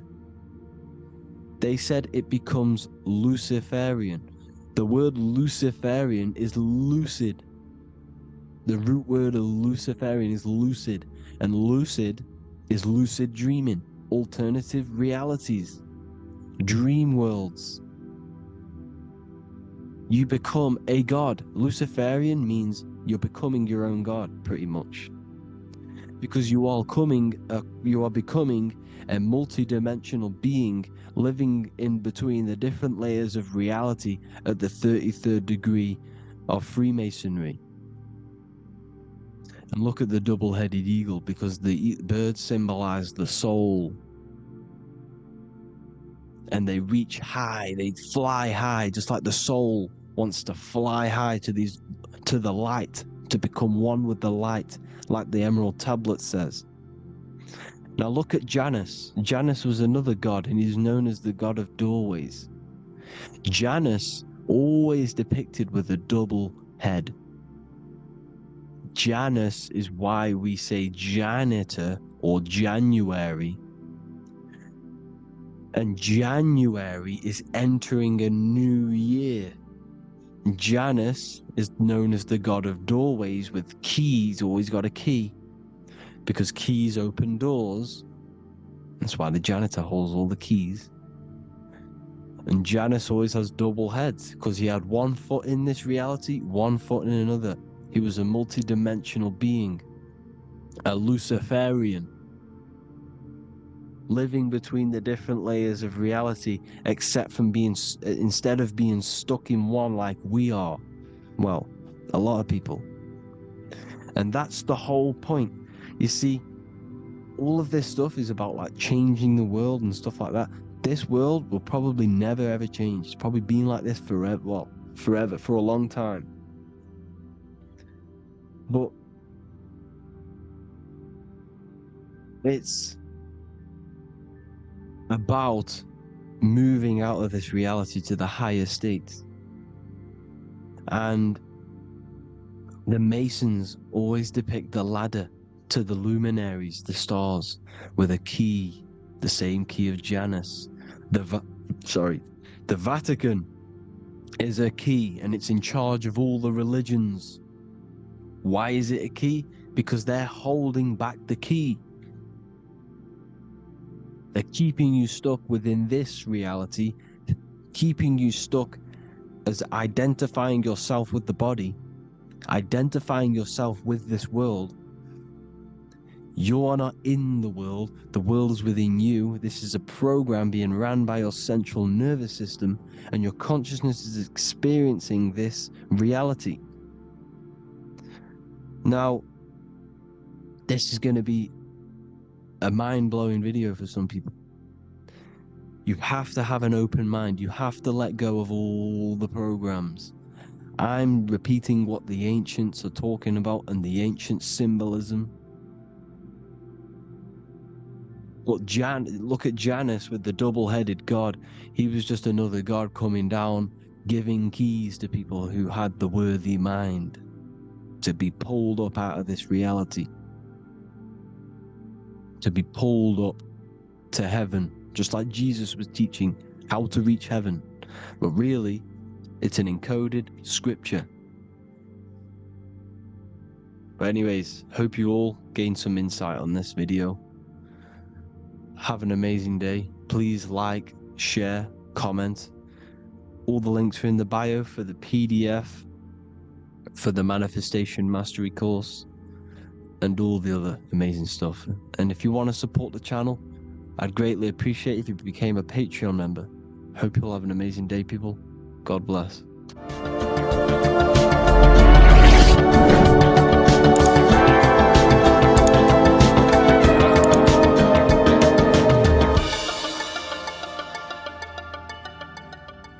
Welcome to Revival of Wisdom. Welcome people, we're back with another video. In this video we're talking about how Jesus Christ and Christianity is all sun worship. The Holy Bible of Christianity is not meant to be taken literal for history. It is a story and has lots of metaphors. Starting with the symbol of the cross of Jesus. This cross originates from this ancient cross of the sun. This symbol has been used for thousands of years, way before Jesus was a thing, in Europe, America, Asia, and all around the world. In fact, this symbol is still being used by Christians today, not knowing it represents the sun. This is a 4,500-year-old artifact, a golden plate with an equal-armed cross found in England. The gold to symbolize the sun, and the equal-armed cross for the 4 equal seasons of the year. So this is why in the Bible you have Matthew, Mark, Luke, and John, symbolizing the yearly cycle of the sun and the 4 equal seasons. Also in the Bible, Jesus is referred to as the light of the world. So yes, Jesus represents the sun. He is a metaphor for the sun. Hence why in all of these pictures and images and paintings of Jesus, there's always a sun behind his head, and some even with the sun cross behind his head. Jesus also has 12 disciples, which represent the 12 Zodiac signs and the 12 months of the year. This is the Last Supper by Leonardo da Vinci. As you can see, the sun, being Jesus, is in the center, because the sun is in the center of the Zodiac signs. There are 4 groups which symbolize the 4 equal seasons. Each group contains 3 people symbolizing the 3 months and the 3 zodiac signs in that season. There is only 1 female in the painting, which is Virgin Mary, who symbolizes Virgo, the astrological sign. So yes, Jesus symbolizes the sun with his 12 zodiac signs and 4 gospels for the 4 seasons of the year. However, there is another phenomenon. The 25th of December is known as the birth of Jesus Christ, which is known as Christmas today. Jesus symbolizing the sun and is born on December 25th. This is the day the sun moves 1 degree northward, bringing back the warmth, the growth of crops, the life and light back to the northern hemisphere. Everything is springing back to life, as we call it, spring. So it is said that the sun is born again on the 25th of December, and Jesus is known as the risen Saviour, because the sun is our risen Saviour, because it gives life to the whole of this realm, the warmth, the crops, and without the sun rising in the morning, we'd all die in about 2 weeks. And we all know how Jesus died on a cross. The sun also dies on a cross in the southern hemisphere. It dies on the Southern Crux constellation. And on December the 22nd, 23rd and 24th, the sun remains in the same position. So the sun dies for 3 days and it is born again on December 25th. When it moves 1 degree northward. And this is when the sun is born again, or resurrected, just like Jesus. Constellation Virgo is prominent in the spring sky in the northern hemisphere. So therefore, the sun is born a virgin, Virgo. And as you see in this image, you see Virgin Mary holding the sun. Us as humans do not own the sun, so therefore God owns the sun. So yes, the sun is the Son of God, and this is what Jesus is symbolizing. And just how Jesus sacrifices himself for humanity, that's what the sun does. The sun gives out all of its energy so we can live. There are many other Bible verses which represent Jesus as the sun. Now in Matthew 8:23-27, his disciples are in a boat and there is a massive storm. Jesus is asleep, meaning the sun has not arose. And the disciples say, "Save us, Lord, we are perishing." Quote, "Then he rose and rebuked the winds and the sea, and there was a great calm." End quote. Now this is a metaphor for the sun rising and calming the storm, because in the ocean, when the sun is down, that's when there are great storms. The worship of celestial bodies go back thousands of years, and it's called astrotheology, and it can pretty much be traced back to all ancient civilizations. Now going back to the ancient Egyptians, the god Horus, the god of war, and he symbolized the sun in the morning. Ancients used to say that he walked over the sky in 12 steps. Yes, this could symbolize the 12 zodiac signs. It also symbolizes the 12 hours of daylight. So we have 12 hours of Horus, but now they've rearranged the word to hours. Horus and hours. And when the sun rises, Horus rises, we say horizon, which is Horus is rising. That's the etymology of horizon. Another Egyptian god called Amun-Ra was known as the god of all creation. He was the first god of them all. Amun was also a sun god. Therefore, after every Christian's prayer, they say Amen, sending their prayer through the sun to God. So this all goes back to the worshipping of the sun. Sun worship was around way before the Romans. However, in the Roman times, their sun god was called Mithra. Mithraism was the main religion before Christianity came into play. Mithra was the son of God. He died on a cross, and he was dead for 3 days and resurrected, just like Jesus.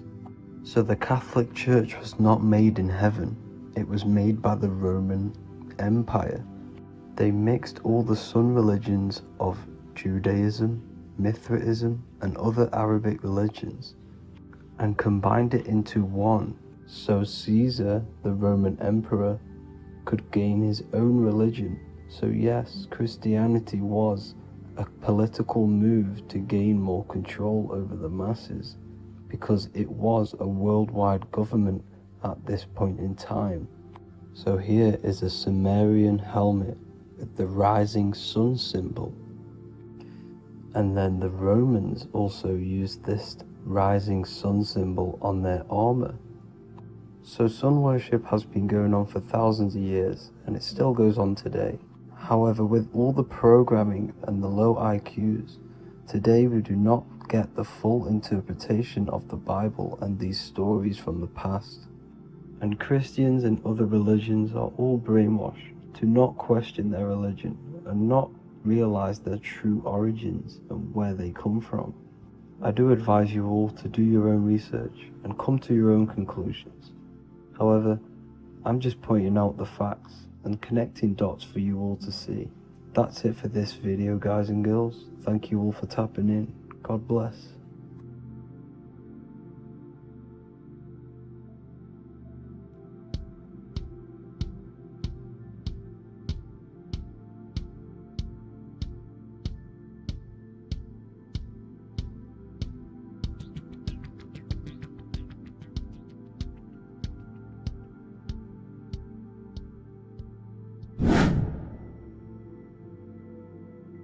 What is good, people? How are we all doing? Today we're going to be talking about the different planes of existence, the occult side of the world, the things they don't teach you in school.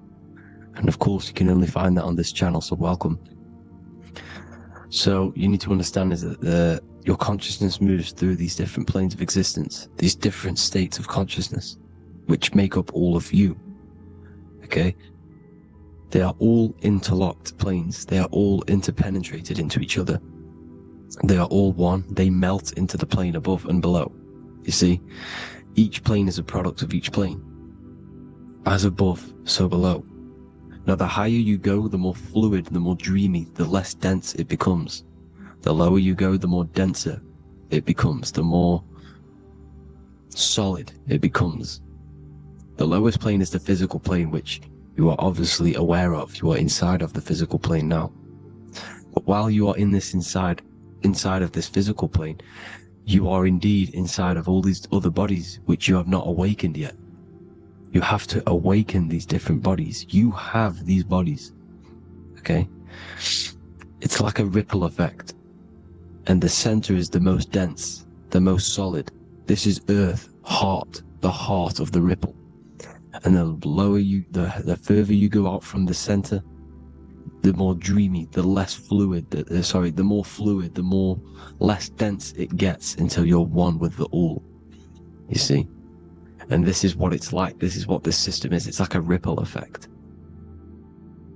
Now, let's jump straight into the planes.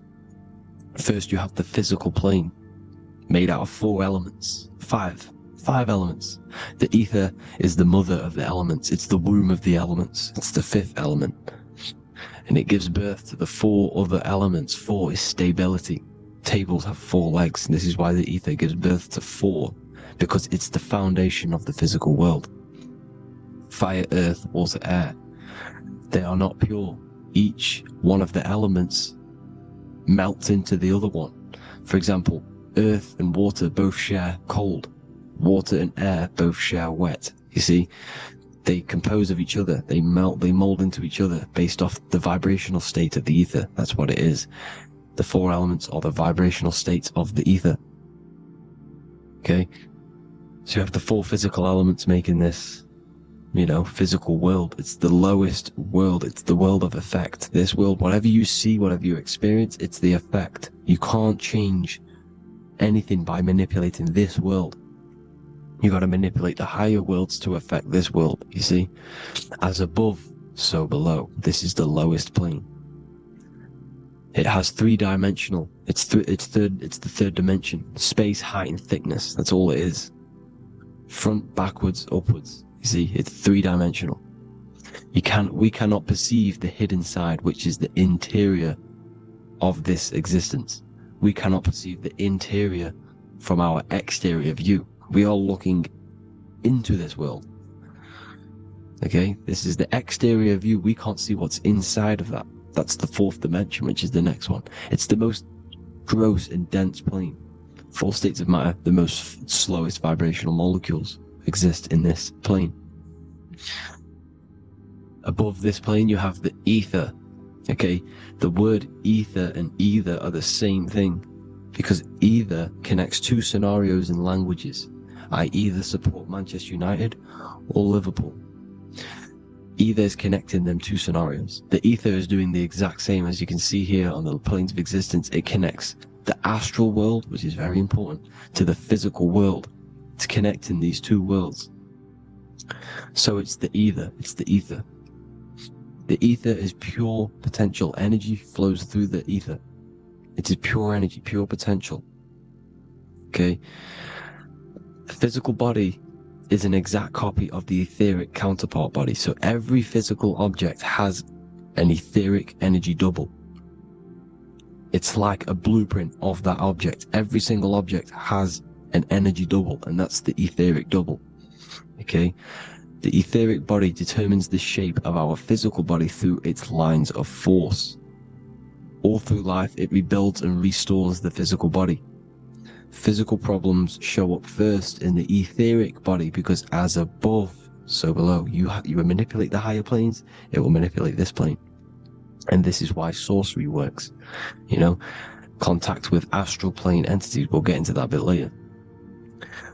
So, the reason why we can't see this plane, this energy world, which is all around us, which we are inside of right now as we speak, is that the molecules that compose it are further apart than those of the physical plane, making it invisible to the two eyes. That we can't perceive it. Our eyes cannot physically suck in that sort of information, and our brain cannot decode it. This is why, you know, they brainwash us with all these programs to keep us asleep, to keep these other bodies we have asleep, so we don't find out about these other bodies, and is to make you believe that everything's just a material. Only the material world exists. They don't want you to know is that everything that you see is a result of something you cannot see. As above, so below. There are realities within this reality.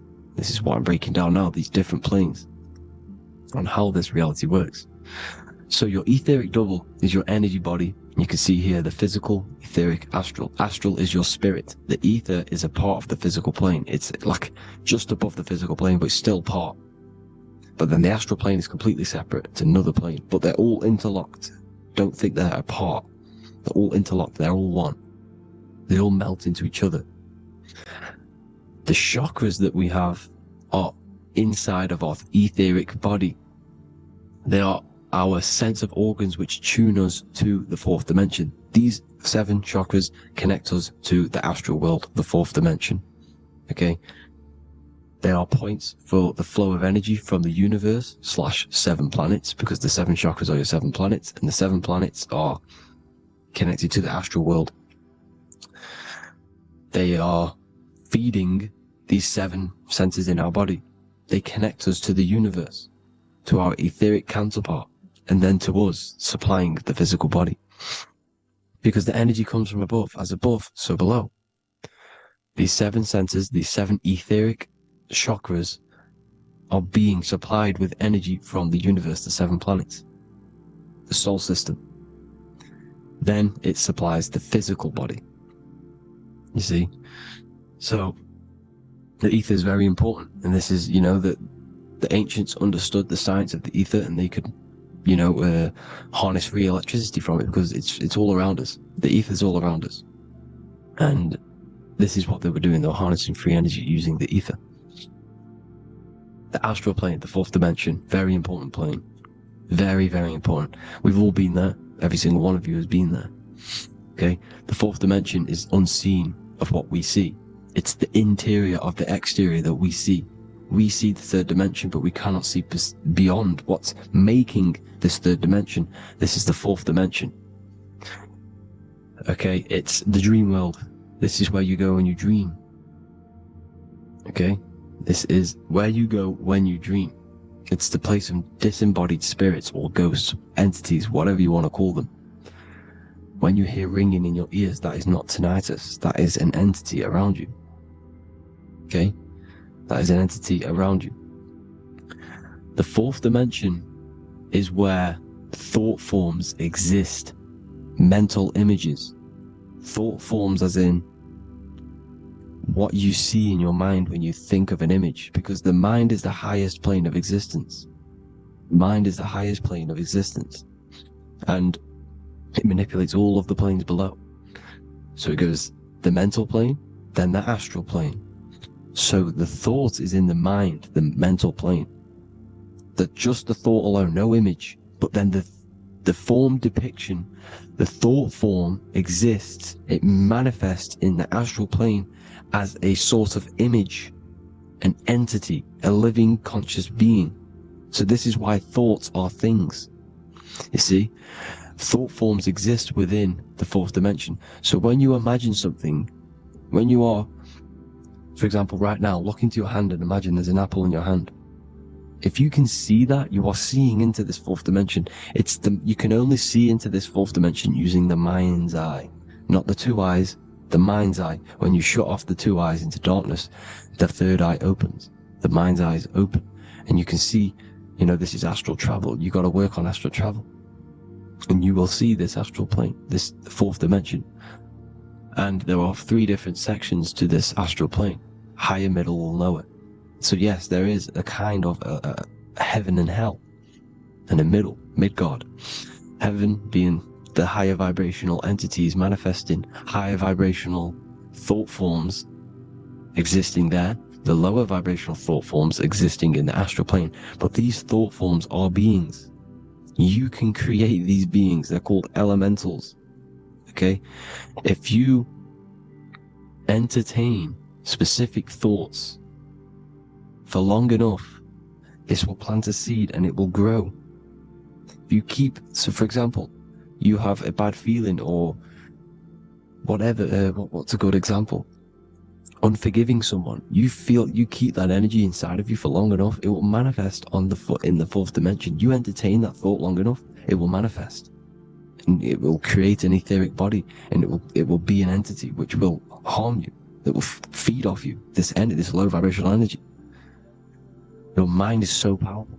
It creates thought forms, and these thought forms can take consciousness, can take bodies, etheric bodies. Now, that's why it's very important that you master your mind, master your thought patterns. So this fourth dimension is the astral world. So when you have a nightmare, this is the lower astral plane. You're in the lower astral plane. Whilst this physical body rests at night, your consciousness, you awaken this other body, your consciousness goes inside of this other body, whilst the physical body lays asleep. You see? So it's all inside of you. This is what you need to understand. You just haven't awakened these bodies yet. You can awaken them. You just got to awaken them. Okay? The next is the mental plane. This is the mind, the source, pure cause, pure motion, the most less dense, the most fluid. No form. There's no form to the mind. Astral plane is the first plane where a form takes existence, pretty much. The mental world has no form. It's pure mind, pure intelligence. Thoughts alone exist here without any images or manifestation. The most fluid, the most dreamy, the most causal plane. All of the rest take the effects of this plane. That's why it's mind over matter. Your thoughts they create vibrations. Each vibration is vibrating on a specific frequency, which creates mental images, creates effects down here on this physical plane. This is why it's so important to master your mind. Master what you think. Master your mind. It's the hardest thing to master. You could conquer the world, but it's probably harder to conquer your own mind than to conquer the whole world. I can promise you that, because the mind can play tricks on you. You got to listen to that inner guide within you that will constantly manifest the good things. So anyways, people, hope you learned a lot from this. Please work on trying to activate these other bodies. I will maybe do another video on trying to activate these bodies if you wish. Please comment down below if you would like to see that. And have an amazing day.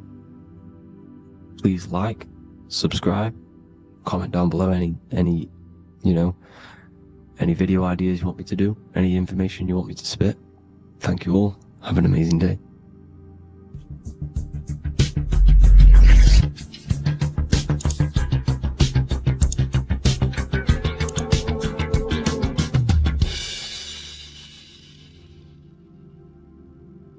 Greetings everyone, it's Revival of Wisdom. I facilitate human enlightenment through occult and esoteric teachings.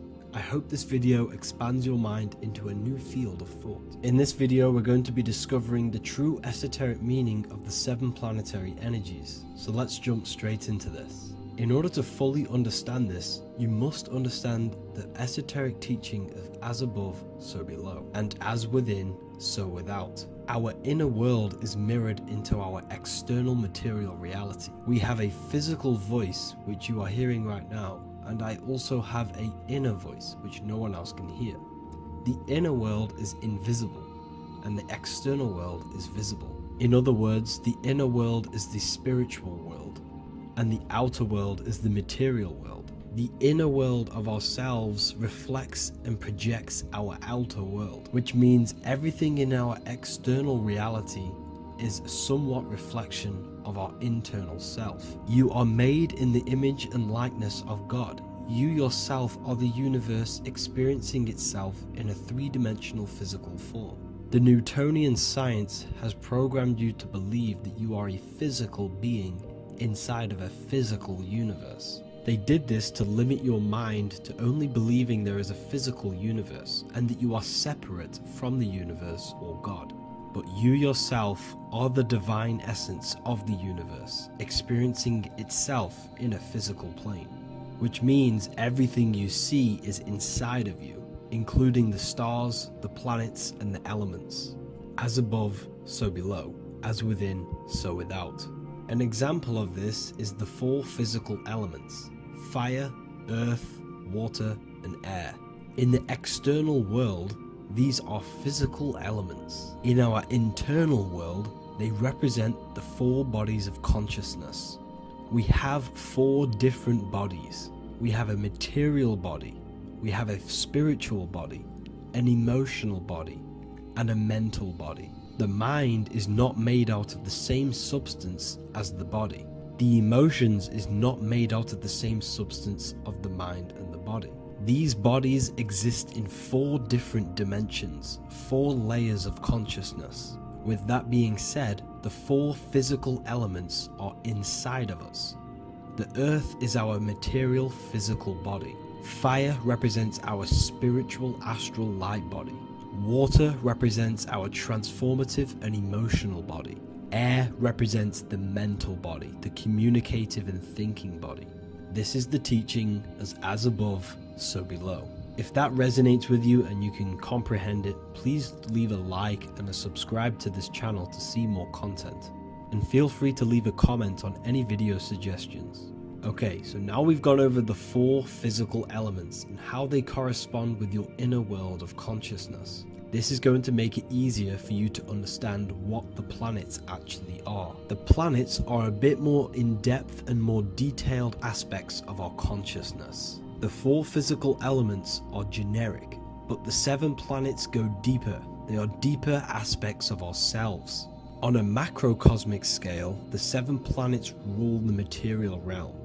Every object, every animal, every plant, every stone, everything we see in this plane is governed and created under one of the 7 planets. I don't really like calling them planets. They are energies. They are spiritual forces that drive things into existence. An example of this is if we look at a tree. The roots of the tree are governed by Saturn. The stem of the tree is governed by the sun. The leaves of the tree are governed by the moon. Any offspring or fruit of the tree is governed by Jupiter. Any defense mechanisms of the tree is governed by Mars. The communication and networking of the tree is governed by Mercury. The smell and the look of the tree is governed by Venus. Everything we see in this material plane is governed by one of these specific energies. Everything material has a spiritual force that brings it into physical existence. This is the reason why we have 7 days of creation in the Bible. The 7 days of the week, all governed by the planetary energies. Monday is moon day for the moon. Mars governs Tuesday. Mercury is Wednesday. Jupiter is Thursday. Venus is Friday. Saturn is Saturn day. And Sunday is for the sun. This is the reason why there are so many sevens in this physical plane. 7 days of the week, the 7 colors, the 7 chakras, the 7 diatonic musical notes, the 7 lamps on the Jewish candlestick, the G inside of the Masonic square and compass. G is the 7th letter. Now let's go a little bit deeper into every planetary energy. Saturn in the external material plane governs the foundational and enduring aspects of existence, such as roots of plants, the bones of our body, and even the insects that dwell beneath the ground. Saturn represents the dull, hard, and unyielding forces of life, symbolizing structure, limitation, and conditioning. Under Saturn's influence, things become rigid, bound by restrictions and boundaries. This is the reason why Saturn is known as Father Time, because Saturn rules anything that is a restriction and a limitation, which is time. The whole of this material plane is governed by time.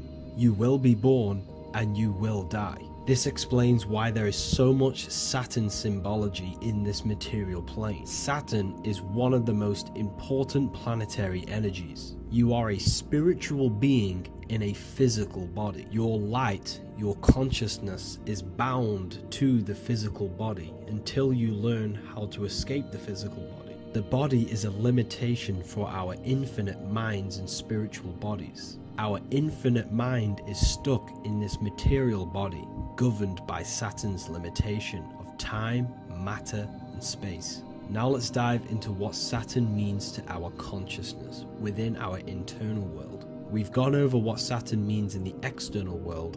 What does it mean to our consciousness? Internally, Saturn embodies the conditioning within our consciousness. When the Saturnian aspect of our consciousness dominates, we become overly rigid, fixated, and restricted in our thinking and actions. For example, Saturn's influence is strongly felt in today's world, where many people's minds are confined to societal norms and conditioned responses. Saturn is the aspect of our consciousness, our minds, such as limiting belief systems and limiting thoughts and emotions. This is the negative thought that you can't get rid of that's holding you back. This is a Saturn aspect of our consciousness. However, this is not a negative thing. The Saturnian aspect of our consciousness is a great teacher, guiding us through difficult life lessons that ultimately lead us to growth and expansion. Saturn's energy allows us to experience and overcome fears and limitations so our minds can expand into new fields of thought, into new life.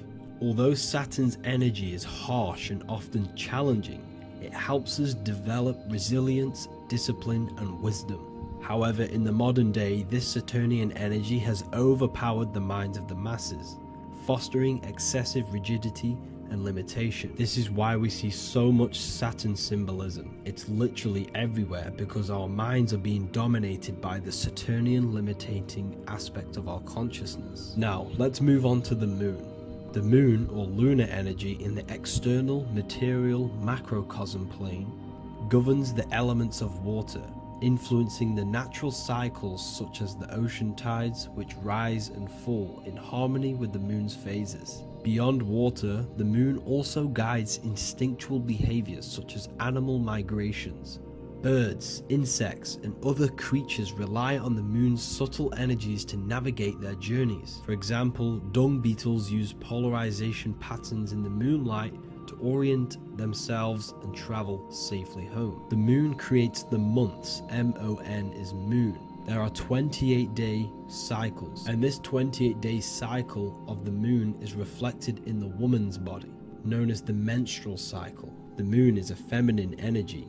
governing the feminine elements such as water and the feminine cycles of the body. The moon is the womb. This is why eggs have the same color as the moon, because eggs are ruled by the moon's energy. Now that's the external world. The internal world, the moon symbolizes the emotion aspect of our consciousness. It represents the subconscious mind, the seat of intuition and psychic abilities. Just like in the external world, things are born out of the moon, such as eggs and the womb. The subconscious mind acts as a womb for our conscious mind. Our deep subconscious emotions and programs are born into light into the conscious mind and controls the conscious mind. The moon represents our hidden psyche, our shadow self. Now let's go on to the sun. The sun represents the life force. In the material external world, the sun is ruling over pretty much all life. The sun gives life to all things. Without the sun, animals could not exist, the human body could not work, and plants would not grow. The sun is the life force. It's the soul of the world. Now, in our internal world of consciousness, the sun represents our passion, our drive, our conscious mind. The aspect of our internal world that wants to drive things and give life to physical manifestation. Now we go on to Mars energy. Mars is well known for being the god of war. Mars energy manifests into the material plane through anything that seeks to protect or defend itself. For example, the holly tree. The holly tree leaves are very sharp and they defend itself. Anything that is protective in the material world has Mars energy and is governed by this specific aspect of consciousness. For example, any predators or animals such as hedgehogs with spines on their backs for protection. Mars represents all things that is driven by conflict, aggression and defense. Now internally, inside of our inner world, Mars symbolizes the aspect of our consciousness that is focused on self-preservation and protection. Mars governs our ego, the instinctual urges of anger or maintaining reputation. Mars is not evil.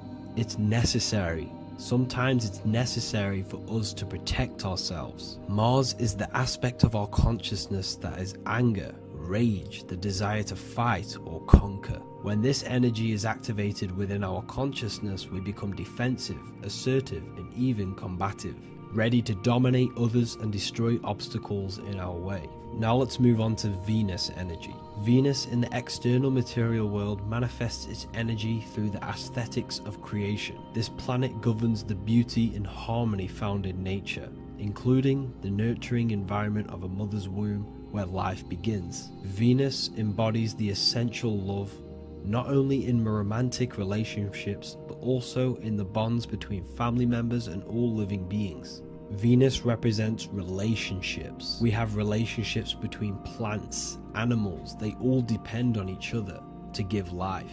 Plants provide food and medicine, while living creatures contribute to their own growth and pollination. Internally, Venus represents the aspect of our consciousness that yearns for relationships and connections with others. This is an aspect of our consciousness that encourages to care for our physical appearance and embracing beauty. Aesthetics play a role in our interactions and self-expression. This is why there is a beauty brand called Venus. Now let's move to Jupiter energy. Jupiter in the material plane manifests its energy as forces of fortune, abundance, and wealth. This energy manifests itself as plants, as fruits that we can consume and eat in abundance. Anything that is nourishing and cultivated by the earth for humanity and animals. Jupiter embodies the giving energy that provides for and sustains life, fostering growth and ensuring that resources are available to all. Its influence is seen in the natural cycles of abundance, where fruits must grow and ripen before they are enjoyed, symbolizing the importance of effort and patience. Internally, in our spiritual world, Jupiter represents the aspect of our consciousness that yearns for abundance and seeks growth in various aspects of our lives, including wealth, knowledge, and personal development of the mind, spirit, and the soul. This is the aspect of our consciousness that wants to gain wealth, that wants to gain expansion and abundance in our lives. However, when Jupiter's energy dominates our consciousness excessively, it can lead to feelings of stinginess and greed. It represents material possession. The last planet is Mercury. Mercury in the external world governs the vital elements such as seeds, air, communication, education, and electricity.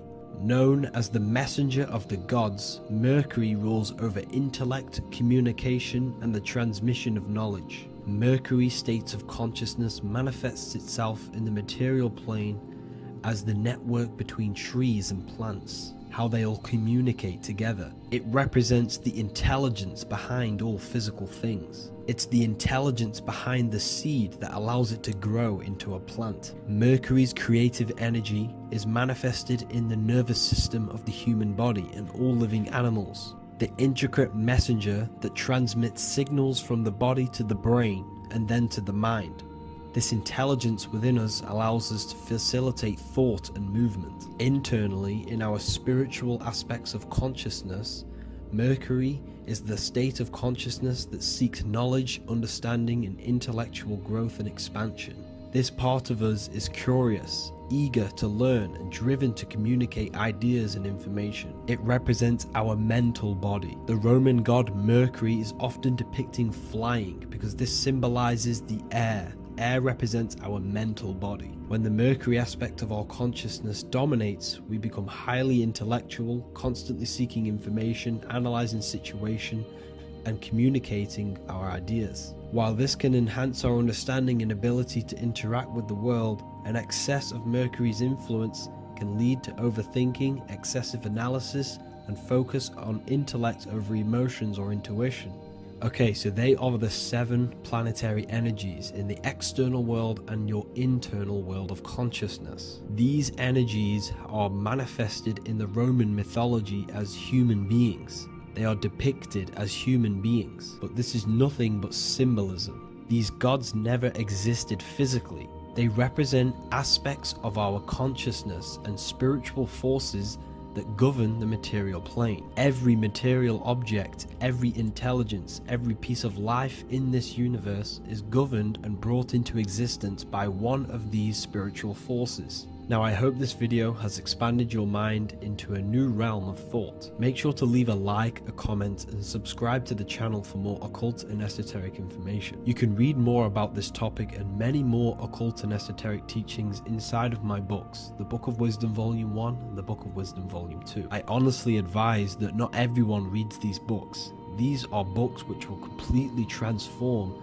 your view on reality. You will feel a lot better reading these books because you will find a connection with yourself and the universe. Understanding truth and knowing thyself gives you a sense of well-being. Like I said, this is not just a book. This is a beginning of your journey of expansion and growth. Reading them can be life-changing. Inside my university, I host live calls where you can ask me questions, and you can watch all the pre-recorded live calls. You also gain the ability to manifest your own reality through the Manifestation Mastery course. There is also a library with all of the PDFs that I've read in the past of occultism, symbolism, and esotericism that you can gain access to.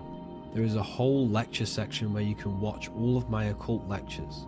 This is a place of transformation. The price of the university will be going up very soon. If you join now, you will gain a free sexual alchemy course which will teach you how to transmute sexual energy into creativity. I'll leave all the links in the description for the university and also my website where you can get my books. I hope you enjoyed this video. Take care. As above, so below. This is one of the most crucial teachings within esotericism, occultism, or what we like to call it today, spirituality. I don't like calling it spirituality because it's not spirituality. I teach human consciousness. I teach the science of you and your consciousness alone and your being. And in order to fully understand you and this world around you, you must understand this number one principle of as above, so below. There is many misconceptions of this, and there is many simple teachings of this, but I'm going to break it down today from the most simplest to the most complex, and you will see the connections between all things. This is the most important lesson you could ever learn, and I'm going to teach it you today. So what you must understand is, with the term as above, so below, it applies with everything you see in this world and about yourself. We have something called the macro, which means the bigger scale. On the bigger scale, we have the whole earth. If we look down from the sky on top of rivers, this is what we see. We see this tree pattern. Then on a smaller scale, we see trees have the same pattern. Then we look even closer. We're going smaller and smaller into the leaves of the tree. We see the same pattern. Then we go even more micro into the human brain and look at the human brain cells, and we see the same pattern. This is proof this is a fractal universe, and everything is in the micro is reflected in the macro. As above, so below. As within, so without. On the macro is a reflection of the micro. So now that you understand this, we can go a bit further. A yearly cycle of spring, summer, fall, winter is a macro. A micro is a daily cycle. So a day is a mini year. The summer is the midday. Autumn is the evening. Night is the winter, and spring is the morning. This is a macro, a reflection. We have a miniature cycle of the Zodiac every single day. And this cycle is also reflecting the cycle of life and death. We live, we are born, which is the spring. We live, which is the summer. We then age, which is the autumn. And then we die, which is the winter, and then we are reborn again. This is the cycle of life and death, and you do this every single day. You see, death is a macrocosm of sleep. This is why we say sleep is the cousin of death, because you die every single night. You do this process of life and death every single day. As above, so below. What's in the micro is in the macro. So when you go to sleep, you are essentially dying, and then in the morning when you wake up, you are then born again. This is a fractal cycle that we live in. Everything in this whole world is fractal. Everything applies to as above, so below. We have the sun, we have the moon, we have the day, we have the night. We have the life, we have the death. We have the conscious, we have sleep. As above, so below. We have the conscious mind, because now we're diving into as within, so without. As above, so below more refers to the external world. As within, so without is referring to your inner world and the outer world. What you must understand is about yourself. You exist in two realms. You're an individual. The dual nature of you. You exist in two realms at once. You have an inner world of your thought, emotion. This is the inner world that no one else can see but yourself. And you have an outer world with a physical body which everyone can see. So you exist in two worlds. You have the inner voice, you have the outer physical voice, which I'm speaking to you with now. But I also have an inner voice, which no one can hear, only but me. So you exist in the light and you exist in the darkness. The sun represents your external self, your physical, conscious mind. The moon represents your shadow self, the inner self, the psyche self. The spirit self. There is an as above, so below. The sun is within you. The moon is within you. Everything is within you. Now that you understand as above, so below, what is your body? Your body is a miniature earth. Let me repeat, your body is an earth. Your body is the earth. Okay? Because like I say many times in all of my videos, you are not in the world. The world is you. You are the universe. Your brain is a computer creating this reality. What you see with your eyes is produced in the back of the brain called the visual cortex. You don't look into the world, the brain produces the world. The body produces the world. When you touch something, you're not actually touching something. This is the electrical nervous system. When you touch something, what you feel is actually electrical signals on your nervous system reporting back to your brain. Therefore, when this body dies, you leave the earth because this body is the earth. Okay? As above, so below. You have the mental plane, the astral plane, the etheric plane, and the physical plane. This is essential for understanding reality and the teaching of as above, so below. Everything in this material plane began in the thinking mind. For example, the microphone I'm speaking into, the phone you're watching this video off, or the laptop or iPad. Where did this begin? It didn't begin in the factory. The first ever place this item begun was in the mind of an individual. The invisible realms of mind is where all physical things and physical items begun. Essentially, this physical plane is the effect of the thinking mind. This world is the world of effect. It's the world of outcomes. When you see something, it is already manifest. It is already being manifested. It is an effect. And in the effect of the cause, which is the thinking mind. Therefore, the mind creates thoughts, which is the mental plane. Then after thoughts creates imagination, which is the astral plane. These two are spiritual. They are non-physical. So spirit kind of means non-physical. Then you have the physical planes, the etheric and the physical plane. As above, so below. What happens in the mind is manifest on the physical plane. Like I said, the phone that you are holding, it was a thought, and then it brought down into a physical reality. As above, so below. You change the mind, you change your reality.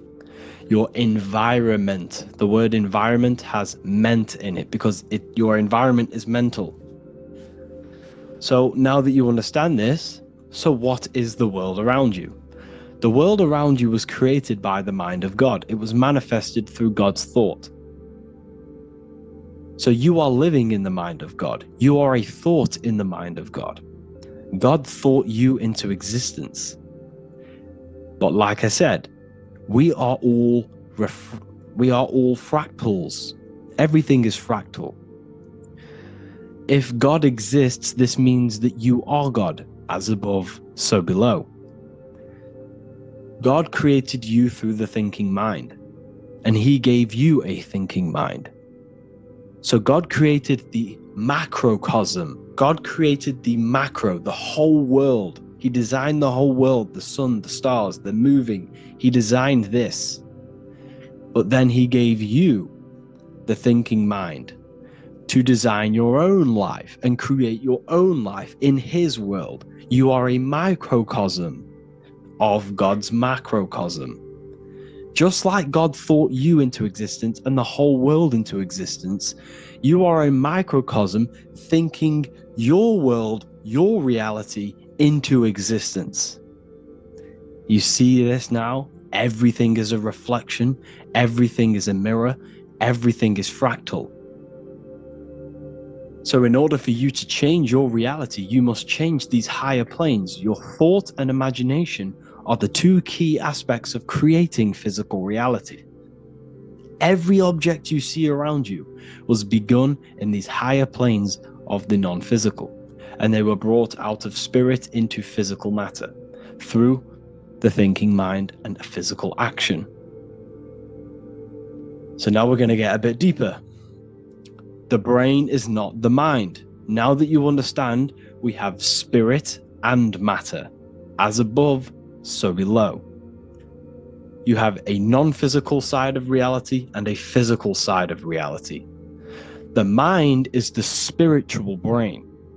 The brain is a physical manifestation, a physical effect of the mind. The mind uses the brain to operate in the physical world, and it's the same with the heart.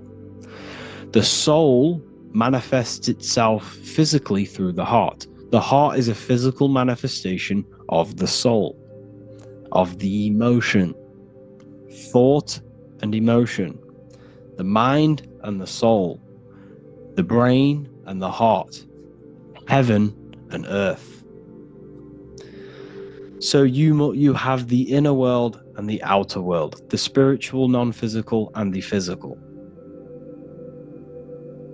So we are all on this process of awakening, an expansion of our minds into new fields of thought, into new fields of awakening ourselves. Because essentially we are born into this world. But you are born many, many times. You can be born physically and you can be born spiritually. Like I said, everything is fractal. So just like when the baby finds out that there is a world outside of its mother, what does the baby do? The baby seeks a way out of its mother, and then the baby is now born into a new world, a world outside of its mother's womb. It's the same with you and your spiritual process. As your mind becomes aware that there are other realities beyond your physical body, it then seeks a way out. And this is why you are probably watching my YouTube, because you are now on the path.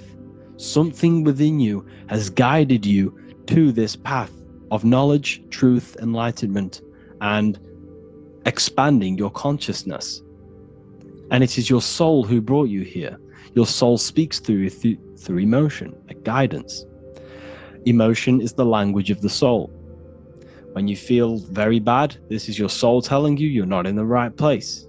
You're doing the wrong things. Because the soul is always unfolding its purpose, which is expansion and learning. That is it. The mastery of the self and the learning of the mind is the only thing that counts in the end after this life. So you are on a journey of expansion, of learning, creating, and spiritual rebirth. As above, so below. What does this body tell you?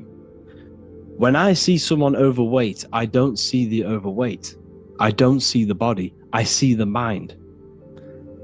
I see an undisciplined mind. I see a mind that lacks self-control. I see a mind that seeks external validation. That's what I see when I see an overweight person. I don't see his body. I see the result of his mind. Because what does the Bible tell you? You shall know them by their fruits. It's the same saying as above, so below. You shall know them by their fruit. The fruit is their manifestation. Your body is a direct correlation and manifestation of your mind. Your inner world projects your outer world. As within, so without. As above, so below. Now, what do you see when you see this man's body? I see discipline. I see strength. Mental strength, not physical strength. I see mental resilience of pain.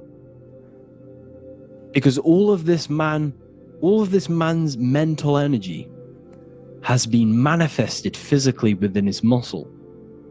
This body is a direct manifestation of this man's mind's pain and suffering, and it shows discipline. This is why people instantly respect you if you are in shape. You walk into a room and you are in shape, people will instantly give you respect because they know that you are mentally disciplined. The body is a reflection of your inner world, and it's the same with your friends, your family, your connections with people. If you think about yourself very negatively all the time, and you don't have a good connection with yourself, you don't have a connection with your true self, this will manifest into every single relationship you have in your life. If you don't have a good relationship with your inner self, you don't have a good relationship with the people and the friends around you. Because as within, so without. If you think negative about yourself, you will only pick up the negative in other people. If I think very highly of myself and I think very happy and good things about myself, I will then see the good things in other people. Because it's as above, so below. As the inner world is, so is the outer world. It's the same with your life circumstances. Your life is a direct correlation of every thought you thought in the past. If you possess millions of pounds, millions of dollars, this is because you have thought this into physical reality.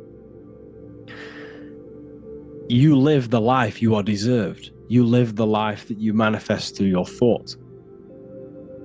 If you live a very poor life, this is a reflection of your mind. This is a reflection of what you have thought into physical existence. Because like I said, everything begins in the mind, as above, so below. And this is even present within the body. So where is the head? The head is at the very top of the body. And where does all manifestation begin? In the mind. That's where the mind is, in the head. And then the thoughts we think travel down the body into the heart, which is the emotion. Every thought we think is in the emotion. Every thought we think creates an emotion. This emotion then drives the action. Where does the action come from? The feet, because the feet move our body. We move with our feet to take action. Our hands. You see, so the body is even a micro reflection. I can't even say it. Reflection of the order of manifestation. This blew my mind when I figured this out. You see, the head, the thoughts begin here. This is the beginning of all manifestation. Then it comes down to the heart. This is the emotion. Then you take the action. The thought and emotion then sparks the action, which is taken with the hands and the feet. And where's the lowest point on the body? The feet, and that's touching the physical earth. So the head is where the thought is, the non-physical, and the lowest point on the body, which is touching the physical earth. So the head represents spirit, the feet represent matter, spirit and matter. Your room, if I walk into your room and I see a messy room, I don't see the room, I see a messy mind. The room is a reflection of the mind. If you have a messy room, this is your mind. It's an externalization of your unsorted mind, undisciplined mind. So like I said, we are all God, and we must find the God self within us. And I teach all of this inside the Book of Wisdom, Volume 2. This is not just a book, this is a revolution. This is the beginning of a new age with this book. If you have read it, I congratulate you. You should feel very proud of yourself if you have an open mind. You should feel proud of yourself for watching these videos, because not many people have an open mind. Remember this, people. You are special if you're watching these videos. You have the mind. You have the ability to see through the illusion. And I take my hat off to you. You want to take this to the next step? Read the book. Or if you want to take it to the serious levels, join the university. The university, you gain access to every piece of my material that I've ever done. All of my books, all of my lectures that are hidden from YouTube, that are hidden from everywhere else. The lectures that give you real power. And if you feel alone on this journey, we have a conscious community where you can connect with like-minded individuals, because I've been there. I've been there when you feel lonely, because you feel like no one else is thinking the way you are feeling. You can't talk to people about these things because people just think you're crazy. That's why I put together this, so we can connect, so we can unite, so you can connect with people, so you don't feel crazy about thinking about this stuff, learning about this stuff. And if you truly want to level up your life, people, and take your studies serious, this is for you. We do live calls, we do lectures. There's a whole library filled with books you can read. It's the perfect place for the truth seeker. I thank you all for joining. Please leave a like, a comment, a subscribe. Let me know any future videos you want me to make in the comments. Thank you all. Have an amazing day.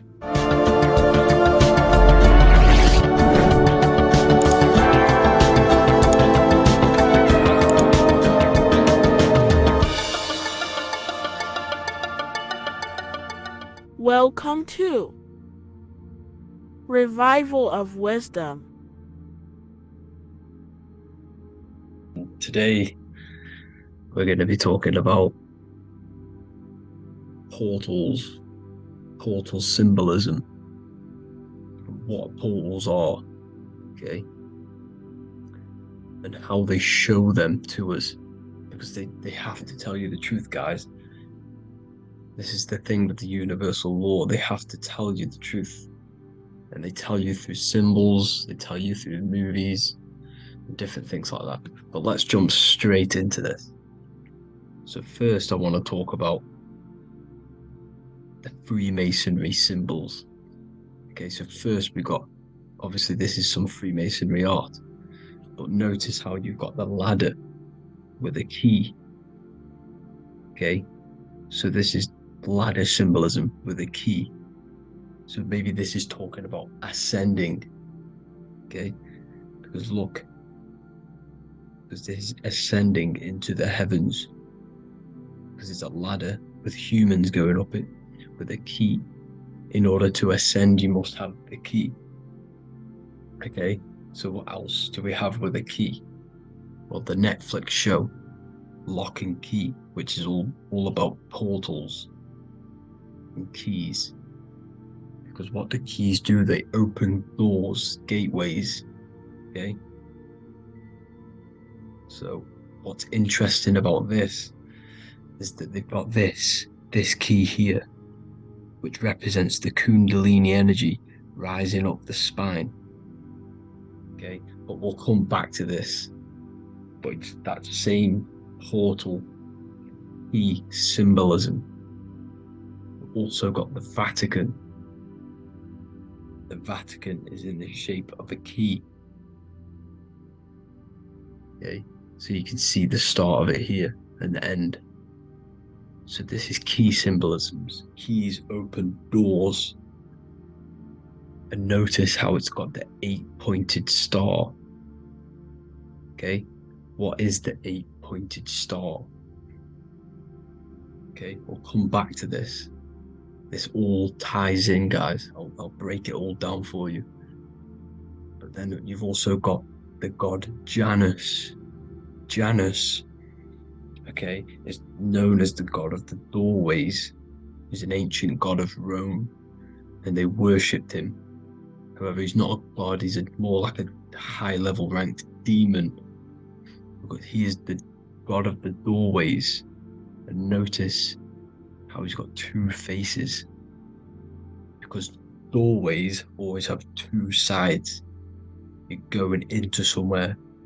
There's always two sides of a door. And he's always depicted with two sides of a face and a key. Because he holds the key to the doorways, to the portals, to other worlds and realms.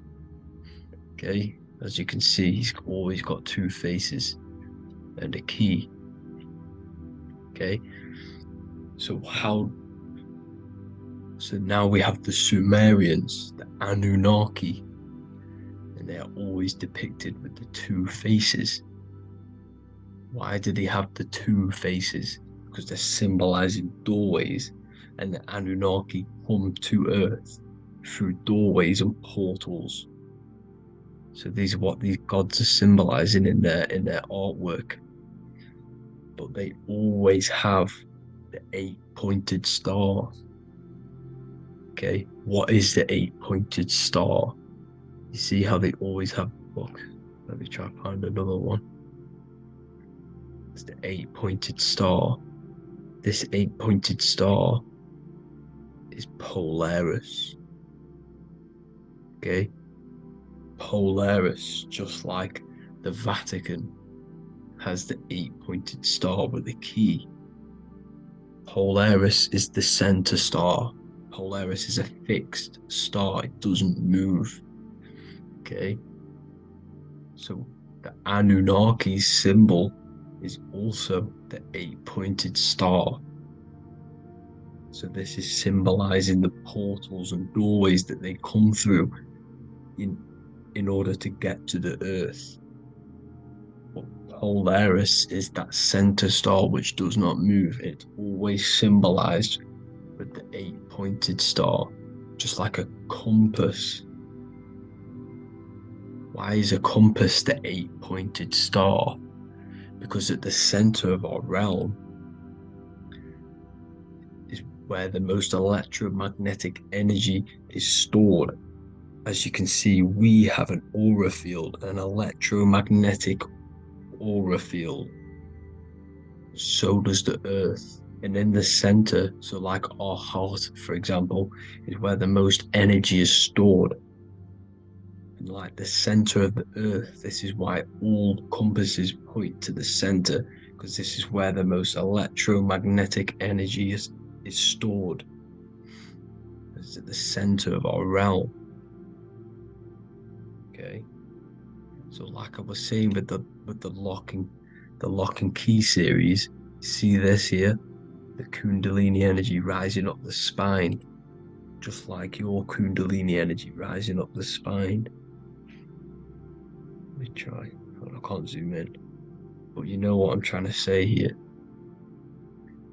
Let's go back to Polaris, because at the center is where pole.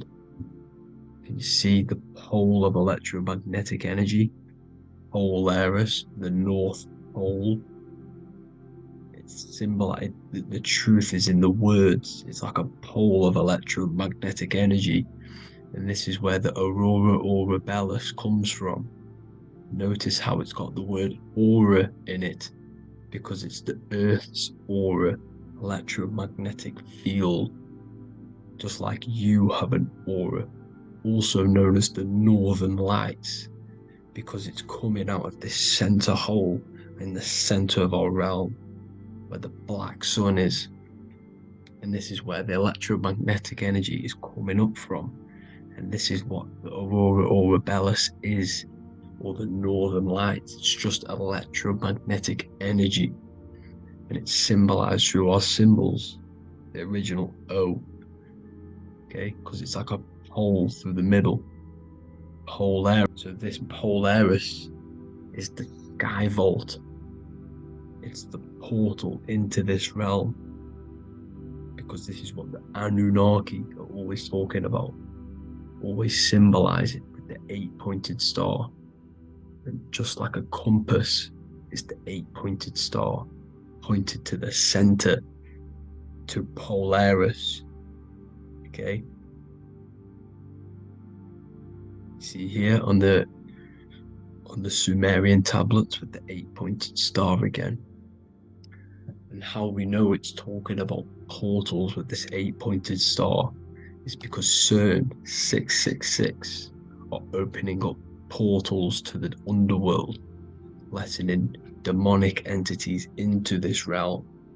How do we know it's a portal? Because their Hydro Collider has 8 points, just like the 8 luminary, just like the 8-pointed star. So you see the ladder with the key going up to Polaris. It's ascending out of Earth.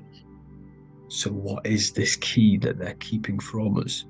Because it's a human holding a key going up the ladder to Polaris. Well, chakras. We have 7 chakras. Okay, so this is what they are telling us in the lock and key symbolism. The Kundalini energy rising up the spine. Okay, just like they have 33 vertebrae on the back of your spine. Okay, this represents the Kundalini energy going up your 33 vertebrae, just like in Masonry has 33rd degrees. Okay, so what is the key? Your chakras. Your chakras have to be unlocked. Okay, you have to unlock your chakras, and you can't unlock this one without going through this one. You have to go through them all. It's like a ladder, just like Jacob's ladder. You can't go from the bottom to the top. you have to unlock each one. Okay, just like you have 7 chakras, you have 7 layers of your aura. Okay, you have to unlock your chakras to the highest point in order to reach Christ consciousness. And this is the key that they're talking about. They're symbolizing the organic portal within each and every one of us to ascend out of this realm. Okay, so this is the key that they're talking about, and they're holding back this knowledge to keep us trapped in this 3D realm. Okay, so like I was saying with the 33 vertebrae and the Kundalini energy coming up the spine, 33 vertebrae, you can see this sort of symbolism going up to the light, because it's the light. You see here, your crown chakra turns on and becomes enlightened, just like the Illuminati symbol. Can you see it? But also Jesus also died at 33. So this is symbolizing, okay, they're symbolizing the death of the ego, the body. So once you open up your chakras and reach Christ consciousness, which is your 33rd vertebrae, once your Kundalini energy goes up your 33rd vertebrae, your body technically, not physically, but spiritually dies, because you then become formless. You reach Christ consciousness. So then you can travel other worlds. Okay. This is what they're talking about with Vatican, 8-pointed star, and the key. Janus with the key. The Sumerians with the 8-pointed star. Anunnaki, the 8-pointed star. Polaris, 8-pointed star. So Polaris is the way out of this realm, which is at the center. Pole, North Pole. Okay, so the key is that they're hiding from us is the knowledge to unlock our chakras.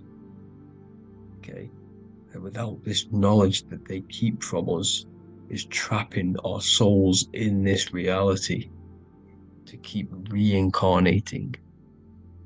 Okay, well, thank you all for tuning in. I'm going to leave you all there. Make sure to leave a like and a comment in the comment section. Let me know some topics to talk about so I can break it down for you. God bless you all.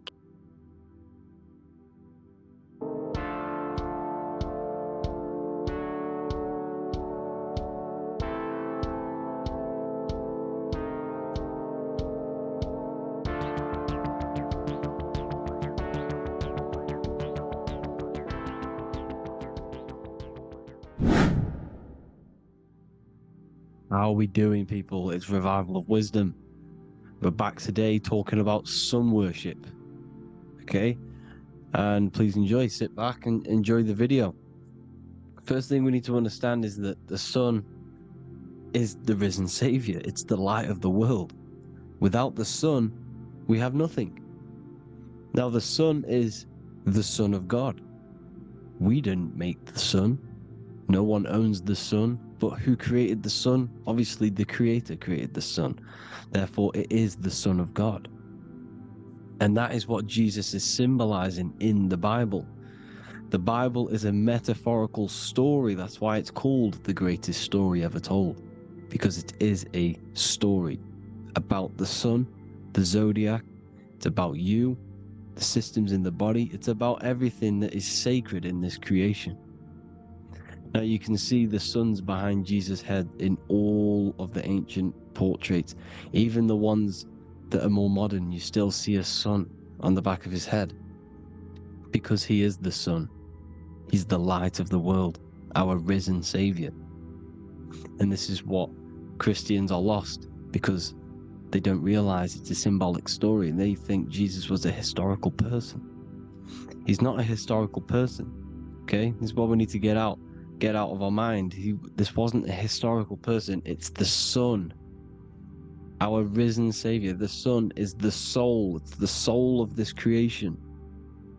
Because what is a soul? A soul is pure life force, pure energy.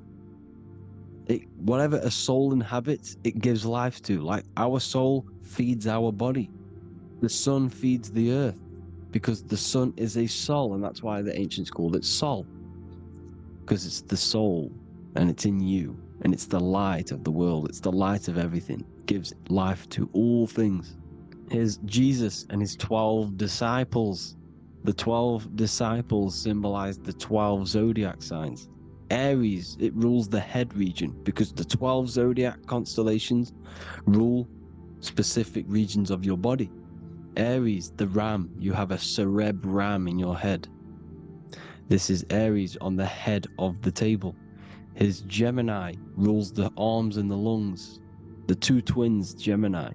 He's holding up 2 hands for the 2 hands and arms. The twins. Cancer has a knife in his hand. It's not so clear, but he has a knife in his hand. Cancer is the crab. Crabs have claws. And he's pointing at Virgo's Adam's apple, saying there's no Adam's apple there. It's a woman. Who's the 6th sign? The 6th sign is Virgo, the virgin. The only woman in the painting. Now notice how there are 3 people in 4 groups. For the 4 seasons and for the 3 months and 3 zodiac signs in each season. Spring, summer, fall, winter.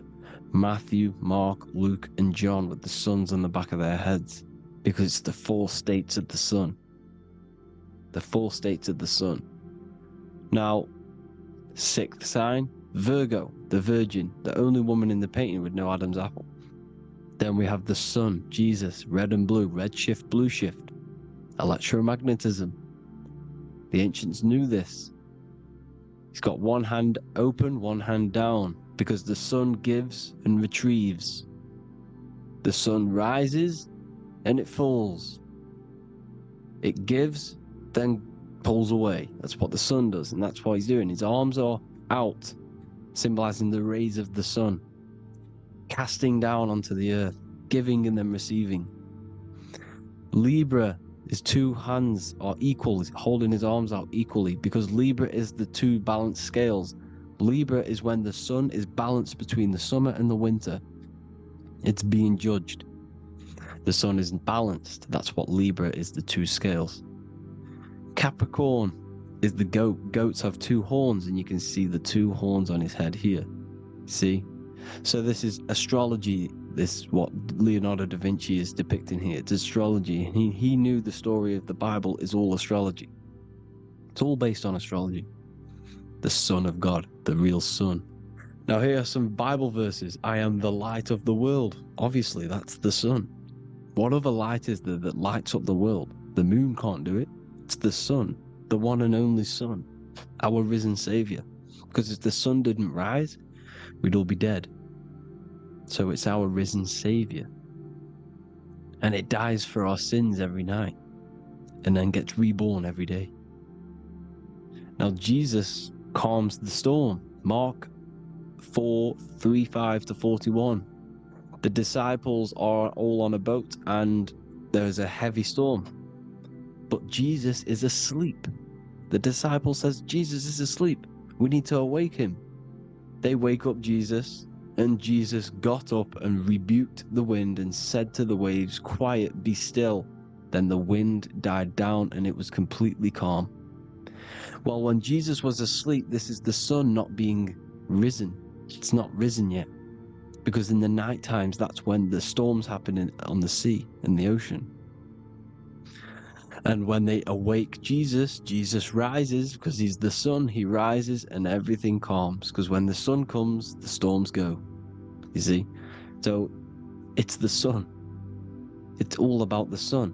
Here's another, Luke 22:10. A disciple asked Jesus, when will we know it's the end times? And Jesus says, as you enter the city, a man carrying a jar of water will meet you. Follow him to the house that he enters. Well, this is clearly talking about astrology, the topic that Christians think is satanic, when they don't realize the whole thing's based on astrology. Because the end times is the end of Pisces, which is the two fish, which is the age we've just gone out of. And you can see all these ancient churches here with two fishes, because they knew it was the age of Pisces. There's an ancient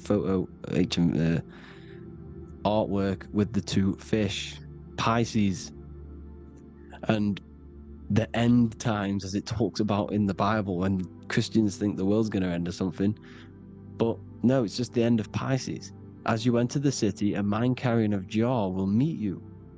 Follow him to the house. The house is the Zodiac sign that he enters. And the Zodiac sign is Aquarius, because that's what it is, a man carrying the water. We know this is astrology because a woman, that is a woman's job in the ancient times. In the ancient times, the woman used to get the water. You would never see a man collecting water back then. That was the woman's job, whilst the man builds the houses, for example.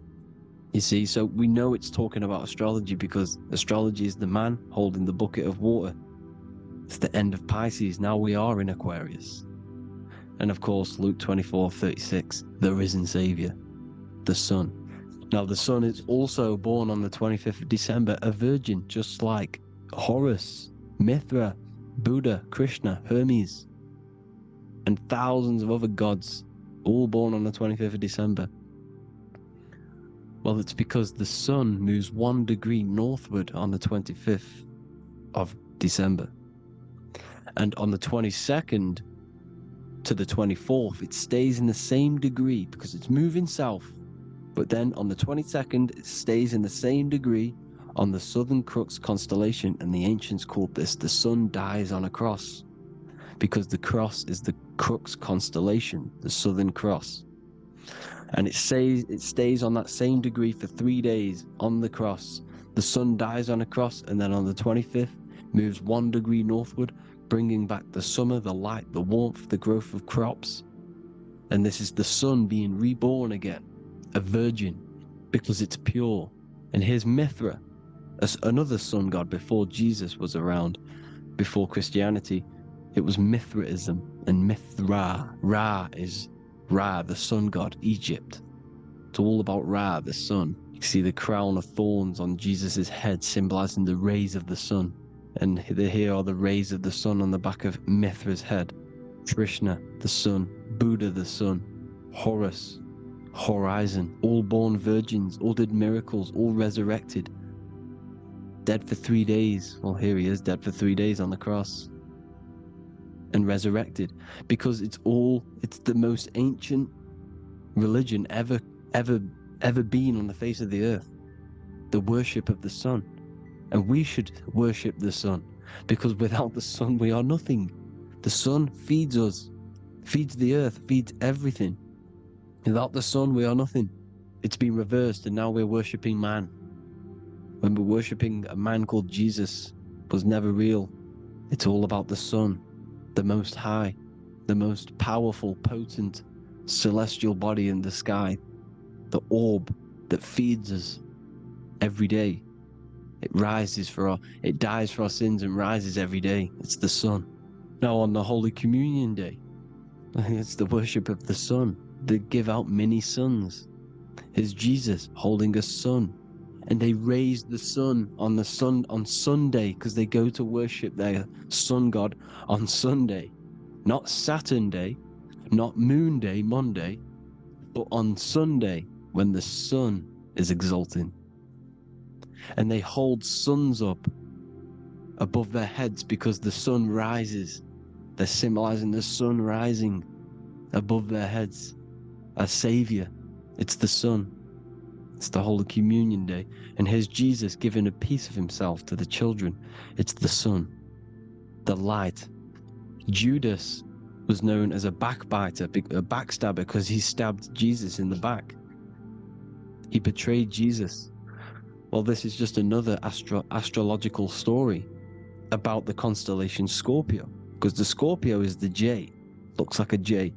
J for Judas, the scorpion, the backbiter. Scorpions backbite. They bite with their back.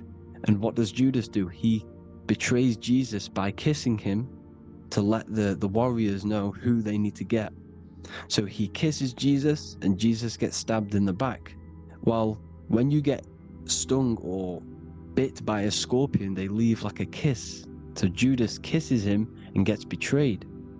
Well, this is because the sun, when it hits Libra, it's balanced. The sun is balanced because it comes through summer.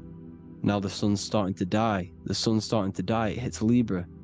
And then as soon as it hits the scorpion, the Scorpio, it gets betrayed because now the sun has to fall to winter and Saturn is there waiting to take over the darkness of the winter. So he gets stabbed in the back by Scorpio, Judas, the Scorpion, the backstabber. You see, it's an astrological story. Here's Mary. Mary means marry, which means pure. The sun is pure. No one gave birth to the sun but the God. And it's born every day. It's born every day on every year. It's born pure. There was no controversy. There was no, activity for the sun to be born. It's pure. Now, the 7 metals come from the 7 planets. The sun gives you gold, and this is why the sun is golden. It looks gold. And this is why the banks are backed by gold, because gold is the most valuable metal, because it's the sun, the most valuable celestial orb in the sky, in the heavens. Well, here's Jesus, another ancient symbol of him being crucified on the cross with the big sun, the Southern Cross constellation. The sun dies on the cross constellation. And if you go to the old etymology dictionaries, you will see sun and son is the same word. They come from the same etymology roots. You can use them for no matter what, but they've been confused today. But if you go back to the old dictionaries of etymology, they are interchangeable. You can use them. Son, sun, sol, it's all the same thing. The 12 disciples, 12 brothers of Joseph, 12 tribes of Israel, 12 breastplates on the stones, because it's all the 12 astrological signs. They could have used any other number, but there's 12. Because 12 is the mind, which is God. 7 is the number of matter, which is man. 7 energy centers in the body. 12 cranial nerves in the brain, because it's the mind. 12 is the 12ness. The Zodiac is literally the mind of God, the signs of God. Now here we see here, Job 38, 31 to 33. Can you lead forth a constellation in the season? He's asking you, can you read the sky? Can you read the heavens? Canst thou bring forth the Mazzaroth in its season? Mazzaroth means 12 signs, the Zodiac.